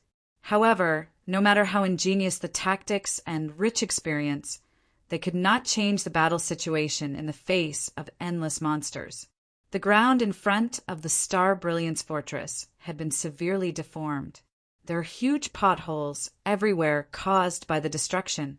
The ground was full of magma from the death of the Abyss monsters. Behind the Star Brilliance Fortress, the Bloody Empire capital was just over 2 mountains. There were a large number of demons and a considerable number of migrating humans living there. After the Abyss army poured out of the gate of the 2 realms, the area it spread was quite wide. It was not just the Star Brilliance Fortress. There was another direction that was also the main attack point of the monsters, which was the Black Iron Mountain range leading to the Shadow Empire. Catherine was currently presiding over the pentagram array eye in the Heaven Slayer formation. Jia had led the army from the Dark Moon Estate town Leia early in the morning to the Shadow Empire to preside over it. After learning about the movements of the Abyss, she personally led the joint army of the Fallen Angel Empire and the Shadow Empire across the Black Iron Mountain range from the Bloody Vine Flower Estate. Heavy troops were stationed at the Molo Fortress in front of the Black Iron Mountain range to prepare for the invasion of the Abyss army. The areas where these 2 fortresses were located were under tremendous pressure. A large number of demons and migrating human refugees had fled to the Bloody Empire capital previously. Once the Star Brilliance Fortress was breached, the people of the Bloody Empire capital would definitely have no time to evacuate. There was no place to defend, so the soldiers were desperately defending. The Star Fortress was a huge fortress built temporarily based on the City of Star. It should also be the most powerful fortress in the entire demon realm. All the new weapons and a huge alchemy civilization army of the demon realm were gathered here. At this point, the Starlight Fortress was slowly losing its grip. In the White Sea, the Star had once displayed great lethality and destroyed the Abyss fleet. However, that was the White Sea. With the geographical advantage, the Star could calmly destroy the enemies who were restrained by the terrain in the air. However, this was land, and the never-ending nature of the Abyssal army was vividly displayed. The Starlight had been severely damaged in the previous explosion, and it had not been completely repaired until now. Even though its firepower was still strong, it was clearly powerless in the face of the increasing number of abyssal monsters. The combat forces of the alchemy civilization had been lost by 2/3. In addition to the long-range titans and the lamp spirits who mainly assisted, the construct puppets, giant crystal beasts, and crystal beasts had suffered heavy losses. Although the City of Stars could temporarily create some soldiers, this speed was far from the rate of consumption. The fastest to manufacture was the assembled puppet with a large number of accessories. But even if it was manufactured, it must be controlled by a skilled pilot. The talent of the alchemy civilization's spiritual monsters was repair. After all, there were only a few who were good at this. For this reason, all the trainee pilots of the Bloody Empire were summoned to participate in the war. The coalition soldiers were covered with solidified blood and sweat. Their eyes looked mechanical and numb. Although there was a short break, and everyone was also distributed potions and food, maintaining such a high-intensity, life-and-death battle for several consecutive days and nights was difficult, even for an Iron Man. Many soldiers who took turns to rest even fell asleep while standing, but once they heard the sound of charging, they instinctively clenched their weapons and woke up. Even the alchemy creatures had times of exhaustion. The current situation of the defending army was very bad. The camp was full of injured soldiers. Even the soldiers who still had the power to fight were almost at their limit. The alchemy army also did not have much combat power left. The firepower of the Star was also greatly weakened due to cooling or overuse damage. The bowstring that had been tightened repeatedly was already on the verge of breaking. The truly tireless abyssal monsters did not give the defending army much time to rest. After the previous wave of attacks was destroyed, a new wave of attacks soon began.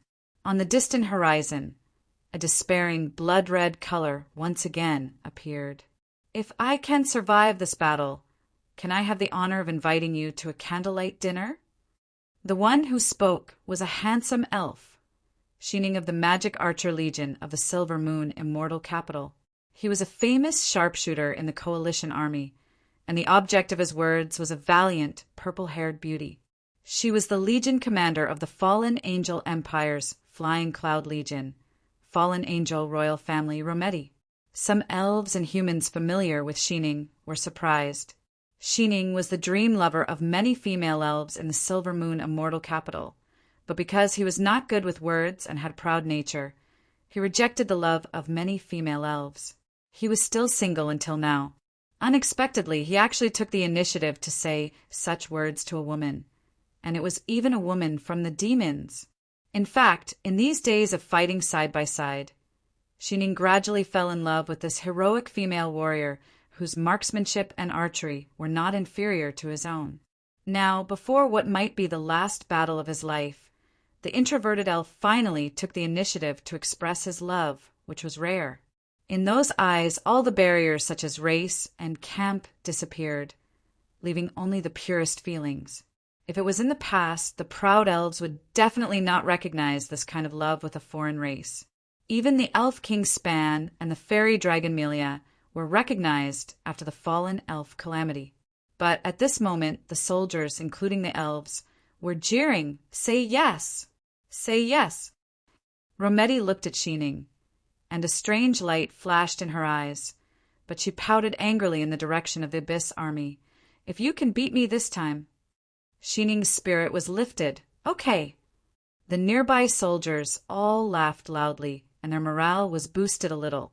At this moment, a horn of command sounded in their ears. Sheening and Rometty looked serious and shouted in unison, "First Archer Legion, get ready!" Due to the heavy casualties of the previous battles, the First Archer Legion was a reorganized long-range legion, including elves, humans, and demons. Sheening and Rometty were both deputy commanders. The archers immediately stood neatly by the parapet wall, and the rest of the soldiers quickly prepared for battle. At this moment, there was no distinction between demons, humans, or other races. They only trusted their backs to each other and faced the surging torrent of destruction together. In front of the Starlight Fortress, all kinds of lights shone again. No one could be sure if this was the last flash of hope. As the battle progressed, urgent reports were sent to the fortress headquarters. "The front can't hold on anymore. The enemy has broken through the wall." The guard captain, Kozina, hurriedly walked into the headquarters. The supreme commander in charge of the headquarters was Tiffany, the Bloody Empire's empress, followed by Rex the Great and Sandro. The three of them were originally commanding the battle in front of the city, but Rex and Tiffany were injured in the battle a few days ago. Especially Tiffany, she was seriously injured, so she stayed in the headquarters. When they heard that the wall was broken, the two were shocked at the same time. Tiffany quickly asked, "Kozina, how many reinforcements do we have?" "Those who can fight have gone up, including the last batch of students from the Capital Academy." The female guard captain smiled bitterly. Even the Ancient Legion's reserve forces are exhausted. At present, only the remaining Titans and the Lamp Legion are still fighting, but they can't hold on for long. "Your Majesty, please evacuate immediately." Tiffany shook her head. "Catherine is fighting the Abyss Lord in Mountain Sekrid. Ja is facing another Abyss army in the Black Iron Mountain Range, and the capital is behind me. There is no place to defend. Especially in the capital, there are countless people who can evacuate in time. The Starlight Fortress is the greatest hope of the Empire and Demon Realm. How can I retreat? I can only fight to the death." Stupid. A voice sounded at the door of the headquarters. Tiffany frowned. "It's you." This person was the former emperor of the Bloody Empire, Raisin. He was also her father. You should have a special way to contact that guy, right?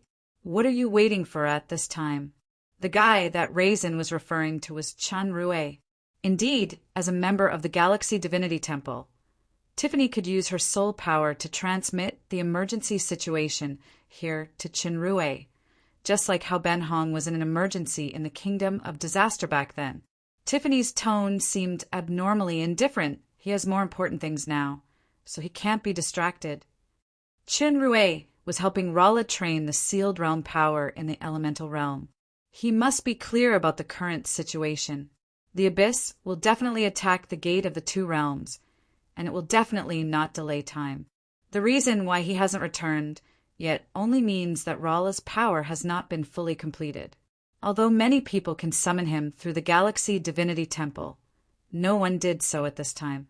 Raisin sneered. Is it more important than your life? I trust him, Tiffany replied coldly. This word is exactly what you lack. At that time, the Bloody Empire had many candidates for the succession, including the 3 best princes, but in the end, they were all gone because of the struggle and suspicion. From this point of view, except for herself, Raisin really didn't trust anyone, including his own son. Raisin showed disdain. As an emperor, you shouldn't absolutely trust a person. I don't have time to argue with you on such boring issues. This is the highest command of the coalition army. You are just a retired person who has lost your power. You have no right to tell us what to do. You are not even qualified to enter this fortress. Someone, drive this intruder out of the fortress. Hearing, drive out of the fortress. An unknown light flashed in Raisin's eyes. He waved his hand, and Tiffany's body shook. She felt that she was imprisoned by some power. She couldn't move or speak. If it was a normal day, even if it was a sneak attack, Tiffany would never be so easily restrained. But now she was seriously injured and could no longer resist. I am indeed an abdicated emperor, but I have not lost my authority. Raisin smiled indifferently and said to Cosina, Do you know what to do? Yes, your majesty. Cosina bowed deeply to Raisin, picked up Tiffany and walked out. She understood what Raisin meant. The Bloody Empire King was needed here, but it might not be Tiffany. As long as Tiffany was there, the Bloody Empire would still exist. You should have said just now that you are not only an abdicated emperor, but also a father. Rex the Great, who had been silent, spoke. Who are you? Raisin frowned. Rex. Roland, an emperor who has lost the empire, the father of that guy you mentioned. Rex smiled. It seems that we are not popular fathers. Raisin stared at Rex for a moment without making a sound. They will go further than us, right? Rex's gaze became distant, as if he could see the distant sky through the wall. This sentence made Raisin frown, and he took a deep look at Rex. Raisin, Mammon, I didn't expect to meet a human like you in the end. Chapter 1256. Cosina carried Tiffany and walked quickly to the back. None of the Bloody Empire soldiers along the way stopped them. Instead, they bowed their heads and saluted. They obviously received Raisin's order. Raisin was right. He was indeed an abdicated emperor, but he had not lost his authority. In the eyes of many Bloody Empire people, especially soldiers, he was still the supreme commander. What Rex said was also right. Raisin's words shouldn't actually be said like that, but Raisin said it like that because he was Raisin. Tiffany, who couldn't move, stared in the direction of the headquarters. Tears slowly fell from the corners of her eyes. Some words were still understood, even if they weren't said like that. There was a time when she thought that she only had her mother left. So she wanted to leave the demon realm at all costs and return to her mother's side. As a result, in the face of cruel facts, she realized that she actually had nothing. After meeting Chun Rue, Tiffany realized that she didn't have nothing. She still had love and hope. Until now, she finally discovered that the things that she thought were lost the earliest had always been there. Although the way of existence was not recognized, existence was existence. She was not lonely now. It was only that man who was lonely. That father. She had never called that man that name since she was sensible. Now she had no chance, even if she wanted to. Compared with the precarious fortress, the coalition army in the heaven-slaying formation was also an arrow at the end of its flight. More than half of the cultivators maintaining the pentagram formation had fallen. Only the two Dragon Emperor, Catherine, Paglio, and Isabella were still struggling to hold on. Satan and the other two fought hard with all their might. Although they could barely compete with the two masters and Abaddon under the power of Time Trap and the pentagram formation, there were only a few Sand of Time left in the hourglass in the void. Once all of them leaked out, not only the effect of Time Trap would disappear, even the pentagram formation's balance would also dissipate. With the strength and state of Satan and the other two, they were no match for others at all. The last sand in the hourglass fell, and the image of the entire mountain, Sekrid, gradually disappeared. Everyone immediately felt that their power had returned to its peak state, and the flow of time had returned to normal. Benley knew that under normal circumstances, Sosbach alone would be enough to annihilate the entire team. He immediately made up his mind. His energy of creation and energy of destruction rose up at the same time, rushing toward Sosbach. He wanted to use the collision of the energy of creation and energy of destruction like Baihai had done last time. He wanted to use the impact of the energy of creation and energy of destruction to destroy the strongest enemy together with him. Sosbach had learned his lesson last time, so he did not dare to underestimate Ben Hong. Although he didn't have the Book of Creation and the Book of Destruction, so it was impossible to create a huge explosion like the last time. If this human bomb got close to him, he would probably be severely injured. Therefore, he didn't hesitate to retreat and put some distance between them. At the same time, the crimson flame bow released a dazzling red light, shooting through the air like a bolt of lightning. After losing the restrictions of Time Trap and balance, this arrow was far beyond the previous level in both power and speed. Ben Hong had no time to dodge in a hurry, and he couldn't get close to Sosbach to exert the strongest detonation power. He could only tilt his body with all his strength. Whoosh! This arrow swept past his shoulder, and the nearby armor suddenly turned into powder. The entire shoulder burst open, and blood, mist flew everywhere. Ben Hong let out a muffled groan, and his whole body flew backward under the terrifying impact. He didn't fly far, and a strong warning sign appeared in his heart again. It turned out that in this short period of time, Sosbach's second arrow had already been charged, and the fierce momentum locked on her. On the crimson flame bow, the red arrow light flew out again. This arrow could no longer be dodged. At the same time, Michael also encountered a life-and-death crisis. Delothro's claws had already knocked away the Holy Cross sword, and it went straight to his heart. Michael crossed his right hand, and the elemental arm blocked in front of his chest.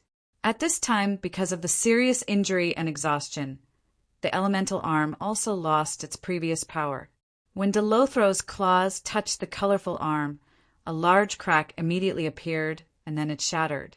Satan, on the other hand, was in dire straits under Abaddon's violent attacks. He who had used Time Trap was almost at the end of his rope, and his sub-kingdom was about to be annihilated, not to mention defeating Abaddon. Even resisting it was extremely strenuous. At this time, Tiffany's tears fell. The sparkling tears suddenly reflected the colors of the rainbow. In the sky, a rainbow light swept forward quickly, and there seemed to be a looming brilliance that seemed to cover the outside of the rainbow. In front of the Star Brilliance Fortress, the rainbow light in the sky was fleeting. The large amount of bloody red that poured into the air and the ground below suddenly trembled and stopped moving at the same time. Immediately afterward, they turned into particles and dissipated. Wherever the rainbow light passed, all the bloody torrents turned into nothingness. From a distance, it looked like the bloody tide was receding quickly, and the abyssal monsters were instantly cleared. In the extremely thin mountain, Sekrid Kingdom, a fatal arrow approached Ben Hong. At the critical moment, Ben Hong suddenly disappeared. Sosbach was taken aback. He had used his soul power to lock on Ben Hong. With her strength, she wouldn't be able to avoid this attack even if she used teleportation or any other means. But now, she had disappeared without any warning. Even his soul power couldn't sense her whereabouts, as if she had never existed. Sosbak was shocked. Almost in the next second, Sosbak felt the approaching danger, and he saw a faint figure approaching him silently. The figure's body instantly shone with dazzling starlight. Just as Sosbak was about to make a move, he felt pain in his face. He had already been punched. The power of this punch was not to be underestimated. Under the great force, his whole body involuntarily slid backwards, his feet leaving 2 drag marks on the ground. On the other side, after Delothro's claws smashed Michael's elemental arm, it had already penetrated Michael's heart. However, Michael's body suddenly made a strange distortion, and then it burst into countless water droplets. His real body appeared tens of meters away, and there was a purple-haired beauty with glasses beside him. Mimicry, teleportation, water elemental source power. Delothro immediately distinguished the power that caused his illusion just now. The strength of this dragon's woman was much higher than the last time they met at White Sea. Delothro suddenly frowned and looked to the other side. In that direction, there were 2 drag marks of tens of meters long on the ground. At the end of the drag marks, the line of sight was blurred. Even Delothro couldn't see the trajectory of that movement clearly. He could only feel that the bloody light and starlight were intertwining at high speed. Bang, bang, bang, a figure staggered out. It was Sosbak. The exoskeleton armor on his body had many cracks. His eyes were full of disbelief. He gritted his teeth and said a name, Chunrue. Delothro was secretly shocked. Chunrue finally appeared. In the Battle of White Sea, the strength of Chunrue was highly praised by Quiriana. Chunrue's strength was even above Delothro, the Lord of Despair. How long had it been? Chunrue had reached the same level as Sosbak. Abaddon also stopped attacking. Looking at the transparent figure in front of him, his eyes were full of endless hatred.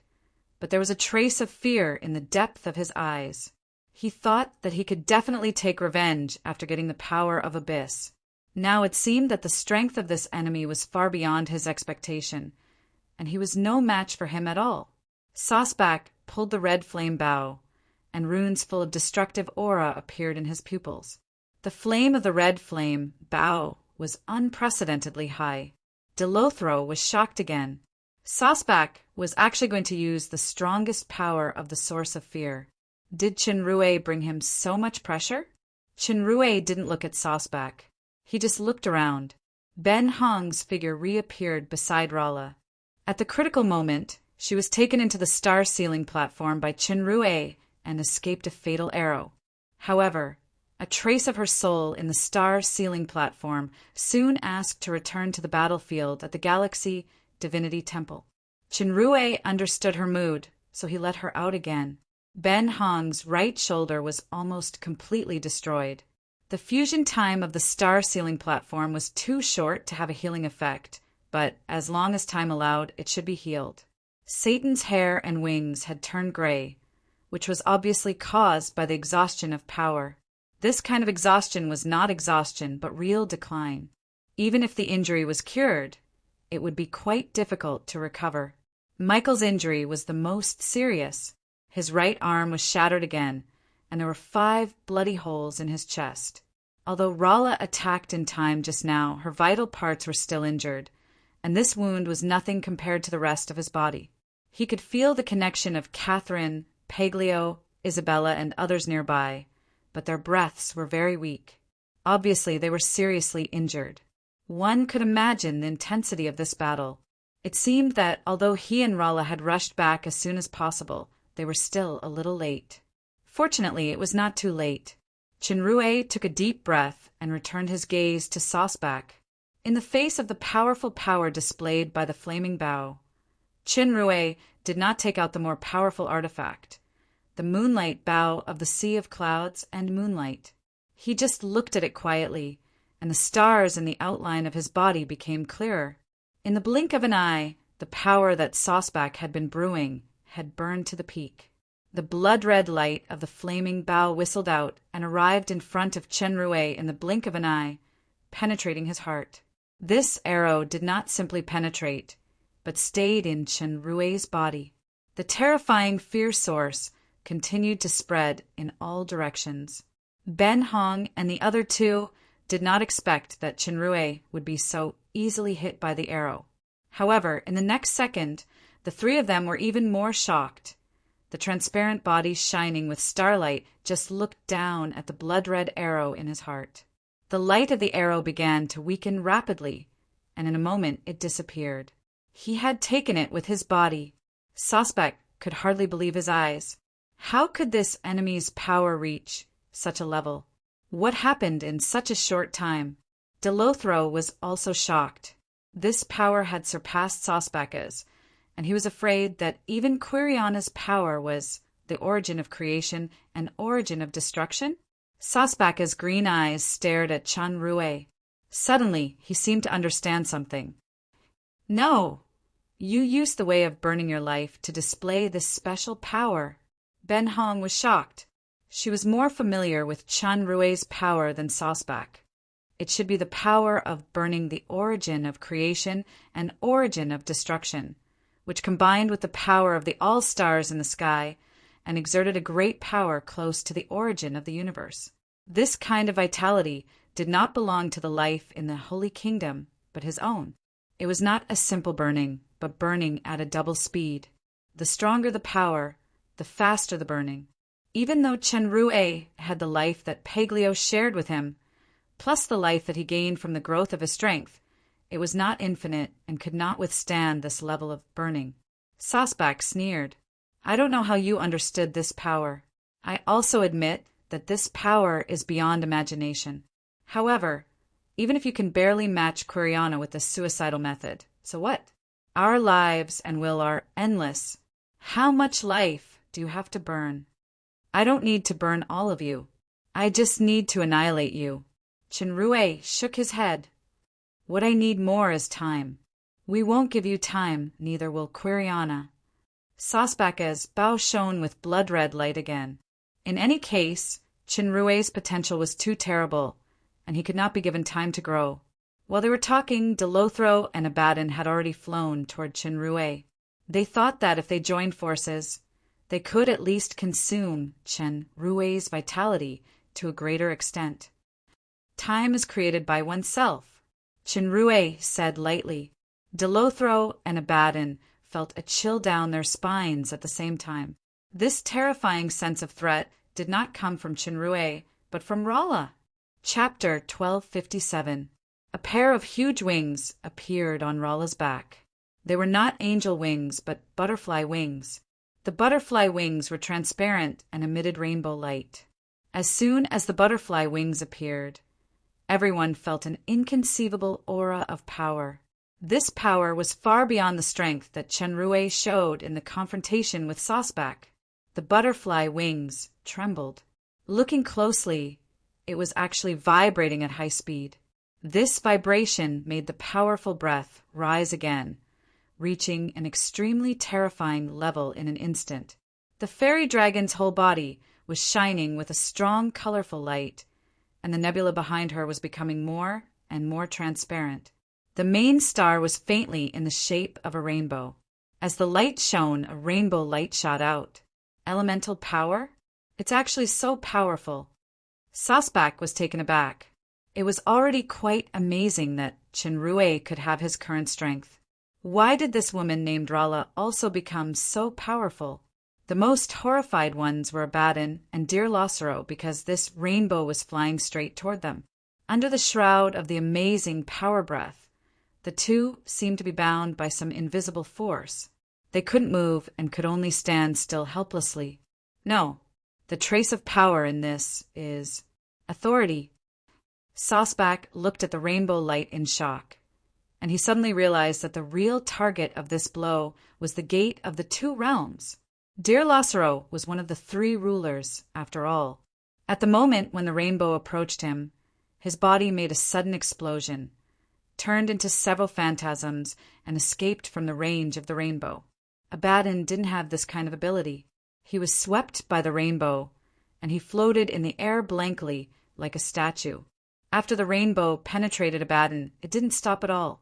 It flew toward the light pillar that was constantly surging out of the blood-red army in the distance. The Abyss army also stopped at this moment.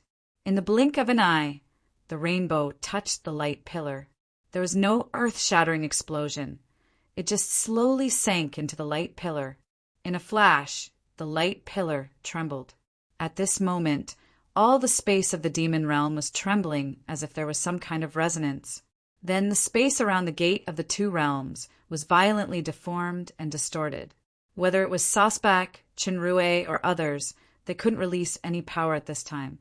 The pillar of light from the gate of the two realms dimmed bit by bit and finally disappeared without a trace. All the distortions and vibrations returned to normal.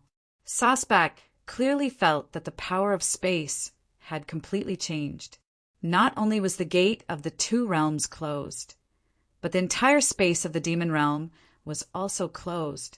In the past, whether it was the demon realm or the human world, they could use space ability and some special rituals to open the space to enter each other's territory. Although there was considerable danger, it was a feasible path after all. However, now that the space was completely closed, it meant that this path was completely cut off. Before the gate of the two realms was reopened, neither the Abyss army nor the three rulers would be able to enter the demon world. Even if Quiriana rushed over now, it would be useless, and Sasbak and the other two would be unable to return. To be precise, there were two of them. This was because the moment the gate of the two realms disappeared, the Abyssal army and Abaddon, who had just been swept by the colorful light, turned into ashes and disappeared without a trace. Not only Abaddon and the Abyss army, but also Delothro's body was missing a part. Although he used a secret spell to escape, he was still hit by the colorful light. The Despair Lord was horrified to find that the wound began to spread, and his body was quickly decomposed. Even with his immortal body, he couldn't heal it. Elemental authority. Extreme universe annihilation. Delothro gritted his teeth and said these two words. The pain had made him fully understand. You actually got a trace of the authority of the goddess of element. After Rala launched this attack, the butterfly wings behind her gradually dimmed, and the incredible aura lingering around her body began to decline rapidly. She seemed extremely tired both physically and mentally. Just now I used extreme universe annihilation to invoke that trace of authority, triggered the power of the authority boundary, and closed the gate of the two realms. It turns out that you too have been in the elemental realm before. Sasbaka's eyes narrowed. In this way, Lafferty, who originally sealed there with the divine spark, the two lords of the abyss, were right. This was Rala's harvest in the elemental realm. That incomparably powerful attack wasn't something she could control right now. It was the power of the divine spark fragment left behind by elemental goddess Lafferty. Although her strength had improved by leaps and bounds, this attack was actually the power that she had accumulated over these days, and it couldn't be replicated in a short time. Now, this power finally succeeded in destroying the gate of the two realms and closing the demon realm. At this moment, Delothro's body had disintegrated in half. He roared and turned into a bloody light that pounced at Rala. Chinrue was about to kill Delothro. Taking advantage of the fact that he was distracted by Rala, Sasbaka's flame bow in his hand burst out a strong destructive aura, and the strongest power that had been secretly brewing burst out. He shot 7 arrows at Chinrue in a row. Whether it was archery or power, Sasbak had exhausted all his strength. Ben Hong's reaction was also very fast. He had already blocked in front of Rala, but it was Rala who really made the decisive move. A light flashed behind the fairy dragon's glasses, and she made a gesture with both hands. Delothro felt that his movements suddenly slowed down, and 6 colorful halos appeared around him. The colors of these halos had mixed together in the blink of an eye as if they had become transparent, and they actually went into Delothro's body. In the next second, Delothro's body was completely stiff in the air. With a muffled sound, he burst into countless particles and dissipated in the air. Rala's strongest ultimate move, Elemental Fury. The power of this move was more than 10 times stronger than before she went to the elemental realm, and the control of the power range was extremely small. It showed the subtle manipulation ability that could not be achieved before. The most important thing was that it also integrated the trace of elemental authority that had not faded. Delothro had been seriously injured by the rainbow light containing authority before. Under this blow, his body's regeneration power was completely destroyed, and he finally disappeared. This move also consumed the last of Zola's strength. The butterfly wings disappeared, and his exhausted body fell straight down. Ben Hong, who was at the side, had sharp eyes and quick hands and caught him. On the other side, Sospeka's body also flew backward, closely followed by the transparent star figure. After Rala's blow just now, Chunrui was also relieved and could focus on dealing with Sospek. Chunrui's fusion state indeed consumed a lot of vitality. However, this state also gave him a new understanding of himself and power in the environment of the elemental realm. In the past, Chunrui was always speechless about terms such as small universe. However, when he stood at this height now, he found that the imaginary term in the cockroach animation was actually quite meaningful. Humans were a part of the universe. On the other hand, as long as one reached a certain height, one's soul, body, and spirit could also reflect the mysteries of the entire universe. It could not be described by specific words. It was a mysterious thing. Although Chunrui could only get closer to this state by burning his vitality, he had really touched the edge. As he fought against an enemy of Sospeka's level, the blurred edges became clearer. Both Sospeka's power of destruction and fear were contained. It was like the explosion of a supernova, which could produce extremely destructive power, but in the entire universe it was nothing more than a fleeting brilliance. In the blink of an eye, the 7 consecutive arrows were all broken, dissolved, and absorbed. Meanwhile, the power of Chunrui's counterattack was getting stronger and stronger. Sospek almost couldn't throw it over, and it was getting more and more difficult to bear. The armor condensed by the exoskeleton on his body cracked, oozing dark green blood, and the bone spurs were also broken. Chunrui had already caught up with Sospek, who was flying backward in the air.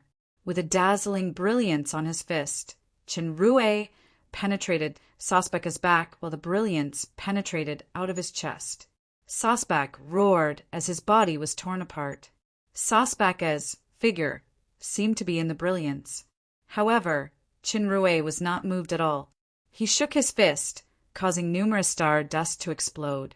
At the same time, a looming silhouette appeared where Sospek was torn apart and disappeared. It was the real body of the Lord of Fear. It turned out that Sospeka's incarnation was actually an illusion. His real body was still hiding in the same place. Pitifully, Chunrui saw through it. Why, you know, every time. Sospeka's face was overflowing with green blood. Chunrui said calmly, "Because you are there. No wonder you are the enemy that she values." Sospek smiled proudly. "But you also miscalculated. I didn't pin my hope on your wrong judgment." As he said this, Sospeka's body disintegrated bit by bit. At the same time, Michael, who was closest to him, suddenly spat out a mouthful of green blood. Sospeka's dim shadow sneered. "Abaddon has the heart of hatred, and his claws are the claws of fear that I gave him. Since the first time Michael was hit by the claws, the seed of fear has been planted in him. Now, I have integrated my soul into his body. If you want to destroy me, or, to be more precise, to destroy my current soul, the price is to kill Michael as well." "Damn it!" Michael roared. His body glowed with holy light, and the golden wings behind him burned. However, it couldn't dispel the source of fear in his soul. Instead, his left pupil turned green. Among the 3 lords of the abyss, the one Michael hated the most was Sospek, who destroyed the holy mountain of light and forced Raphael to self-destruct. The second was Quiriana, who indirectly caused the destruction of Gabriel. Now, he was actually possessed by the power that he hated the most. Very good hatred. Unfortunately, there is no fear. Sosbaka's shadow disappeared, and a voice came from Michael's left eye. Chinrue, quickly destroy me. Kill your partner, who fought side by side with your own hands. Sosbak had countless combat experiences and knew people like Chinrue very well. This kind of person had fetters that he couldn't understand. Sometimes he would rather die than attack his partner. If he killed Michael, then it would definitely leave an indelible flaw in his heart. If he didn't kill him, then he would completely integrate with Michael's body step by step, turning Michael into the second Lord of Fear. Chinrue clenched his fists. He had indeed miscalculated. He didn't expect Sosbak to have such a trick up his sleeve. Michael had been his enemy and opponent from the beginning. The three supreme angels had fought fiercely with him. However, the most annoying Raphael had actually used self-destruction to exchange for the survival of his partner. Gabriel had given her life and power to Ben Hong to die in her place. Michael had been fighting side by side with him until now, even if they still wouldn't be friends after the war ended. Now, Michael was a partner. Satan was also a partner. In order to help him buy time, he had fought until now. Although his power had expanded to the peak, and he could destroy Michael's body and soul with a wave of his hand, Chinrue still couldn't do it. This struggle fell into Michael's eyes. This once high and mighty archangel was silent. If it was him, and the one being possessed was Chinrue, would he be so hesitant? Michael raised his head, and his gaze pierced through the distant horizon as if he had crossed through time. He suddenly smiled and then asked an unexpected question. Chinrue, in your understanding, what exactly is the abyss? Chinrue was stunned. Why would Michael still ask such a question at this time? Ben Hong and Satan's expressions changed. Michael had already given the answer himself. They are cursed existences and were once supreme existences. When saying this, Michael's body trembled, and a large amount of blood flowed out from the corners of his eyes and ears.